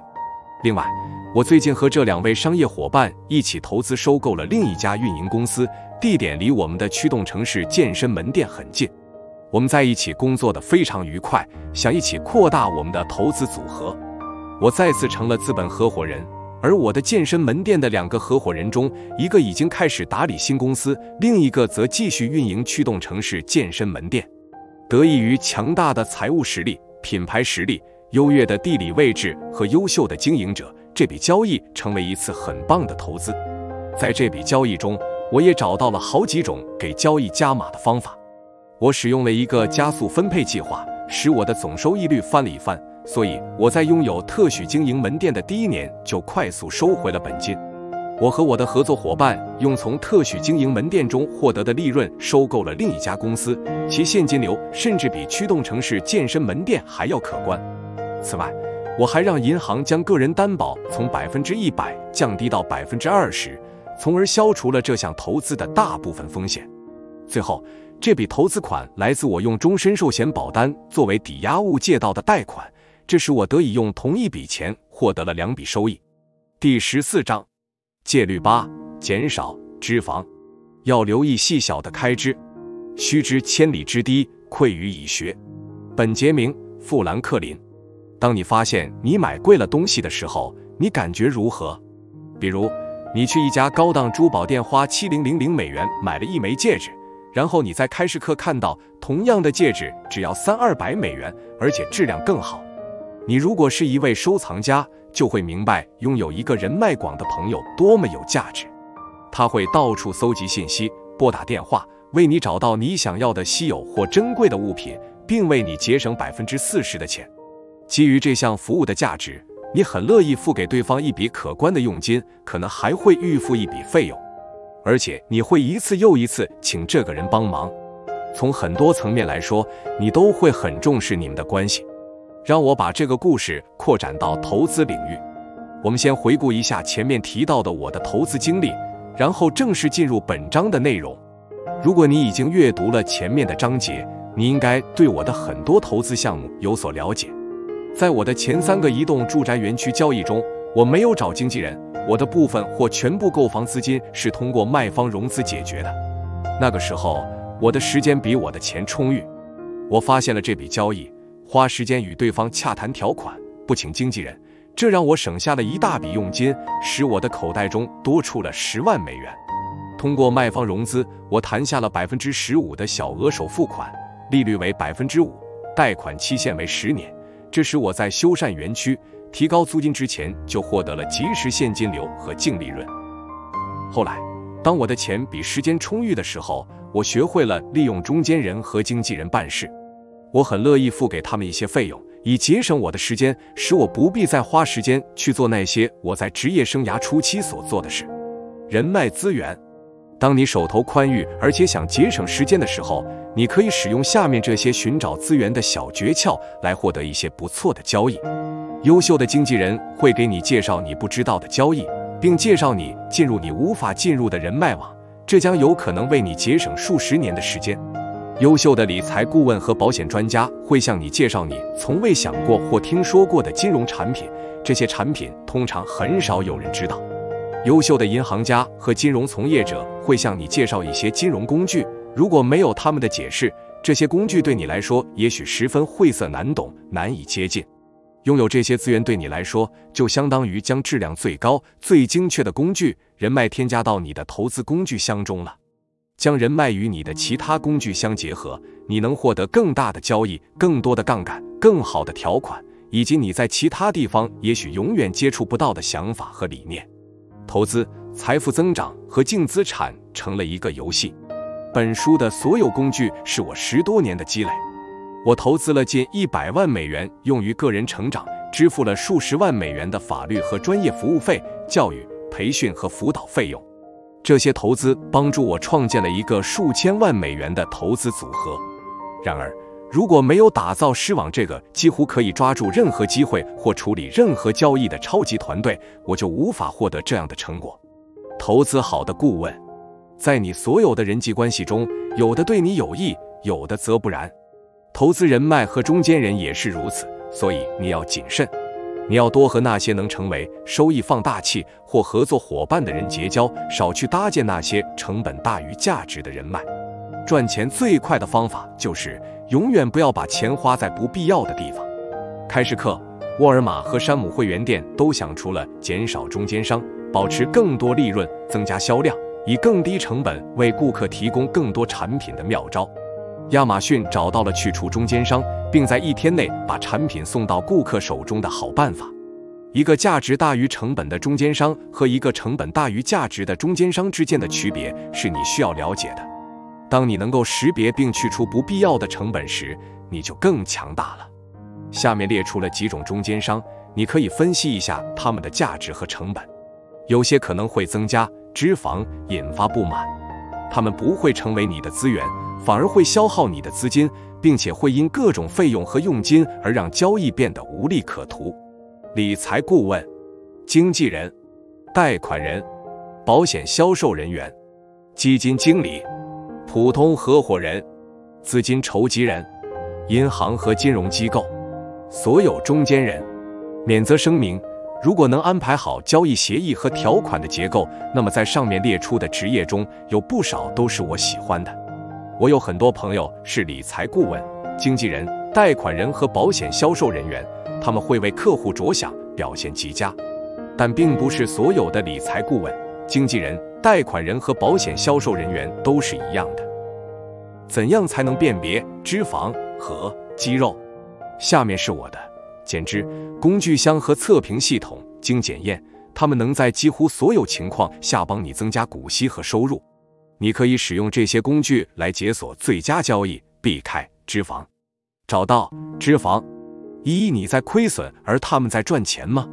雇佣经纪人进行金融投资存在隐性费用，许多共同基金 401k 计划和保单充斥着过多的费用、难懂的术语和会让你承担额外责任的免责条款。你必须了解这些专业人士是如何获得报酬的。不透明的交易永远不会对你有利。二，牵涉他们的自身利益吗？寻找那些愿意按照绩效收取佣金而不是收取固定提成的合作伙伴。有一个例外是，当你与受托人拥有数十年经验的专业人士合作时，他们只收取服务费用，并且把他们收到的任何佣金或额外费用完全透明化。在金融服务业中，绝大多数的金融服务代表、代理人和经纪人都不是受托人。他们不需要做出最有利于客户的决定，甚至通常会做出对他们自己最有利的决定。在法律层面上，他们要做的就是为你提供适当的产品。这种极低的标准不是你托付财务前景的标准。只有一小部分服务提供者是真正的受托人，这种情况令人失望。三，他们是否言行一致？你会信任超重的营养师或私人教练吗？同样的道理也适用于选择理财顾问。他们向你销售的是他们自己也在投资的产品吗？是不是因为这个产品有额外的佣金，所以他们才会推荐给你？他们自己做投资吗？他们有什么经历？他们的净资产有多少？寻找前后一致、品格优秀的人，只有这样，你才可以放心地把钱交给他。4. 你可以在哪些地方节省时间和金钱？现在对你来说，哪一点更重要、更有价值？是你的钱还是你的时间？你的答案也许会变，这取决于你处于人生的哪个阶段，并且这将决定你如何减脂，以及可以在什么地方减脂。我来和你们分享一个投资噩梦。在华尔街，经纪人和理财顾问学会了使用平均收益率这个术语。想象一下，如果有人告诉你下面这些信息：第一年，你将亏损 50%； 第二年，你将盈利 50%； 第三年，你将亏损 50%； 第四年，你将盈利 50%。 你认为平均收益率是多少？大多数人看一眼就会说，你的平均收益率是 0%。 让我们带入一些真实的数字，我们不妨称它们为华尔街数字。假设你投资了10万美元，第一年你亏损 50%， 也就是说你的账户还有5万美元。第二年你盈利 50%， 你有 7.5 万美元，因为你只赚到35万美元的一半。第三年你亏损 50%， 你的账户余额为 3.75 万美元。第四年你盈利 50%， 你的账户余额为56,250美元，收益率为 43.75%。 而这个数字还没算上各类费用和佣金。现实是，你的账户余额会比56,250美元更少，因为你还要支付经纪费用、隐性费用，而且在这个过程中，你还可能遇上其他猫腻。对你来说，这是一笔糟糕的交易，而你的理财顾问却无论如何都会从中得到报酬。有时，经纪人能为我节省时间、金钱和精力。在这种情况下，我很乐意付给他们费用或佣金。但是，如果没有达到这样的效果，他们就没有资格得到这笔钱。如果他们为我创造了价值，我会很乐意奖励他们。然而，如果他们为我做的事，我自己也能做好，我为什么还要付出额外的费用？对我来说，雇佣别人做我自己可以做得更好或更快的事情是没有意义的。相反，如果他们比我更专业，或者雇佣他们能让我做自己擅长且更重要的事，那么我乐意为他们的服务付费。还记得我是怎么评价受托人的吗？这就是你想要寻求的关系。与拥有一定经验、懂得如何提问的人合作，你将获得或省下一笔财富。风险共担。这里有一个风险共担的例子。关于这个例子，我在上一章介绍了很多细节。正如我之前提到的，我之所以投资驱动城市健身，是因为我培训过的2位客户为我带来了这笔交易。他们没有足够的资金，我有，而我没有运营门店的时间，他们有。他们乐意为这项合作提供人力资产。为了做到风险共担，他们把当时所有的积蓄 1.5 万美元投了进去。和我投入的12万美元相比，这只是一个很小的数目，但这笔钱代表了他们的全部财富，这是他们摆脱激烈竞争，成为企业家的唯一机会。在这种情况下，我拥有长期股权，而如果公司成功，我的合伙人就能享受既得利益。在我看来，他们投入了自己的时间和资源，因此他们在运营过程中遵守的职业道德为成功提供了保障。此外，我还会利用我那由顾问和专业人士组成的人脉网，从中吸取经验用于公司运营，而我的合伙人没有资金、时间或专业背景来建立这些关系。这是一种共赢。多余的脂肪。这里有一个关于减脂的例子。在第11章戒律5立即创造现金流中，我分享过自己投资前3个移动住宅园区的故事。我的前2个园区获得了巨大的成功，而第3个园区更是使我的被动收入超过了我的劳动收入。前2个园区是通过卖方融资购买的，但第3个园区的情况很特殊，那是一笔隐性交易，因为那是一笔场外交易，买家主动打电话联系房产所有者，询问他是否愿意出售这个园区。双方签订了合约，避免了不必要的脂肪付给房地产经纪人或其他中间人的钱。我有一个由商界人士、专家和各行各业的朋友组成的强大的人脉网。在这笔交易中，买入园区的人是我的一个好朋友。后来他不想购买这个园区了，所以问我是否想要。我喜欢那处房产，决定从他那里买下这份转让合同，因此我不需要付钱给其他人就拿到了合同。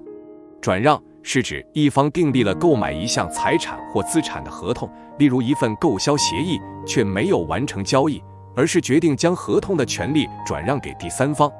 简单的说，买方有权履行合同，完成交易，也有权将合同转让给他人。合同一旦被转让，受让人就要履行所有合同条款。在这种情况下，卖方对房产最终由谁购买没有发言权，因为卖方受原始合同的约束，合同上有允许转让的条款。我签订的所有合同都是允许转让的。我请几位专业人士评估了这笔交易，结果他们都觉得很不错。而且我的朋友已经对这笔交易做过大量的尽职调查，所以留给我的工作并不多。于是我继续向前推进，花了2万美元从我朋友那里买下了转让协议。我很乐意付一笔中间人酬谢给这位朋友，以答谢他为寻找和评估这个园区所做的工作，以及他为这笔交易增加的人力价值。我很乐意以这种方式激励让我不必事事亲力亲为就可以达成优质交易的人。事实上，他们为我赢得了时间。此外，如果我聘请的是其他经纪人，那么我付给对方的佣金至少是付给这位朋友的2倍。对我和我的朋友来说，这笔交易是一种共赢。关于这笔交易，我还有几点想说明。我的朋友在购入这个园区时谈的条件也很不错，但正如你从前面的章节中了解的，我有很多策略，使用这些策略能让我获得比大多数情况下更划算的交易。因此，我与园区所有者重新谈判了附加条款，把价格降低了10万多美元。我还让对方同意出售与园区相关的所有个人物品，包括活动房屋、牵引车和放满工具的大工棚，再加上5万美元的优惠。所以，总而言之，我把总售价降低了15万多美元，而这笔交易原本就已经很划算了。有一个很大的误区，投资的方式只有一种，即你需要找一个基金经理进军股票市场。我不是说这样做很糟糕，但这不是你唯一能做的事情。持有一些股票也许是好事，但是我不会把所有鸡蛋都放在同一个篮子里。我喜欢分散投资，我也喜欢对我的大部分投资有更多控制力和影响力。我想尽我所能避免雇佣中间人，这样我和我的家人就能获得利润，或者和我的合伙人分享利润。还有一种情况是，中间人的表现不错，那么我会让他们获得一些他们通常赚不到的利润。如果有人通过直接为交易增加价值来赚钱，那么我很乐意为此付费。我与许多优秀的经纪人合作过，我很乐意支付他们这些费用。但是在能避开金融机构而选择卖方融资时，我每次都会这样选择。如果能以一种无需付给基金经理佣金，不管我是否赚钱，他们都在赚钱的方式投资，我也一定会这样选择。从知识中获利，简直的秘诀是知道该问什么问题，什么时候提问。你可以通过几十年积累的犯错经验学到这些，也可以通过投资一位商业教练来学到这些。它可以为你节省宝贵的时间和数十万甚至数百万美元。师徒制是完美的捷径。你会在某个时候犯错、亏损，请积累经验并吸取教训。一般来说，如果了解从请专业人士管理资金到支付管理费用的全过程，你一定会对这些专业人士收取的费用感到惊讶。我还记得，当我把大量投资集中于股市，并让别人管理我的投资的时候，看着我的报表，我感觉像是被人狠狠打了一拳。报表显示我的平均收益率是 7%。 我想，太酷了！基于如此高的平均收益率，我应该赚到了不少钱。但当我深入研究一番后，我发现我实际上是亏损的。我的实际收益率和平均收益率不一样。事实上，我是在平均收益率为正的情况下亏损的。尽管之前5至10年的平均收益率为正，但那段时期某个亏损的年度导致了我的亏损。其他年份的收益率很高，拉高了平均收益率，让我的总体平均收益率看起来不错，但这并不意味着我真的在赚钱。我当时简直大开眼界，觉得自己受骗了。我觉得我被误导了。从他们与我分享的信息来看，我仿佛真的在赚钱。我觉得自己上了大当。那是我第一次了解到，在金融服务业和传统投资领域，大量的错误信息和操纵行为其实是一种常态。在那一刻，我意识到那个世界里的人其实更关心他们自己，而不是我。更糟糕的是，我发现我的理财师在我亏损的时候还在赚钱。这些信息让我难以接受。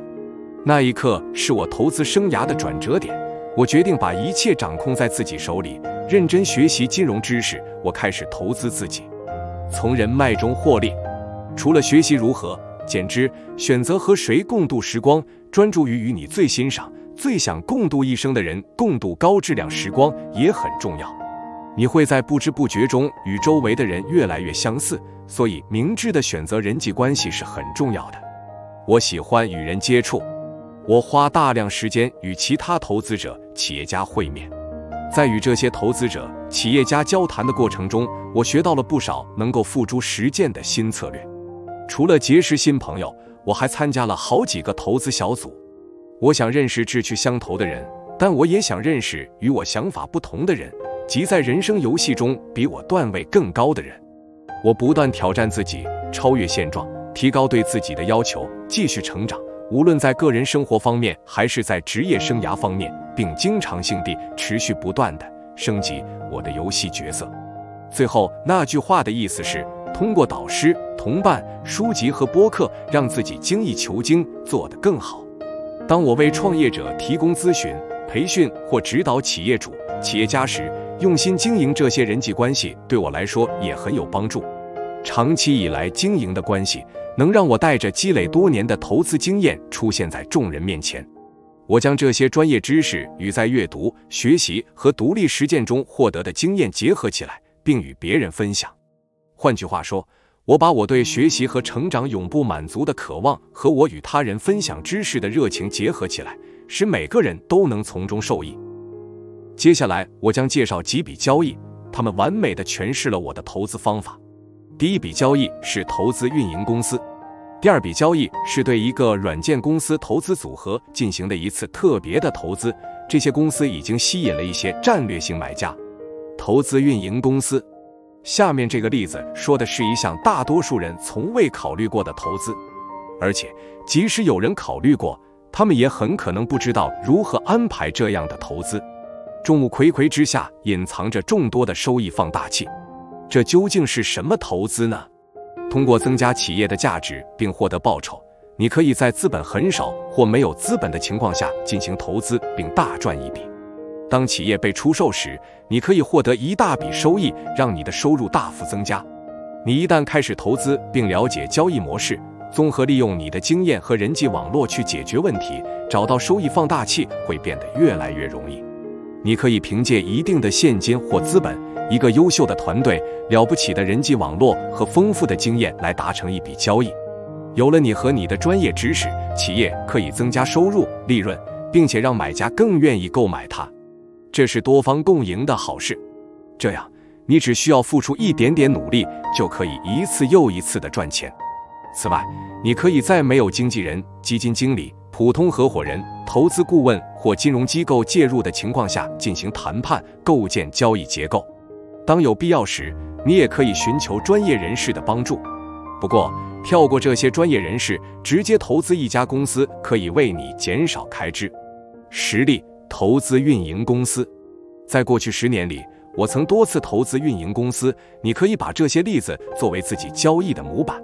这些运营公司有的是我朋友开的，有的是我从未谋面的陌生人开的，他们的所有者是通过别人的介绍知道我的。运营公司是指生产商品或提供服务，有固定的运营体系、收入、费用和团队的企业，包括在创业初期整个团队只有一个人的企业。运营公司和控股公司不同，控股公司只是拥有运营公司的资产。从规模上讲，我所投资的运营公司一般是销售总额为50万至3000万美元的中小型企业，尽管我也投资过一些更大的企业。每项投资都是独一无二的，而且每家公司都有不同的需求，所以不存在完全相同的投资金额或交易结构。有时，企业的所有者只是需要用某种贷款来扩大公司规模，雇佣更多员工。有时，他们想要获得一些建议，如何扩大规模、管理不断壮大的团队、招聘高层管理人员、经营公司、建立招聘和培训流程、构建可实施的运营体系、创新广告和营销手法，以及应对其他挑战。虽然没有一笔交易是相同的，但对每项投资我都有一个可用的标准框架。心态。多年来，我一直在投资运营公司，也曾就如何扩大规模向其中一些公司提供咨询和建议。我经常阅读商业书籍，也经常与其他成功的企业家讨论如何创建标准作业程序 SAP， 扩大企业规模，以及利用独特的结构投资促进企业成长。我总是不断磨砺我的斧头，重塑自我，为与我合作的人提供最大的价值。有时，人们和我一起工作，只是为了进入我的人脉网，而我也很乐意与他们分享。我认为，对大多数企业所有者来说，这都是一件好事。在职业生涯的这个阶段，我最喜欢的交易模式是提供一笔附带额外激励的贷款，并且帮助这些企业所有者与我的专家团队建立联系，这样他们就可以在不需要我付出时间的情况下扩大公司规模。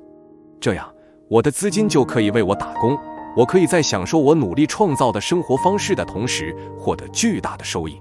我喜欢获得巨大的收益，特别是在它不占用我任何时间的时候。一旦起步，你的人脉和价值就会以指数级增长。结构，这是一个运营公司交易的典型结构，但具体条款因投资项目而异，并不是所有条款都适用于每项投资。2至3年的贷款，利率为 8% 至 15%。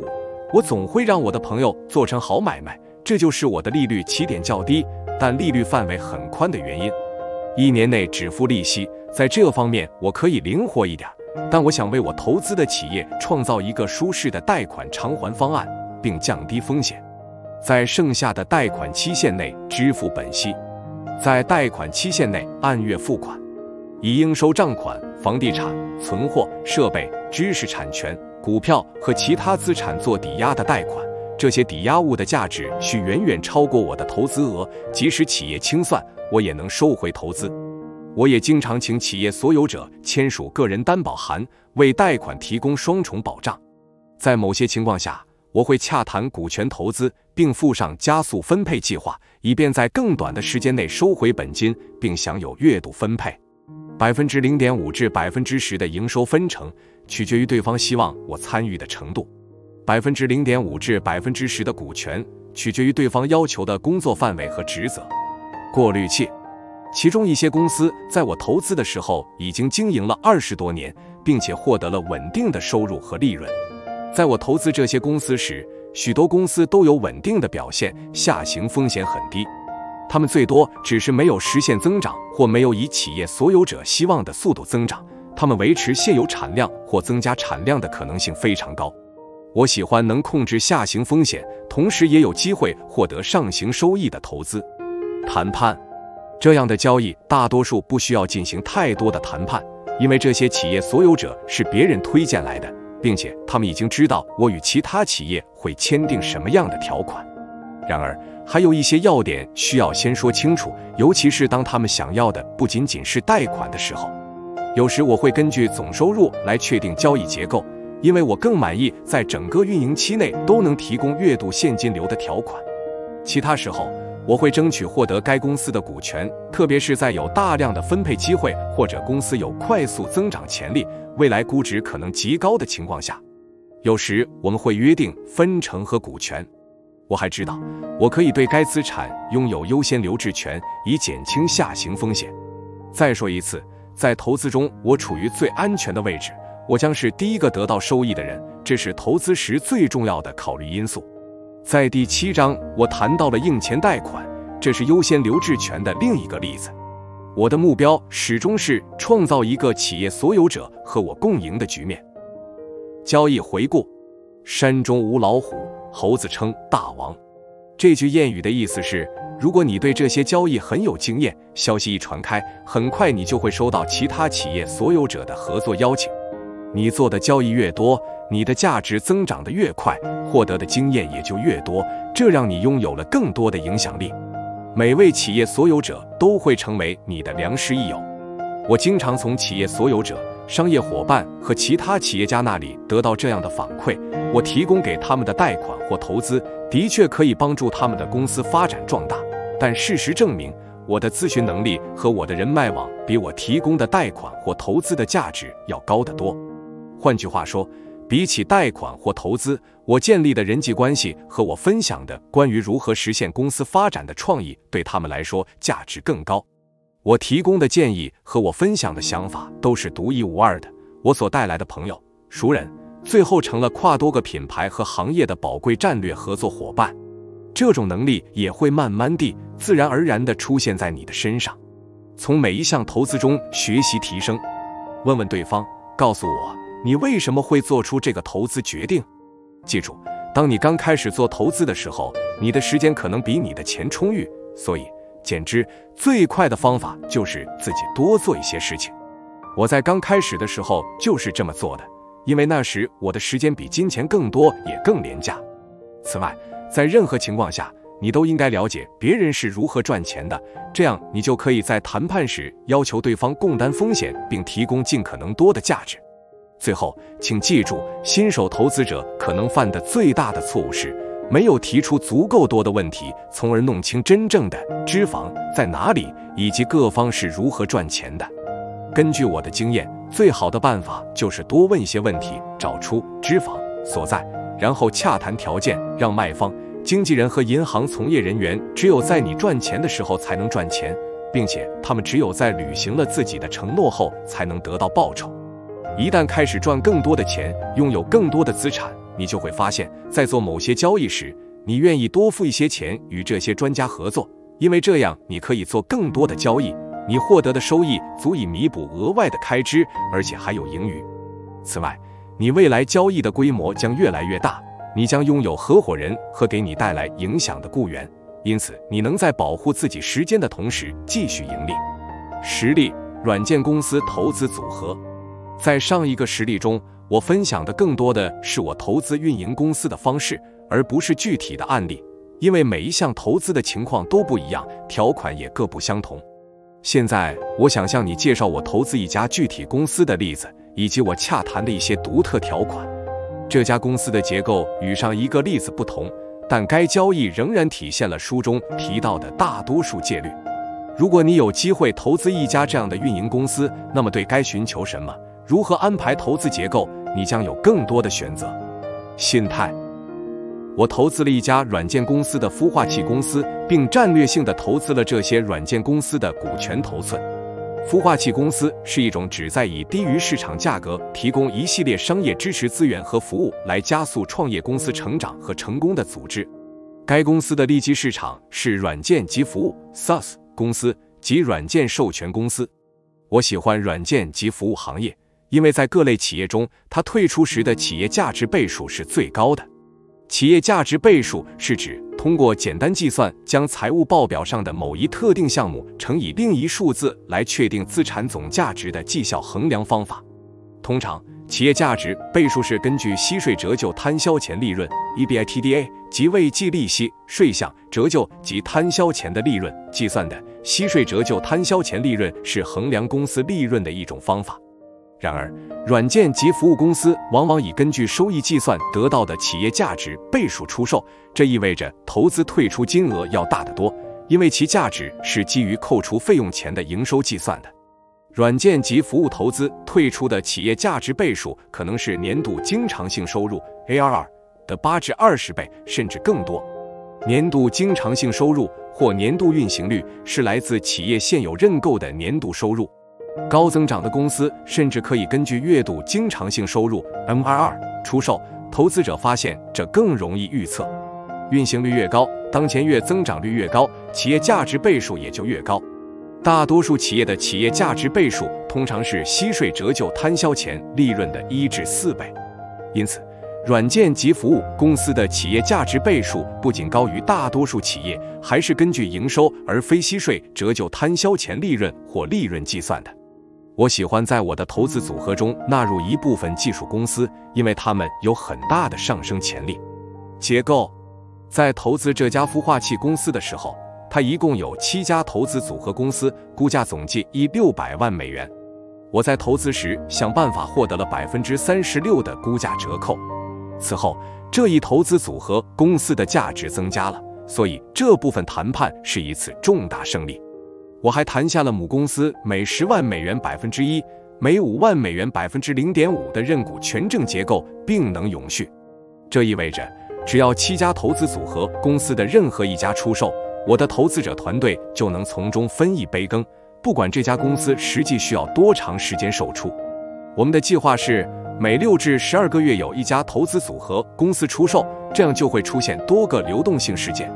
此外，对于母公司收购的所有其他投资组合公司，我谈下了同样的认股权证结构，以便在未来5年里获得每一家新收购公司的所有权权益。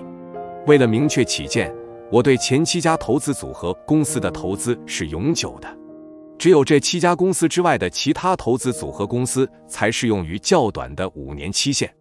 如果在5年期限结束时，我的视网成员没有获得至少2倍于企业价值倍数的投资收益，那么协议中与获得其他投资组合公司的权证相关的部分条款将自动续约1整年，直到获得相当于企业价值2倍的最低收益。到目前为止，我们已经收购了另外3家投资组合公司，并将其纳入我们的投资。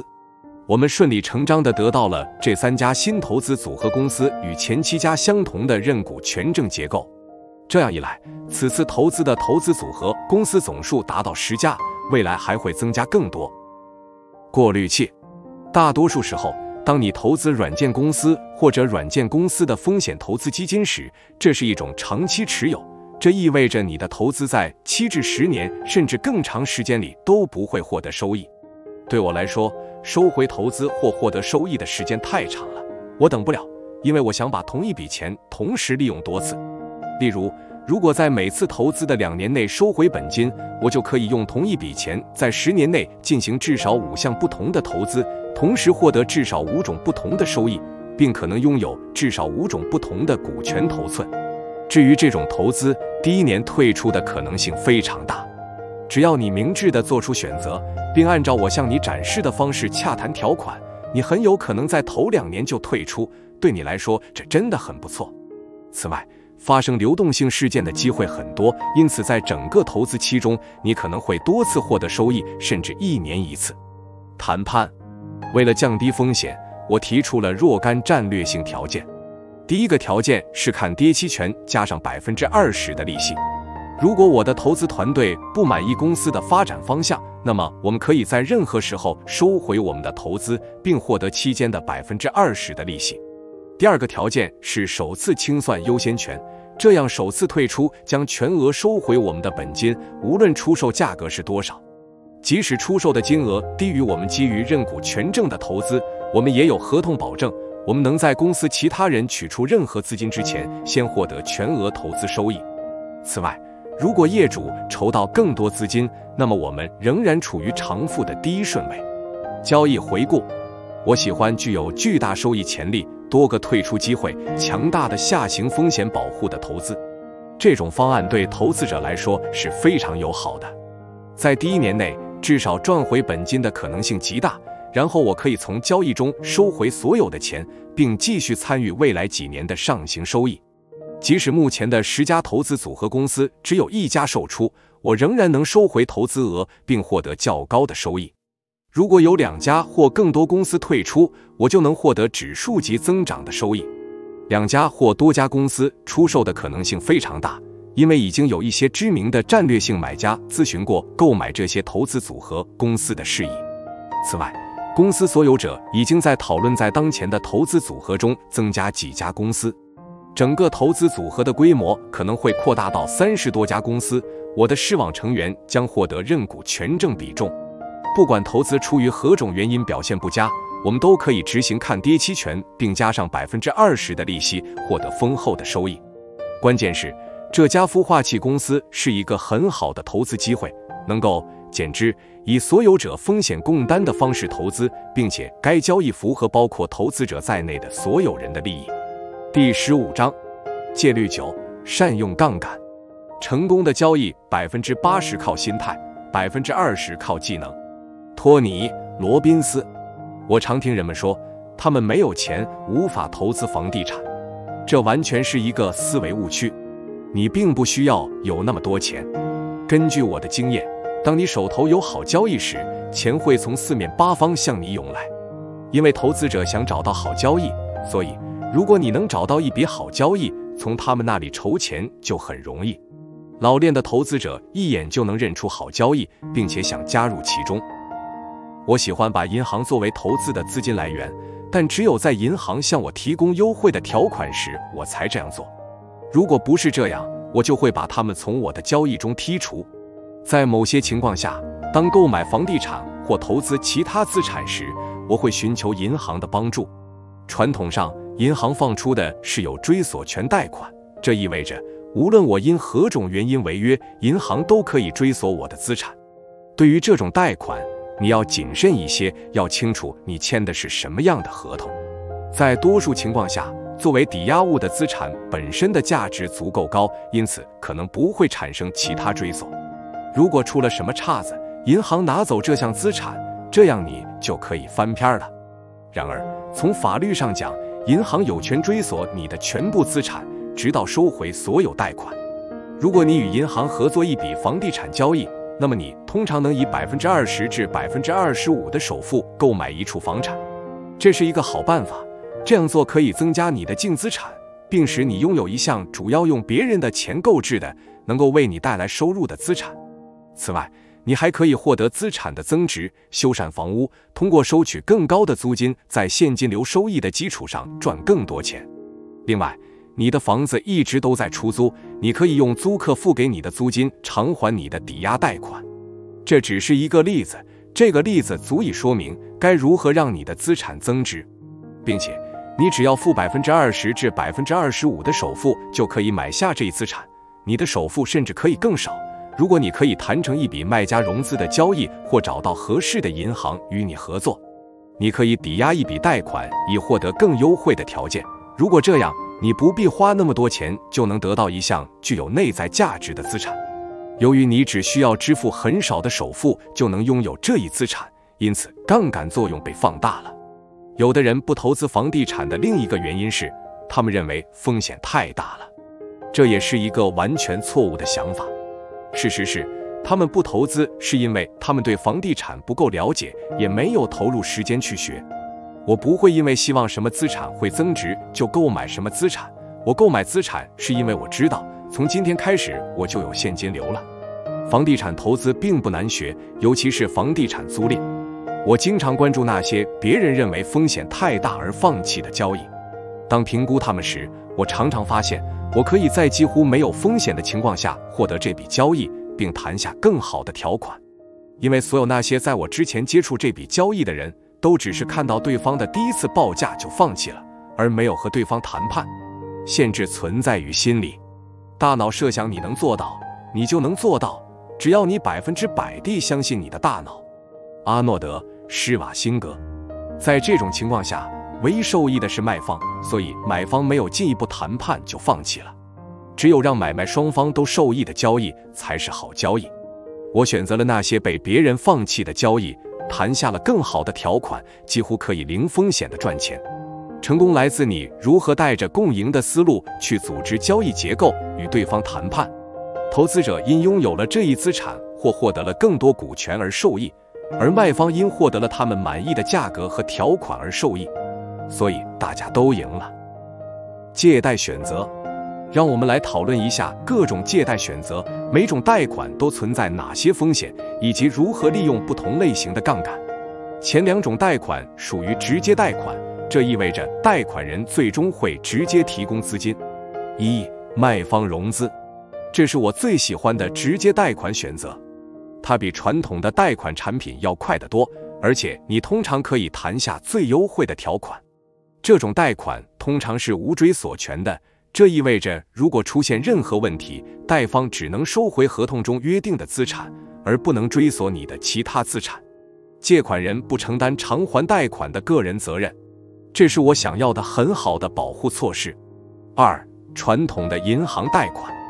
我更喜欢本地的小型银行，因为你和小型银行谈判的余地会大一些。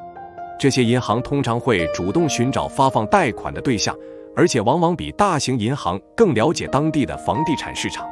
这些贷款大多数是有追索权贷款，这意味着如果你违约了，银行可以追索你的任何资产以获得偿付。美国小企业管理局贷款和传统贷款是你的主要选择。美国小企业管理局的贷款由政府做部分担保，但你需要跨越更多的障碍才能获得贷款，而且可能需要花费更长的时间才能达成交易。我向银行借的大部分贷款都是传统贷款，票据的期限通常为3至10年。接下来的2种贷款属于二级市场借贷选择，这意味着贷款在贷款人和投资者之间进行买卖，它们都属于无追索权贷款。1. 管道贷款，又称商业抵押担保证券贷款。这些贷款通常是由华尔街投资公司创设的，它们最终会被捆绑在一起，在二级市场出售给其他投资者。这些贷款的利率比传统银行的低，而且通常可以提供更长的票据期限。这些贷款的期限多为10年，通常可以转让。所以，如果你出售资产，其他人就可以接手你当前的贷款，免除你的还款义务。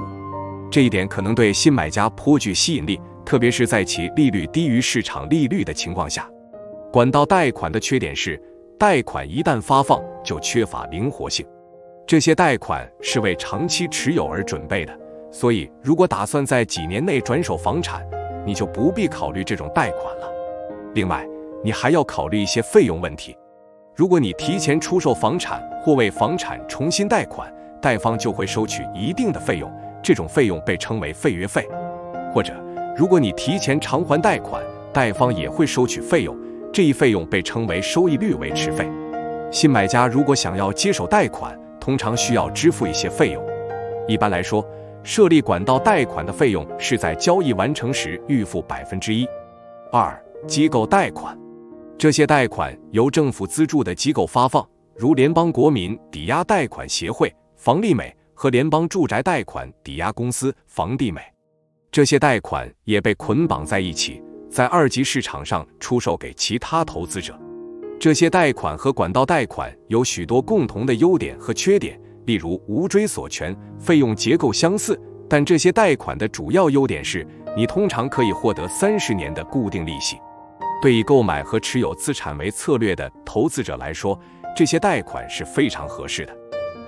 如何让贷款为你所用？另一个成功的生活方式投资策略是购置资产并永远持有，永不出售。你如果需要现金，就可以以这些资产为抵押物进行贷款。房地产、股票、终身寿险以及其他资产都可以作为抵押物。多年来，我一直在使用这一策略。最近，我收听了微策略 MicroStrategy 联合创始人迈克尔·瑟勒的播客节目，他谈到了一个类似的策略。大多数人都不知道，他们的股票可以作为抵押物。假设你拥有100万美元的亚马逊股票，现在你可以去一家当地银行，以伦敦同业拆借利率 LIBOR 加上50个基点 0.5% 的总利率 0.65%， 获得一笔80万美元的贷款。伦敦同业拆借利率是全球银行相互拆借的基准利率。获得这些贷款不需要处理税务问题，因为他们不需要纳税。让我们再看看这个例子。假设你有100万美元的股票，而你需要10万美元来支付生活费用。倘若你出售10万美元的股票，那么根据你的收益情况，你将被收取25%至50%的税。这样的话，你税后可能只剩下5万美元。实际上，你只有卖出20万美元的股票，才能得到10万美元左右的生活费。那么你只剩下80万美元的股票了。如果连续5年每年卖出20万美元的股票，那么你最终会把所有的股票都卖光，不包括股票收益。到了第6年，你已经没有钱了，你需要寻找其他办法来获得10万美元以维持生活。我有一个更好的方法。现在你可以把100万美元的股票当作抵押物进行贷款，并支付低至1%甚至更低的利息。假设你需要10万美元的生活费，你以股票作为抵押物借了10.1万美元，10万美元加上1000美元利息。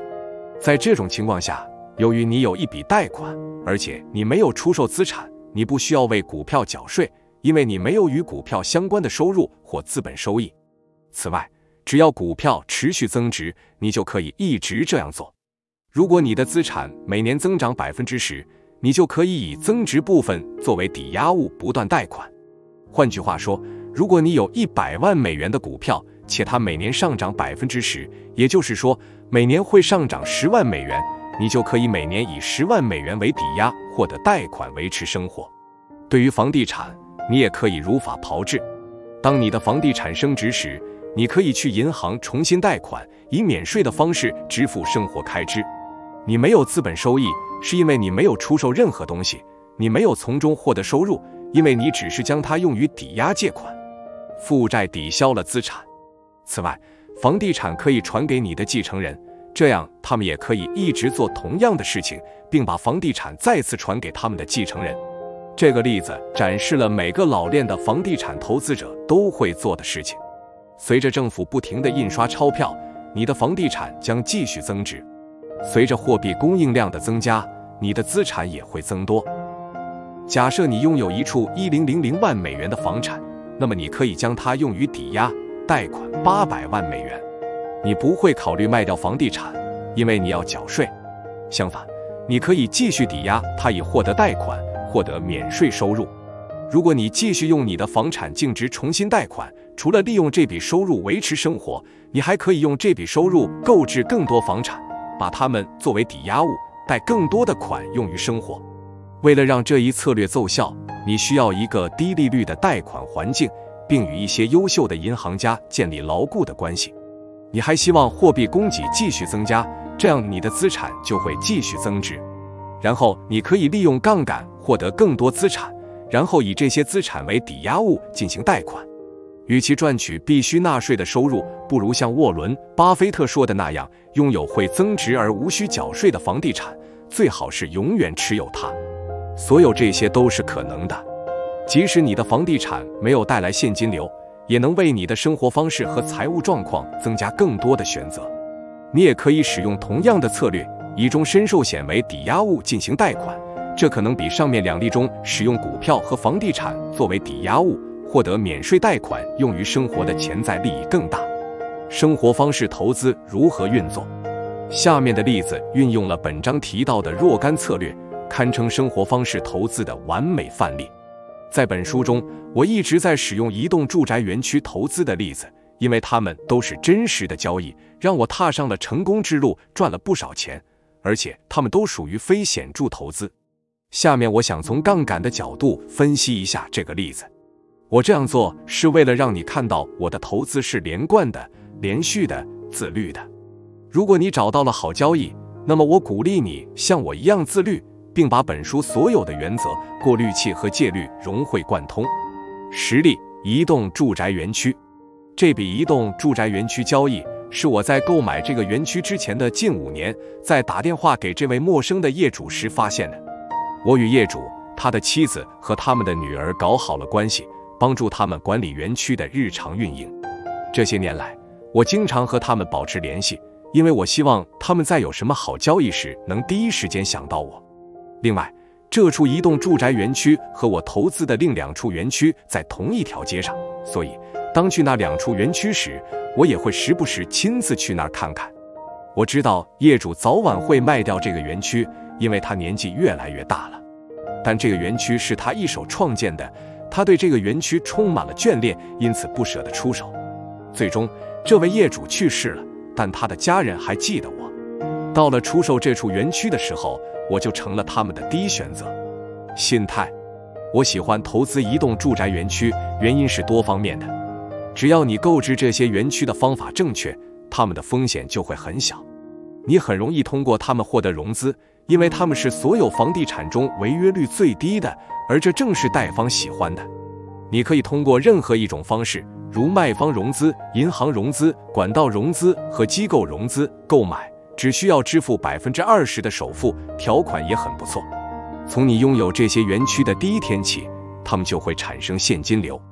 园区的修缮也很容易进行，而这会立即让园区增值，从而为你带来更多的现金流。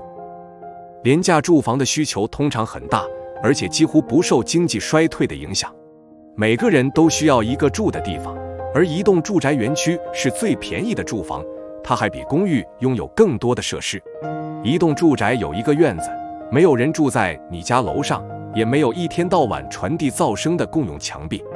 租客只需要支付场地租金，在美国平均每月只有$280就可以实现他们居者有其屋的美国梦，没有比这更便宜的房子了。而你能享受大量的税收优惠，因为你拥有房地产。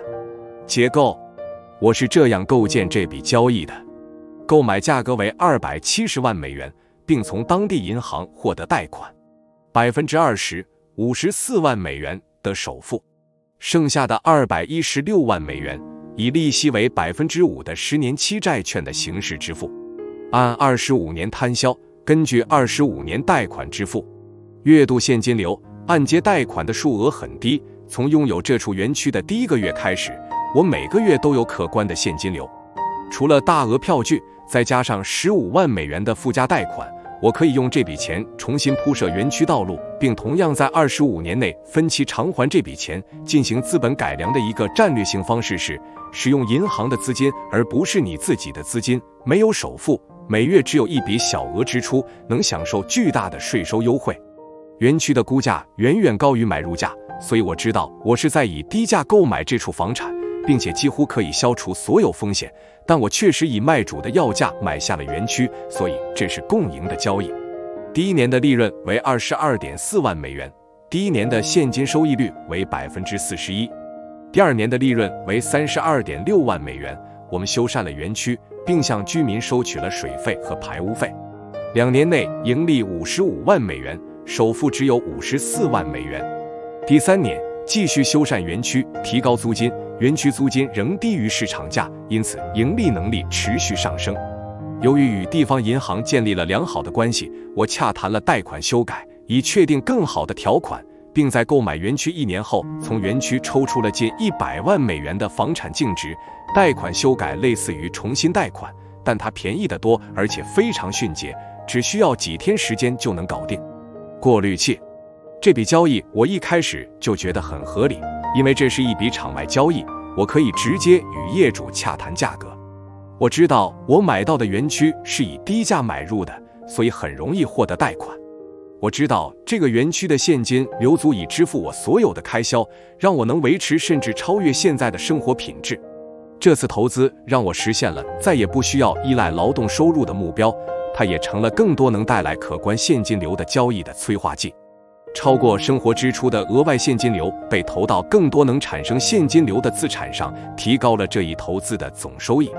谈判，想要达成这么棒的交易，我必须洽谈很多要点。当我进入谈判的最后阶段并敲定买卖合约时，卖家决定通过经纪人来出售园区。原本只有卖家和我谈这笔交易，有了经纪人之后，情况就变得复杂了。经纪人想要将价格提高$30万，所以我与他的第1轮谈判就是让这个价格回到原来的价格。然后为了得到优惠条款，我又与银行进行了多次谈判。每当决定贷款时，我都会向至少3家不同的银行咨询贷款合同的具体内容，这样我就可以让各家银行互相竞争，并从各家银行获得更有利的条件。我发现，当贷方知道有好几家银行在竞争我那笔生意时，他们就会在合同条款方面互相竞争，因为他们不想错过给我提供贷款的机会。在交易达成后，我会通过谈判获得额外的贷款，用来修缮园区，然后通过贷款修改获得更有利的条款。贷款条件本来已经相当不错了，但我设法从交易中抽出了近100万美元的房产净值，然后我就可以转身把资金投到更多能产生现金流的资产上。交易回顾，这也是一个关于杠杆和虚幻收入的范例。正如我在第12章叙述的那样，我利用100万美元，这笔钱在我购买园区时还不存在，获得了现金流。仅仅是来自这笔虚幻收入的现金流，就让我现在每年获利近15万美元。最重要的是，这是一笔非常划算的交易，原因有很多，而且我现在仍然拥有这处房产。获得和使用杠杆最好、最快的方法是借钱或做一笔低首付或根本没有首付、无追索权的卖方融资交易。你这样做实际上等同于在没有风险和成本的情况下将财富转移给你自己。如果能找到一种不用开支票就能改良资产的方法，你就能提高资产净值，同时也能增加现金流。这里有一个例子，你可以找到一项资产，进行低首付或无首付的卖方融资，或者选择我在本章提到的融资手段中的一种。也许你可以找一个愿意为你的房地产进行维修，并且只收取少许费用的服务提供商或合作伙伴，然后你可以找一个愿意只收取少许费用的房地产经理。这是一桩没有风险、不需要现金的交易，你会不断成长和进步。我从来都不想到达目的地，我想继续我的旅程。运用杠杆最棒的一点是，它只是一次谈判，一次锻炼创造力的实践，你顶多遭到对方拒绝。但大多数时候，你可以通过问一些关键问题，或者效仿一个做过类似交易、帮你开辟道路的人来达成交易。找到一个导师或出谋划策者，能让你事半功倍。一个点子能给一笔交易带来10倍于支出的收益。第16章，戒律时，让每1美元的投资都能产生收益。对知识的投资收益最大。本杰明·富兰克林。如果我告诉你，我可以保证你的投资获得5000%的收益率，并且能让你在2个月内就收回初始投资，那么你会怎么做？如果我告诉你，假如不进行这项投资，你一定会投资失败，那么你会怎么做？在战争时期，士兵们被告知要做最坏的打算，那是因为做了最坏的打算之后，最糟糕的一幕永远不会发生。我会在本章的最后告诉你这样的投资是什么。关于知识的种种误解，有些人认为自己不能投资是因为不懂投资，这又是一种误解，因为你可以学习。事实上，你一旦参与了某项投资，很快就会被迫了解它。我发现，所有权是最快的学习方法。一般人都会认为自己如果不是专家，就不能做某些事，这也是一个彻头彻尾的误解。你可以聘请任何领域的专家。我和一群顾问共事，他们在很多方面都比我聪明，这就是我和他们共事的原因，也是我为他们加入我的团队感到高兴的原因。我在与专业人士交谈时，会先让他们明白，我不是请他们来为我打杂的。打杂的工作谁都可以做，我聘用他们是为了让他们教我新的知识，让我明白他们为何做出某些决定，其背后牵扯到哪些枝枝蔓蔓。首先要投资的是你自己，而且我只聘请处于行业顶尖水平的专家。我想了解他们所知道的一切，这样我就可以在未来利用这些知识。这种方法可以使我在与他们一起工作的时候获得最高水平的经验。不仅如此，我还从这些专家那里受到了极佳的教育，获得了未来可以使用的锦囊。在我理解这些诀窍，了解其背后的原因之后，我可以避免以后为同样的错误买单。想象一下，你聘请了一位专家来帮助你，你一定想知道他为什么会做出某些决定，因为你不是在为他的服务付费，而是在为知识付费。这样的心态让我受益匪浅，因为我密切关注我的每一笔交易，还向我的律师、注册会计师和税务规划师提出大量问题，所以以后我能依赖这样的背景和专业知识参与新的交易谈判。另外，由于我可以做大量前期准备工作，因此我需要他们的时间可能更少，这意味着我可以节省不少费用。经验丰富的顾问，我很乐意为一流的法律服务和其他专业服务付费。支付大量服务费用曾经让我倍感苦恼，后来我才明白，靠自己去解决这些问题要付出更多劳动，更多心血。现在我明白，聘用那些最优秀、最聪明的人来帮我，可以让我获得令人难以置信的回报。我把钱用对了地方，这是我花的最开心的钱。我真的认为，如果你能找到一位愿意向你传授知识的专家，那么把任何在你核心能力之外的事情外包给别人都是合理的。知之为知之，不知为不知，是智也。孔子。我的顾问都很聪明，在我几乎一无所知的领域中，他们拥有多年的专业技能。聘用他们为我节省了很多时间，我无需再为各种事务头疼。即使是把那些事当成我的全职工作去做，我也不可能做得和他们一样好。此外，他们的观点可能与我的截然不同，他们的深刻见解是我自己永远都无法想到的。我的顾问还能让我注意到自己的盲点，他们比我更注重细节，不会放过任何小事。除了帮助我的投资获得更高的收益，构建交易结构使其达到预期的效果，他们还帮我避开了糟糕的投资。说到我最希望从我的顾问那里获得的知识和技能，我想到的是，在帮助我获得更高收益，保护我免受损失，帮助我把税收风险降到最低的基础上，如何继续为我的投资增加价值。我的法律顾问聚焦于这些关键领域，给我的投资带来了难以置信的高收益。有时，参与一项交易可以为未来的交易打开大门，因为别人会因此知道你的存在。当下一笔有吸引力的交易出现时，他们会优先考虑你。投资的第一个关键点是建立人脉，维护关系。第二个关键点是确保你能说到做到。你如果表明你要投资某个项目并提供资金，就应该按照你所承诺的时间和方式提供资金。无论走到哪里，你都要给别人留下一个好印象。还有一个关键点，那就是找到合适的顾问。有些人没有意识到，与自己真正喜欢的人一起工作并从中学习是多么重要。我会先和与我共事的所有专业人士面谈，让他们了解自我教育对我来说有多重要。我也会确保我们合得来，而且我真的喜欢和他们一起工作。如果不是这样，我就把他们从我的名单上划掉。我想和专业人士共事，但前提是我喜欢和他们共事。因此，选择专家的过程对我的成功非常关键。获得投资方面的知识也是成功的关键。当发现某个人的做法奏效时，我就会去模仿这个人的做法。我如果多加模仿，多加学习，就很有可能有所创新，使某种方法更加完善。这并不意味着我一定会比别人做得更好，但这的确意味着我至少可以复制其他成功人士的做法。我非常喜欢沉浸式学习，所以我喜欢参加各种训练营、会议和研讨会。多年来，我参加过无数次关于各种投资主题和投资项目的活动。我也喜欢阅读，每周至少读一本书。除了实践，阅读可能是我的最佳学习方式。我也乐意寻求导师的帮助，这让我感到兴奋。我的人生中有很多导师，在大多数情况下，这种关系开始于坦白地请求对方为我提供指导。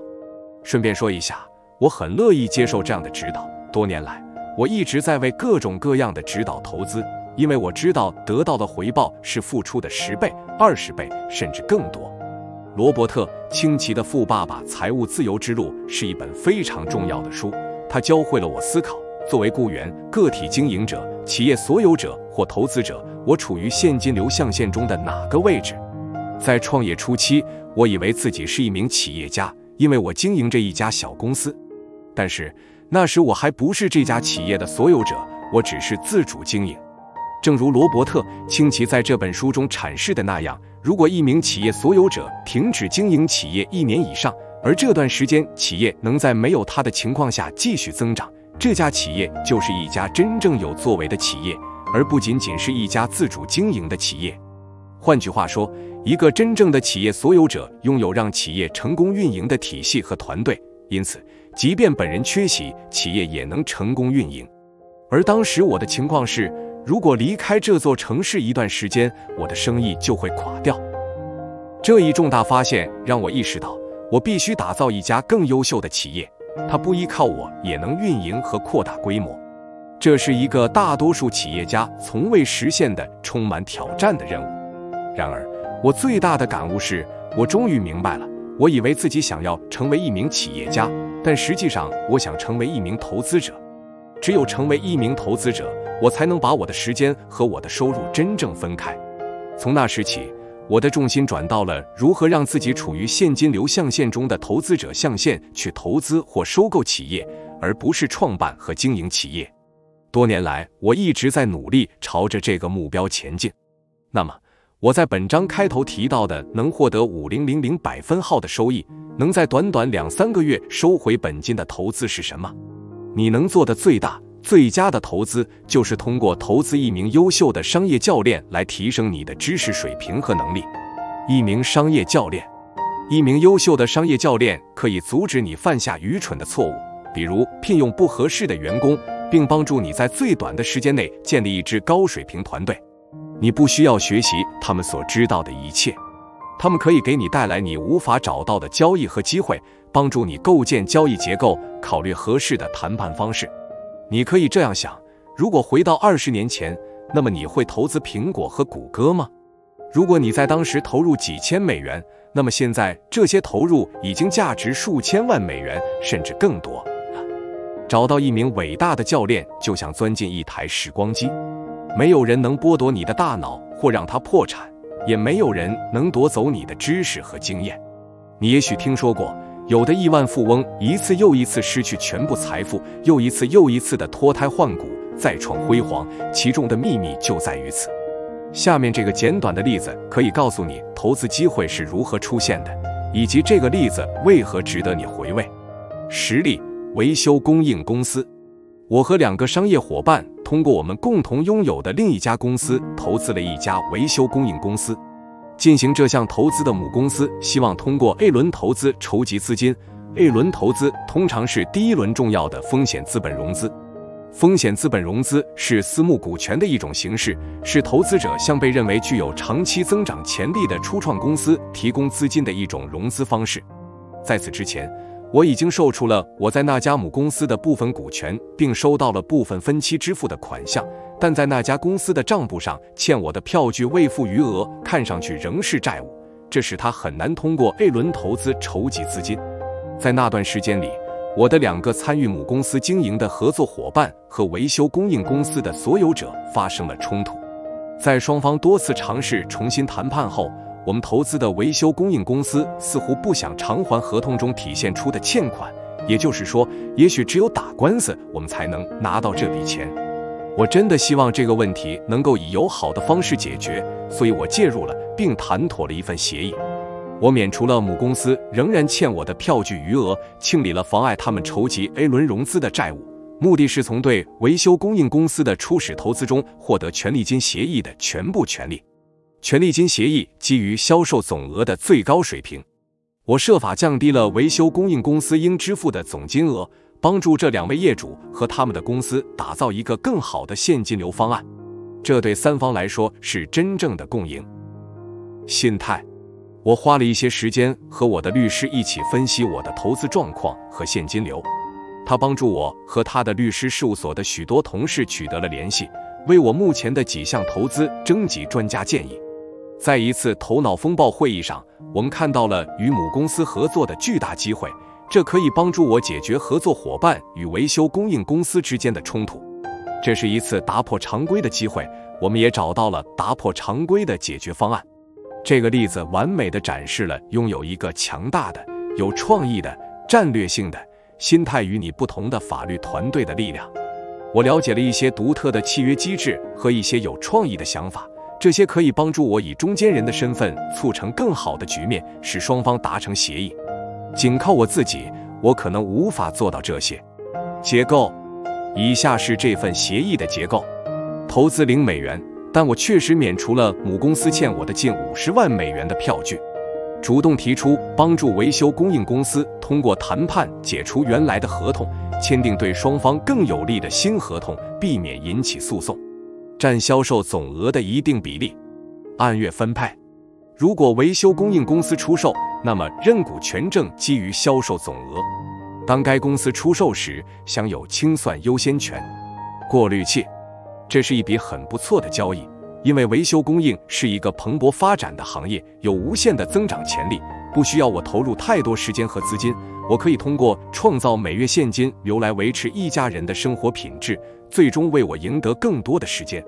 此外，我还帮助维修供应公司摆脱了棘手的法律困境，重新谈判了交易条款，使维修供应公司能够受益。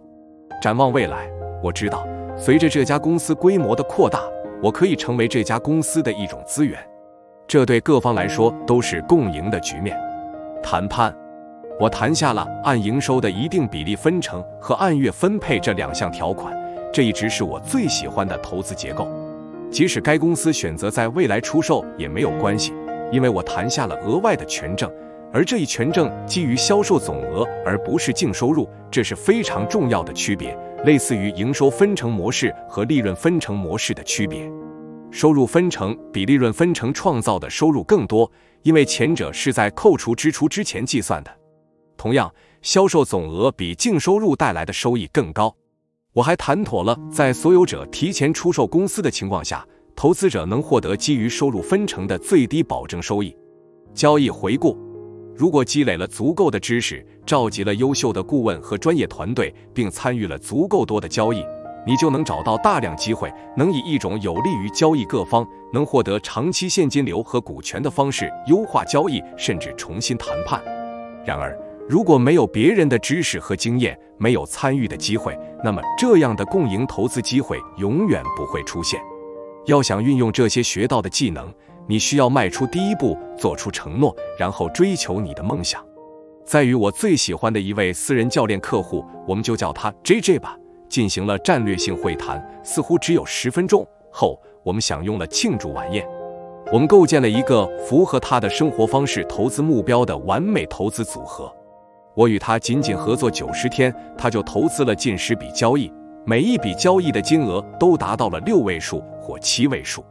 与像 JJ 这样聪明的狮子共事的一大好处是，我从客户身上学到的东西和他们从我身上学到的一样多。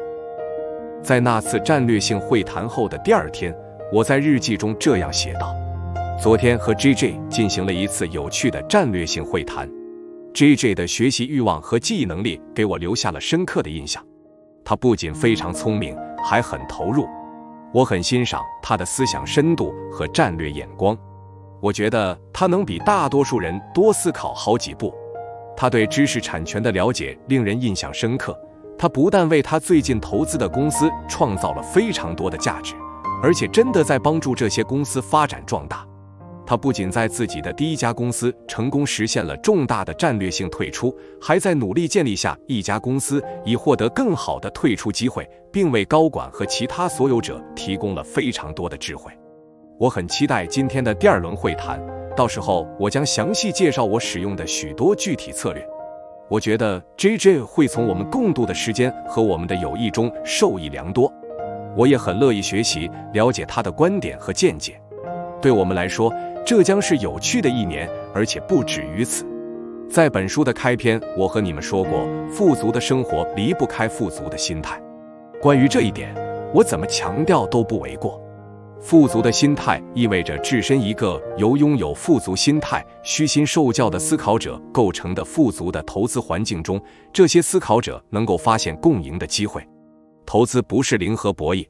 通过分享这些有效的原则和戒律，我真的做到了授人以渔。当知道这一点时，我获得了最大的满足。我能够改变人们的心态，并给他们带来丰厚的经济收益。每1美元的投资都能产生收益，尤其是在你投资个人成长和生活方式投资者心态的时候。第3部分，启程。第17章，成为一名生活方式投资者。成功不是一蹴而就的，而是每天都比以前好一点点，是一个逐渐累积的过程。道恩·强森。现在你已经掌握了生活方式投资的10条戒律，你准备好开始行动了吗？成为一名生活方式投资者意味着创造你梦想的生活，富足的生活，也意味着帮助别人创造这种富足的生活。一旦驾驭了这种生活方式，你就会在你的影响范围内产生涟漪效应，这将改变人们的生活状态，影响成百上千甚至数百万人的人生。并不是每一个阅读这本书的人都会花时间和精力去改变自己的心态。每个人都有一些与金钱相关的心理包袱。我相信，在某种程度上，每个人对金钱的态度都是矛盾的。也许你对金钱的态度是矛盾的，并且意识到了这一点。也许你对金钱的态度是矛盾的，但你对此毫不知情。在你继续阅读本书之前，我给你提出以下建议。先停下阅读，写下你对金钱的看法，写得具体一些。现在回顾一下10条戒律，完成你之前没完成的练习。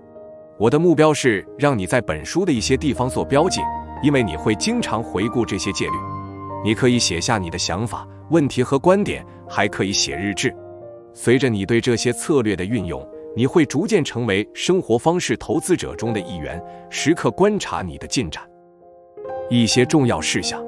你有没有遇到在某些方面比你更聪明，可以帮助你成为一名生活方式投资者的人？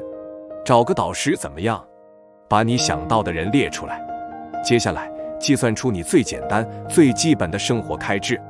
你不妨这样想：假设你受伤了，3个月内不能工作，你需要在银行里存多少钱才能保障全家人的生活？写出具体的数字，把3个月的生活费乘以4。就能得出你的家庭每年生活费的具体数额，把它分成12份，就能得出每个月覆盖基本支出所需现金流的金额。这个数目看起来并不像你想象的那么可怕，对吧？按照你现在的生活方式做一遍这个练习，如果你还没有计算过，这样你就能知道你每个月的生活费是多少了。现在你可以计算出你每个月需要多少现金流才能实现财务自由。这就是你想要的自由。自由方程式。现在回顾一下你的个人自由方程式。为了实现你最想要的那些自由，你需要了解什么？如果想成为一名生活方式投资者，你现在就要采取行动。第一次投资你会投入多少资金？这项投资能给你提供多少月度现金流？你对哪些投资机会感兴趣？根据10条戒律评估一下你的投资组合。你的得分是多少？如果满分为10分，那么你的得分是5分、7分还是10分？找到一项符合所有戒律的交易，和与你有相同价值观、相同目标的生活方式投资者交流，建立你的人脉网。投资教育。哈维·麦凯说过，我们的生活通过2种方式得以改变：我们遇到的人，我们读到的书。这非常符合完美的生活方式投资者狮子的特征。这些狮子有强烈的求知欲，能获得他们需要的教育，也想弄明白如何实现财务自由，让自己变得富有。你如果想赚更多的钱，就和志同道合、思想丰富的人打成一片。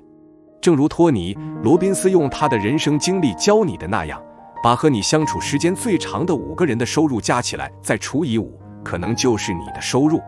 狮子们也会聘请商业教练，参加智囊团，阅读他们推崇的人所写的书，并想方设法开拓人脉，去结识这些人。记住基本原则。以下是对积累财富的基本原则的简要回顾。1. 和其他事物一样，积累财富也是一种技能组合。创造财富的方式有很多，要想把它们都利用起来是不可能的。你只有接受足够的教育，拥有足够的技能，才能在机会出现时抓住它，或者发现大多数人看不见的机会。即使你拿走了我所有的财富，我也可以在很短的时间内重新积累起来，因为我知道该怎么做。这是我技能组合的一部分，我相信其他人也可以拥有这样的技能组合。一旦把资金投入交易，你就想学习了。2. 说到积累财富，更重要的是连续一致的行为和运用科学的体系，而不是依赖一次性的投资退出。一次就获得一大笔收益的好事，我从来没有遇到过。相反，我一直不断获得小额收益，随着时间的推移，使其积少成多。当投资时，你能理解这种连续一致性是一件好事，这样你就不会试图在每次投资中都击出本垒打。1垒打和2垒打越多越好，3垒打当然很棒，但没有必要那么多。3. 首先投资你自己。当首先投资你的思想、身体和大脑时，你就创造了更多的机会。如果没有这样做，你就不会有这些机会。一个失去了健康的富人会花光所有的钱，以求重新获得健康。心态，一名生活方式投资者狮子的心态是这样的：乐于学习，渴望更好的生活，有成长意识，是给予者而不是索取者，愿意投资自己和他人，虚心受教，乐于接受建设性的批评，是一名行动者。结构，一名生活方式投资者狮子会这样做：安排好生活，让自己有时间去做自己正在学习的事情，调整时间安排，从而创造利润，学习投资知识并使自己成长，离开舒适区，和志同道合的聪明的投资者打成一片。过滤器，一名生活方式投资者狮子符合以下标准：愿意先投资自己，愿意投入真金白银，愿意效仿其他成功的投资者，根据自己受到的财务教育做出财务决策，看到好的投资项目立即下手。谈判，一名生活方式投资者会采取这些行动：在每一次机会中寻求共赢，利用一切机会回报社会，做出有意义的贡献，利用一切机会以生产者而非消费者的身份服务他人，以成长心态的伙伴关系对待每一个机会，争取将每一个机会的收益放大10倍。现在就开始，在任何年龄或任何人生阶段，你都可以成为一名生活方式投资者。最近，我的一个客户告诉我，他13岁的孙女想创业。当听到孙女这样说的时候，他意识到他可以教她成为一名生活方式投资者，他自己也正在成为一名这样的投资者。于是他这样做了，他的孙女用自己的积蓄进行投资，并按照他的指示去做，向他借了一笔必须偿还的小额贷款。如今他的孙女每个月都能从投资中赚125美元，对一个13岁的孩子来说，这算是一大笔钱了。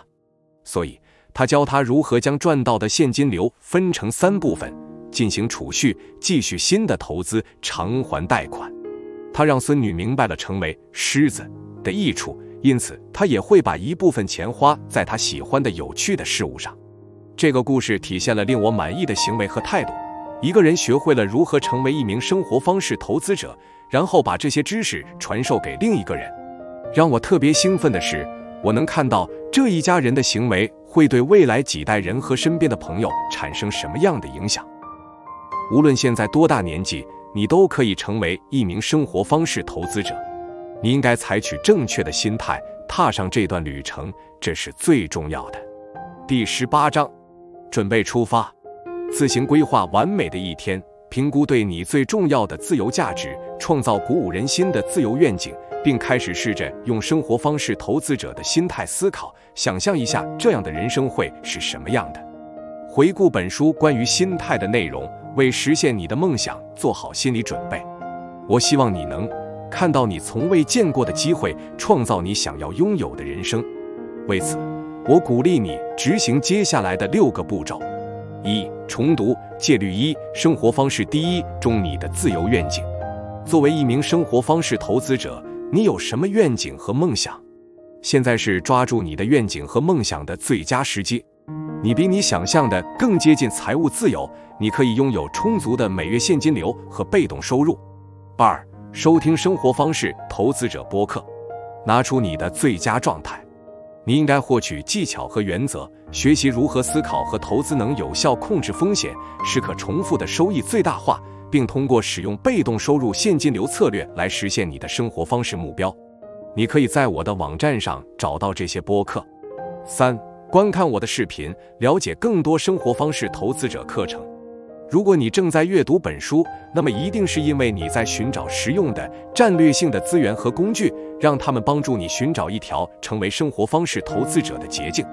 你可以在我的播客中找到一些视频，在那里，你将有机会强化一些重要理念，并学习我最新的投资经验。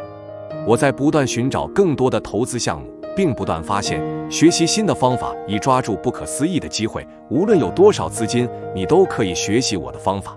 4、参加生活方式投资者在线课程。你是否受够了用时间换金钱的生活？今天你就有机会做出改变了。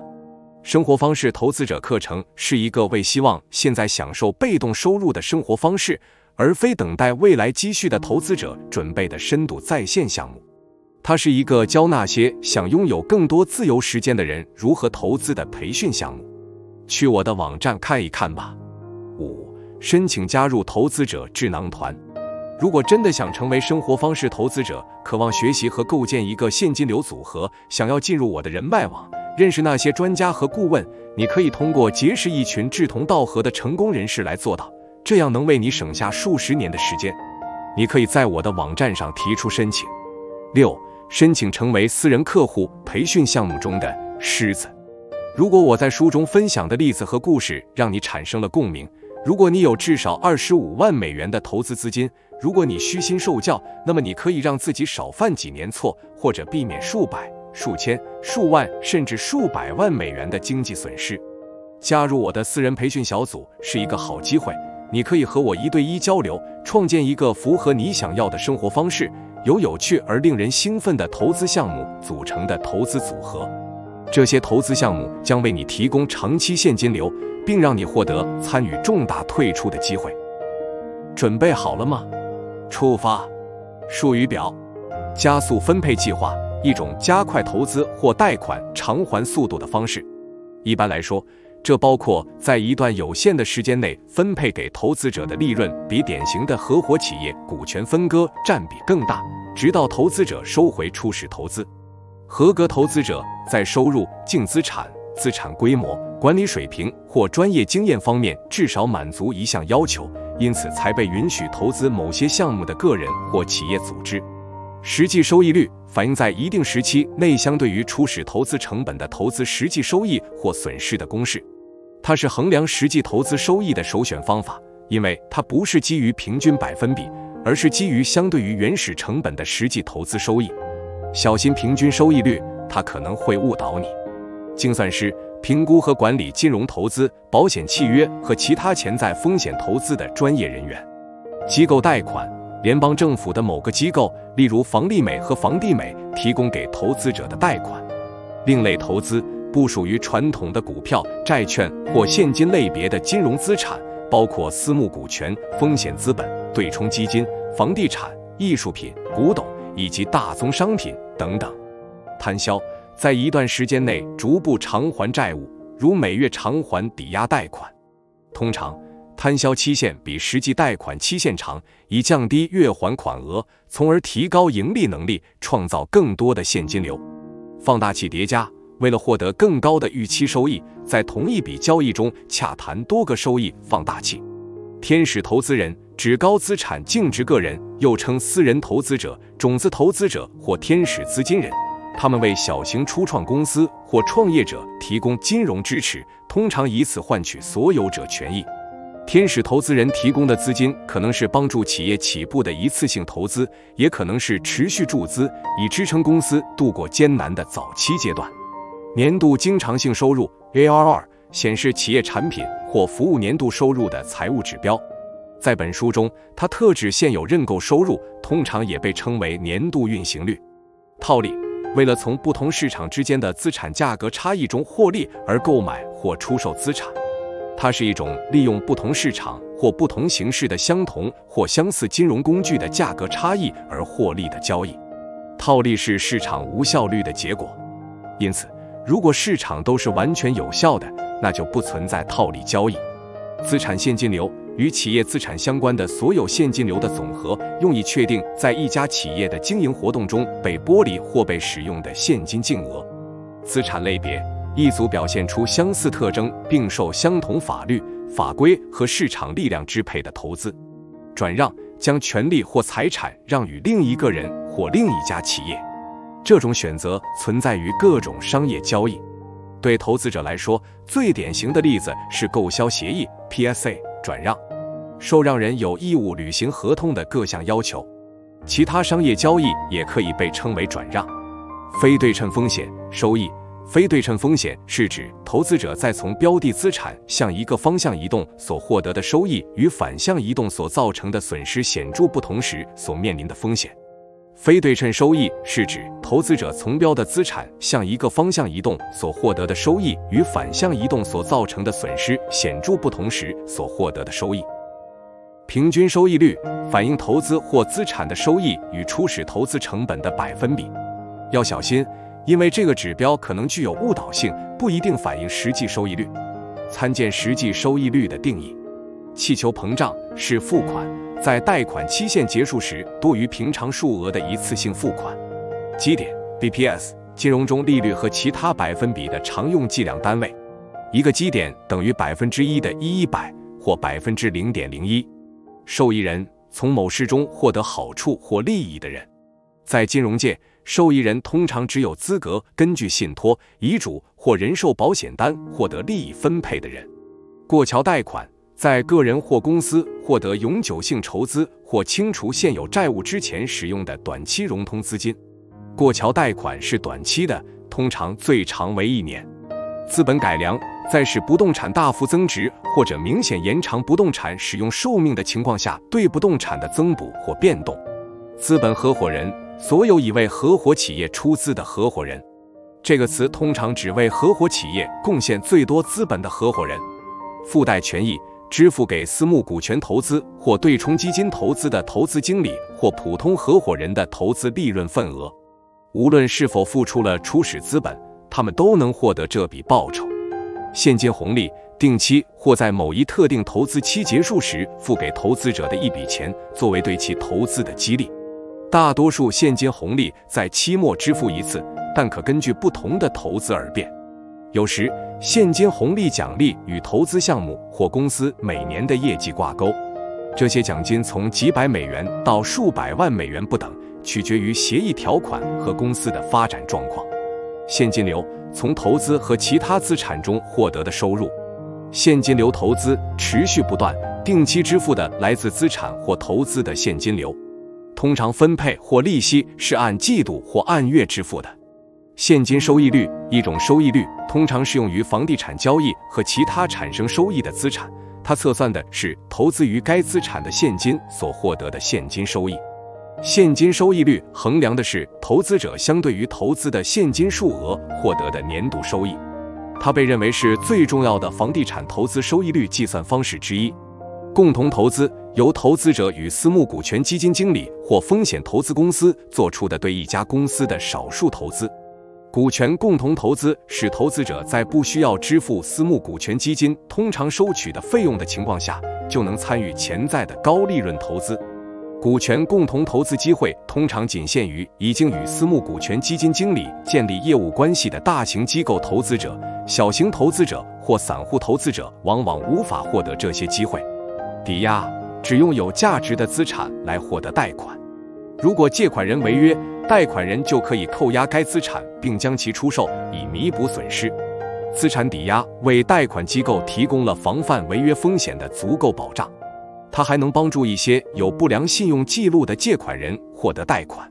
抵押贷款的利率通常比无担保贷款的利率低得多。收藏品，只由于稀有或流行而价值远高于其最初售价的物品。一件特定收藏品的价格通常取决于相同物品的数量以及它的整体状况。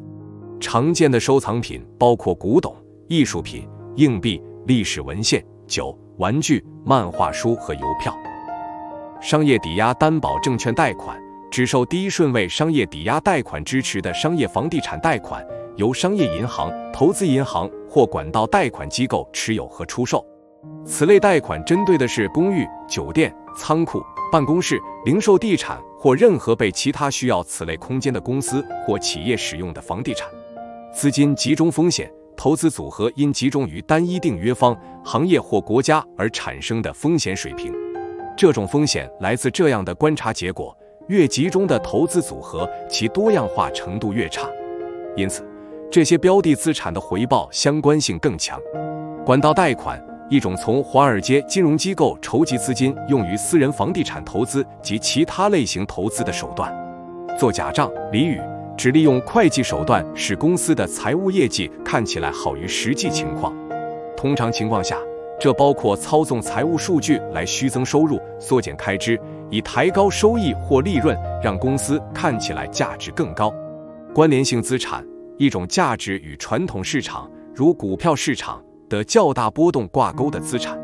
众筹，通过向大量的个人，通常通过互联网筹集小额资金来资助一个项目或企业的行为。众筹是另类投资的一种形式。加密数字货币，一种被设计成交易媒介的数字货币或虚拟货币，受加密技术保护，因此几乎无法伪造或双重支付。许多加密数字货币基于区块链技术的分散化网络。区块链技术是由不同计算机构成的网络所执行的强大分布式账本。加密数字货币的一个重要特征是，它们通常不是由任何一家中央机构发行的，因此在理论上，它们不受政府干预或操纵。交易流，投资者、投资银行家和风险资本家使用的一个术语，用来描述商业提案和投资推介被接受的速度。交易结构，针对收购融资而达成的协议。这项交易可以是杠杆交易、非杠杆交易、传统债务、参与债务、可转换债务或合资企业等。债务投资，贷款给一个机构或组织以换取本金加利息收益承诺的一种金融交易，与通过购买普通股或优先股进行的传统的股权投资相对。信托契约，放款人与借款人之间的一项协议，双方同意将财产交给中立的第三方，由第三方担任受托人。受托人持有财产，直到借款人还清债务。在还款期间，除非信托契约中另有明确规定，否则借款人拥有该财产的实际所有权或法律规定的所有权，并对该财产承担全部责任。然而，受托人拥有该财产在法律上的所有权。违约，未履行义务，尤其是在偿还贷款方面。废止条款，只当借款人拨出足以偿还债务的现金或债券时，令资产负债表上的债券或贷款无效的合同条款。折旧，一种将有形资产或实物资产的成本按其使用寿命或预期使用寿命进行分摊的核算方法。折旧表示一项资产的价值被消耗了多少。资产折旧能帮助公司从一项资产中获得收入，同时将该资产使用年份的部分成本计入费用。不考虑资产折旧会极大地影响利润。衍生品或高风险衍生品，由各方之间的协议构成的投资工具，其价值源于并取决于标的金融资产的价值。与任何投资工具一样，衍生品带有不同程度的风险。最常见的衍生品包括期货、期权、差价合约和掉期。直接识别公司，当现金价值被用作抵押物时，其现金价值的收益率同时受到正面影响和负面影响的公司。在一家非直接识别公司，贷款现金价值的收益率完全不受以现金价值为抵押的贷款的影响。多元化投资，一种风险管理策略，将各种各样的投资放在一个投资组合中。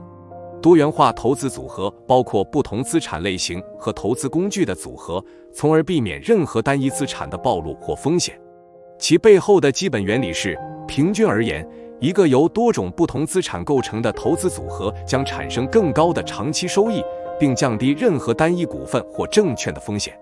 尽职调查，为确认正在审议的事项的事实而进行的调查、审计或审查。在金融界，尽职调查的要求是在与另一方进行拟议交易之前，对其财务记录进行审查。劳动收入，因积极参与贸易或商业活动而获得的收入，包括工资、薪金、小费、佣金和奖金。劳动收入是税收最高的收入。息税折旧摊销前利润 EBITDA 未计利息、税项、折旧及摊销前的利润，是衡量公司整体财务表现的一个指标。股权投资，一种金融交易，购买特定公司或基金的一定数量的股份，从而使所有者有权根据其所有权百分比得到适当的报酬。通常被称为股东权益或私营公司的所有者权益，个人或公司通过向私营或上市公司投资成为股东。托管，一种法律概念，描述一种金融工具，即由第三方代表正在进行交易的两方持有资产或代管资金。房利美，一家美国政府支持的企业，全称联邦国民抵押贷款协会，成立于1938年，1968年上市。作为大萧条时期罗斯福新政的举措之一，该公司成立的目的是通过以抵押贷款支持证券的形式，将抵押贷款证券化，从而扩大刺激抵押贷款市场，使贷款机构能将其资产再投资于更多贷款，并通过减少对当地储蓄和贷款协会或储蓄机构的依赖，有效增加抵押贷款市场中贷款机构的数量。法定货币，政府发行的，没有黄金等商品支持的货币。法定货币能使央行高管对经济有更大的控制力，因为他们可以控制印多少钱。大多数现代货币，比如美元，都是法定货币。受托人，代表他人行事的个人或组织，需要把客户的利益置于自己的利益之上，并负有保持诚信的责任。对受托人的要求是，受托人的行动在法律和道德上都必须符合对方的最佳利益。此外，还关系到信任，特别是在涉及受托人与受益人的关系时，受托人必须始终以受益人的最大利益为出发点。过滤器，用来筛选投资项目，缩小投资范围的标准。使用过滤器来筛选投资，可以节省大量时间并获得更高的效率。中间人报酬，付给中间人或交易撮合者的报酬，也被称为推荐费或介绍费。中间人找到了交易，并引起了利益相关者的注意，因此对方支付这笔钱作为给中间人的奖励。如果没有中间人，双方就不可能找到交易，因此促成交易者有正当理由获得报酬。第一留置权，违约时优先级最高的债务。如果一处房地产或其他抵押物被用作债务担保，那么第一顺位债权人将先于所有其他债权人得到偿付。这种债务的风险低于第二留置权债务。部分准备金贷款模式，一种只有一小部分银行存款受实际现金支持并可提取的模式。从理论上说，这样做可以通过释放资本和将其用于借贷来扩张经济。房地美是一家由股东所有、政府支持的企业，于1970年获得美国国会批准成立，其作用是使资金流向抵押贷款机构，支持美国中等收入家庭拥有住房或租赁房屋。房地美的全称为联邦住宅贷款抵押公司，其成立的目的是购买、担保和证券化抵押贷款，以形成抵押担保证券。自由方程式：时间加金钱加人际关系加影响力等于生活方式投资者的自由。普通合伙人，共同拥有企业或资产并承担日常管理职责的两个或多个投资者之一。普通合伙人有权在没有其他合伙人许可的情况下代表企业行事，但对任何债务都负有无限责任。应钱贷款，一种以不动产为担保的贷款，被认为是最后一根救命稻草式的贷款或短期过桥贷款。它主要出现在房地产交易中，贷方通常是个人或公司，而不是银行。控股公司，一种商业实体，通常是股份有限公司或有限责任公司。控股公司通常不生产任何物品，不销售任何产品或服务，也不进行任何其他商业运作。准确地说，控股公司持有其他公司的控股股份。庄家的钱，在本书中，它指的是你投资的没有风险的资金。由于你已经收回了最初的投资，因此任何额外的收益都是锦上添花。最低预期收益率：一、投资经理在获得激励式报酬之前，必须在他们的基金中赚取的收益率；二、经营者或投资者要求的项目或投资的最低收益率。收益放大器：任何有助于提高投资收益的机制或洽谈好的条款。安排这些交易条款的方式多种多样。一般来说，一笔交易的收益放大器越多，投资收益越高。孵化器公司，一种旨在以低于市场价格提供一系列商业支持资源和服务来加速创业公司成长和成功的组织。内部收益率：二，在财务分析中用于估算潜在投资的盈利能力的一种业绩指标。投资收益率 ROI 衡量的是从投资开始到投资结束的总收益率，而内部收益率衡量的是年度收益率。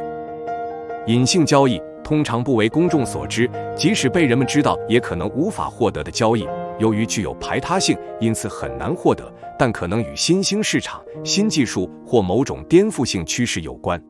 额外激励附加在债务契约上的权利、权证或其他利好，使该债务更受潜在投资者的青睐，如参股。伦敦同业拆借利率，全球银行相互拆借的基准利率。留置权，对一项资产的法律上的追索权，该资产用于担保在财产出售时必须偿还的贷款。留置权可以有不同的结构方式，在某些情况下，债权人会对一项资产拥有合法的追索权，但实际上并未持有该资产；而在某些情况下，债权人会实际持有该资产，直到债务得到清偿。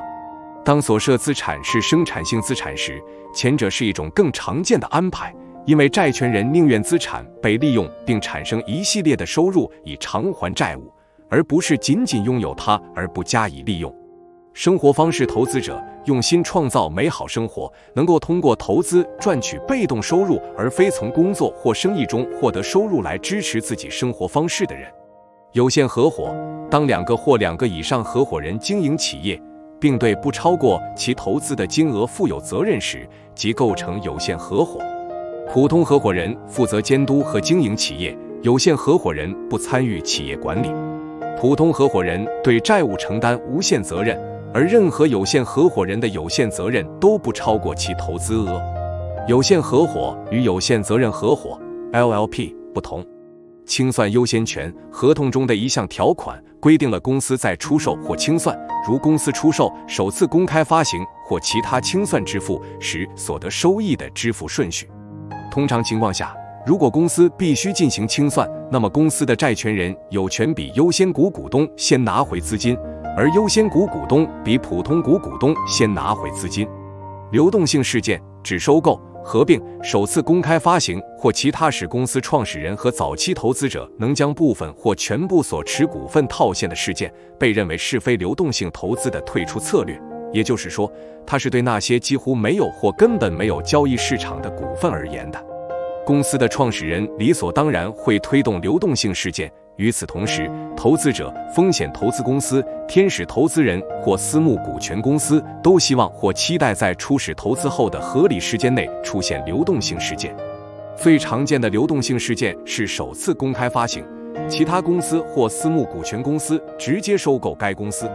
贷款修改，贷方对现有贷款条款所做的修改，这可能涉及降低利率、延长还款期限、改成不同类型的贷款，或者以现金的形式支取可用资产净值。长期资本利得税，一种适用于持有时间超过1年的资产的税费。根据收入的不同，长期资本利得税的税率分别为0%、15%和20%。这些税率通常比普通所得税的税率低得多。机会成本，选择另一行动方案所放弃的利益。机会成本有时用损失的边际收益、销售额减去相关的可变成本来衡量。心态、思维方式、态度或观点有指习惯性的。最低保证收益有保证的精选寿险产品的最低收益。月度经常性收入表示从产品或服务中获得的每月收入的财务指标，在本书中，它专指现有认购收入，通常也被称为月度运行率。倍数，一种业绩衡量方法，通过简单计算，将财务报表上的某一特定项目或投资乘以另一数字来确定资产或投资总价值。墨菲定律，一句格言，可能出错的事终将出错。复套利，当不同市场之间的资产价格差异没有利润时，购买或出售资产失去的机会。它出现在这样一种交易中，不是通过利用相同或类似金融工具的价格差异来获利，而是价格的变化导致了交易的亏损。谈判，以双方都能接受的方式解决问题的战略性讨论。非直接识别，保险公司的一种策略，其现金价值的收益率不受任何以现金价值为抵押的贷款的影响。与直接识别不同的是，以保单为抵押物的借贷没有成本，红利也不会降低。非直接识别公司现金价值的收益率不受任何以现金价值为抵押物的贷款影响的公司。在直接识别公司中，当现金价值被用作抵押物时，贷款现金价值的收益率会受到正面影响和负面影响。无追索权贷款，一种有抵押物，通常是房地产担保的贷款。如果借方违约，发行机构就可以扣押抵押物，但不能要求借方做出进一步赔偿，即使抵押物的价值不能覆盖违约金额的全部价值。借方对贷款没有个人责任。场外投资没有公开宣传出售的投资，因此投资者购置资产时没有竞争或遇到的竞争较少。经营协议，有限责任公司使用的关键文档，因为它概述了企业的财务决策和功能性决策，包括各种规则、条例和规定。它使企业所有者能以符合其特定需求的方式管理企业的内部运营。运营公司生产商品或提供服务有固定业务的企业。被动收入，从投资和其他资产中获得的收入，只需要很少努力或不需要付出努力就能获得和保持。这是税率最低的收入之一。个人担保，个人作为公司主管或合伙人做出偿还公司贷款的法律承诺。虚幻收入，在本书的语境中，指的是从根本不存在的资金中获得的收益。点数也叫折扣点数，指在成交时直接支付给贷款人的费用，通常用来换取利率的降低。庞氏骗局，一种向投资者承诺低风险高收益的投资骗局。庞氏骗局通过吸引新投资者为早期投资者创造收益，这与金字塔骗局类似，两者都是将新投资者的资金支付给早期的投资者。优先收益，一种利润分配偏好，只将从经营、销售或在融资中获得的利润先分配给一类股权，然后分配给另一类股权，直到达到一定的初始投资收益率。本金、贷款或投资的原始资金，也可以指债券的面值。私募股权由直接投资私人公司或参与收购上市公司，导致公开上市股票退市的投资者的资金组成，属于由资本构成且不在公共交易所上市的另类投资。私募备忘录，在公司出售股票或其他证券时提供给潜在投资者的法律文件，有时被称为发行备忘录或销售文件。利润权益，一种基于合伙企业未来价值给予为合伙企业提供服务的个人的股东权益。报酬包括在不出资的情况下从合伙企业获得一定比例的利润。按比例，一个拉丁术语，用来描述按比例分配。它字面上的意思是按比例分配，这意味着任何东西都将被平等分配。公开上市股票，通过纽约证券交易所或伦敦证券交易所等公开市场买卖的股票，其发行公司往往向投资者提供购买普通股或优先股的权利。购销协议 PSA， 互相接受报价后收到的文件，它列出了最终销售价格和所有的收购条款。看跌期权，一种给予持有人在规定时间内以预定价格卖出或卖空一定数量的标的证券的权利而非义务的契约。这个预先确定的价格被称为执行价格。最常交易看跌期权的标的资产包括股票、货币、债券、大宗商品、期货和指数。对于房地产投资和私募股权交易投资，也可以谈判看跌期权，以防范交易失败时的资本风险敞口。看跌期权与看涨期权形成对比，看涨期权赋予持有者在期权合约到期日或到期日之前以特定价格购买标的的权利。快速收回本金，一种投资者专注于尽快收回其初始投资本金的策略。房地产基金主要投资上市房地产公司提供的证券的共同基金。房地产投资信托基金 REIT 拥有经营创收类房地产或为创收类房地产筹资的基金。房地产投资信托基金效仿共同基金，汇集了众多投资者的资金，他们使个人投资者可以从房地产投资中获得股息，而不需要自己购买、管理任何房地产或者为其筹措资金。有追索权贷款，在借方未能还款，而且标的资产的价值不足以偿还债务的情况下，可帮助贷方收回投资的贷款。有追索权贷款是有担保融资的一种形式，它允许贷方追索借方的其他没有被用作贷款抵押物的资产，或者在借方违约时采取法律行动以清偿债务。投资收益率 ROI 用于评估一项投资的效率或比较多种不同投资的效率的一种业绩衡量标准。总投资收益率试图直接衡量某一特定投资相对于投资成本的收益。计算总投资收益率的方法是用投资的收益或回报除以投资成本，结果用百分比或比率表示。收入份额，销售商品或服务所产生的收入总额在利益相关者或出资人之间的分配，不应将它与利润份额混淆。就利润份额而言，被分成的只有利润，也就是除去成本后剩下的收入。优先购买权，一方和另一方约定合同条款的权利。权利金协议，合同双方之间的一种合法契约，其中一方同意向另一方支付某种费用，通常该费用基于使用或消耗资产所产生的销售总额或净收入的一定百分比。运行率，以当前财务信息预测未来业绩的公司财务绩效。它的作用是对当前财务表现做出推断，并假定目前的状况将一直持续下去。从技术上讲，运行率也可以指公司在最近3年的年度报告中所记录的股票期权的平均年摊薄率。本书并非此意。A 轮资金，投资于初创公司的第一笔风险资本，也称 A 轮融资或 A 轮投资。A 轮指的是所售优先股的类别。A 轮融资紧跟在一家初创公司的种子轮融资之后，在 B 轮融资之前。美国证券交易委员会 SEC 一家独立的联邦政府监管机构，负责保护投资者，维护证券市场公平有序的运行，并促进资本形成。1934年由美国国会创立，是证券市场的第一家联邦监管机构。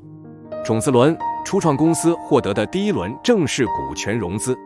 卖方融资贷款，由卖方而非金融机构处理抵押过程的一种房地产协议。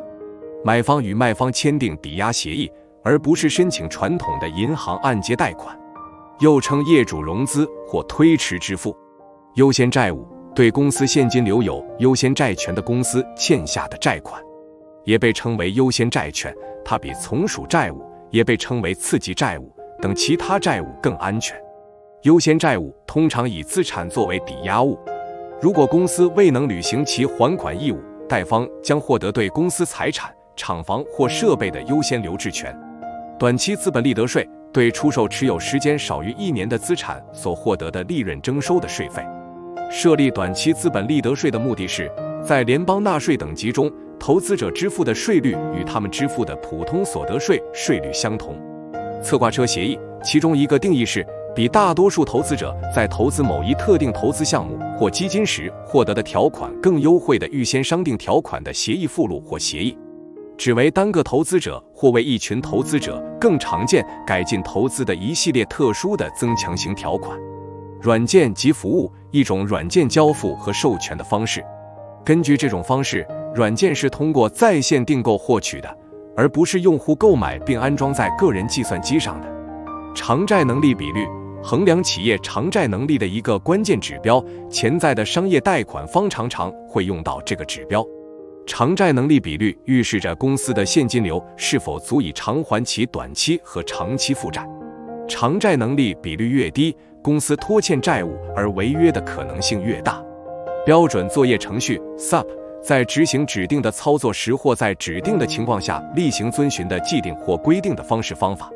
股票质押，以法律协议的形式将股票作为债务质押标的。借方将股票作为资产进行质押，以获得贷方的资金，并承诺返还这笔资金。借方以股票质押作为债务的担保。根据法律规定，债务清偿后，贷方必须将股票返还给借方，随后协议失效。策略叠加，综合多种非显著方法，以低风险获得更高的收益。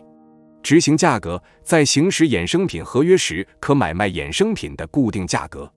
对于看涨期权，执行价格是期权持有人可以购买该证券的价格；对于看跌期权，执行价格是该证券可以出售的价格。结构，具体投资条款在一份协议中的关系。人力资产，个人或公司对商业投资或其他项目的贡献。一般来说，这种贡献不是金钱方面的，在大多数情况下是以付出体力劳动、脑力劳动和时间的形式出现的。通常多见于房地产和建筑行业以及企业界，特别是初创公司。辛迪加，几个投资者将技术、资源和资本整合起来，以购置并管理他们原本无法负担的产业的合作关系。风险资本、私募股权的一种形式，是投资者向被认为具有长期增长潜力的初创公司和小型企业提供资金的一种融资方式。风险资本通常来自富裕的投资者、投资银行和其他有能力提供风险资本的金融机构。波动率，一个给定的证券指数或市场指数的收益离差的统计度量。在大多数情况下，波动率越高，证券的风险越大。波动率通常用同一证券或市场指数的收益之间的标准差或方差来衡量。认股权证，一种期权，赋予在到期前以一定价格买进或卖出某一证券，最常见的是股票的权利而非义务。标的证券可买卖的价格被称为行权价格或执行价格。财富优化，通过支持和优化财富的每一个组成部分，如健康、人际关系、目标和财务，聚焦于提高整体财富的过程。终身寿险，覆盖受保人一生的保险。除了支付死亡抚恤金，终身寿险还包含现金价值能够累积的储蓄。这些寿险也被称为永久人寿保险或传统人寿保险。终身寿险是永久人寿保险的一种类型。万能寿险、指数万能寿险和变额万能寿险是其他几种永久人寿保险。终身寿险是最原始的人寿保险。收益率维持费，一种提前还款罚金，它能使投资者获得与借款人在到期日支付的所有预定利息等同的收益。它规定借款人需根据预付资本支付在贷款到期之前的这段时间中的贷款利率和现行市场利率之间的差额，允许公司就是否推进某个特定项目做出重要决定。描述针对当前风险水平的适当补偿。风险更高的项目通常比风险较低的项目有更高的最低预期收益率。为了确定收益率，必须考虑以下方面：相关风险、资本成本、其他可能的投资或项目的收益。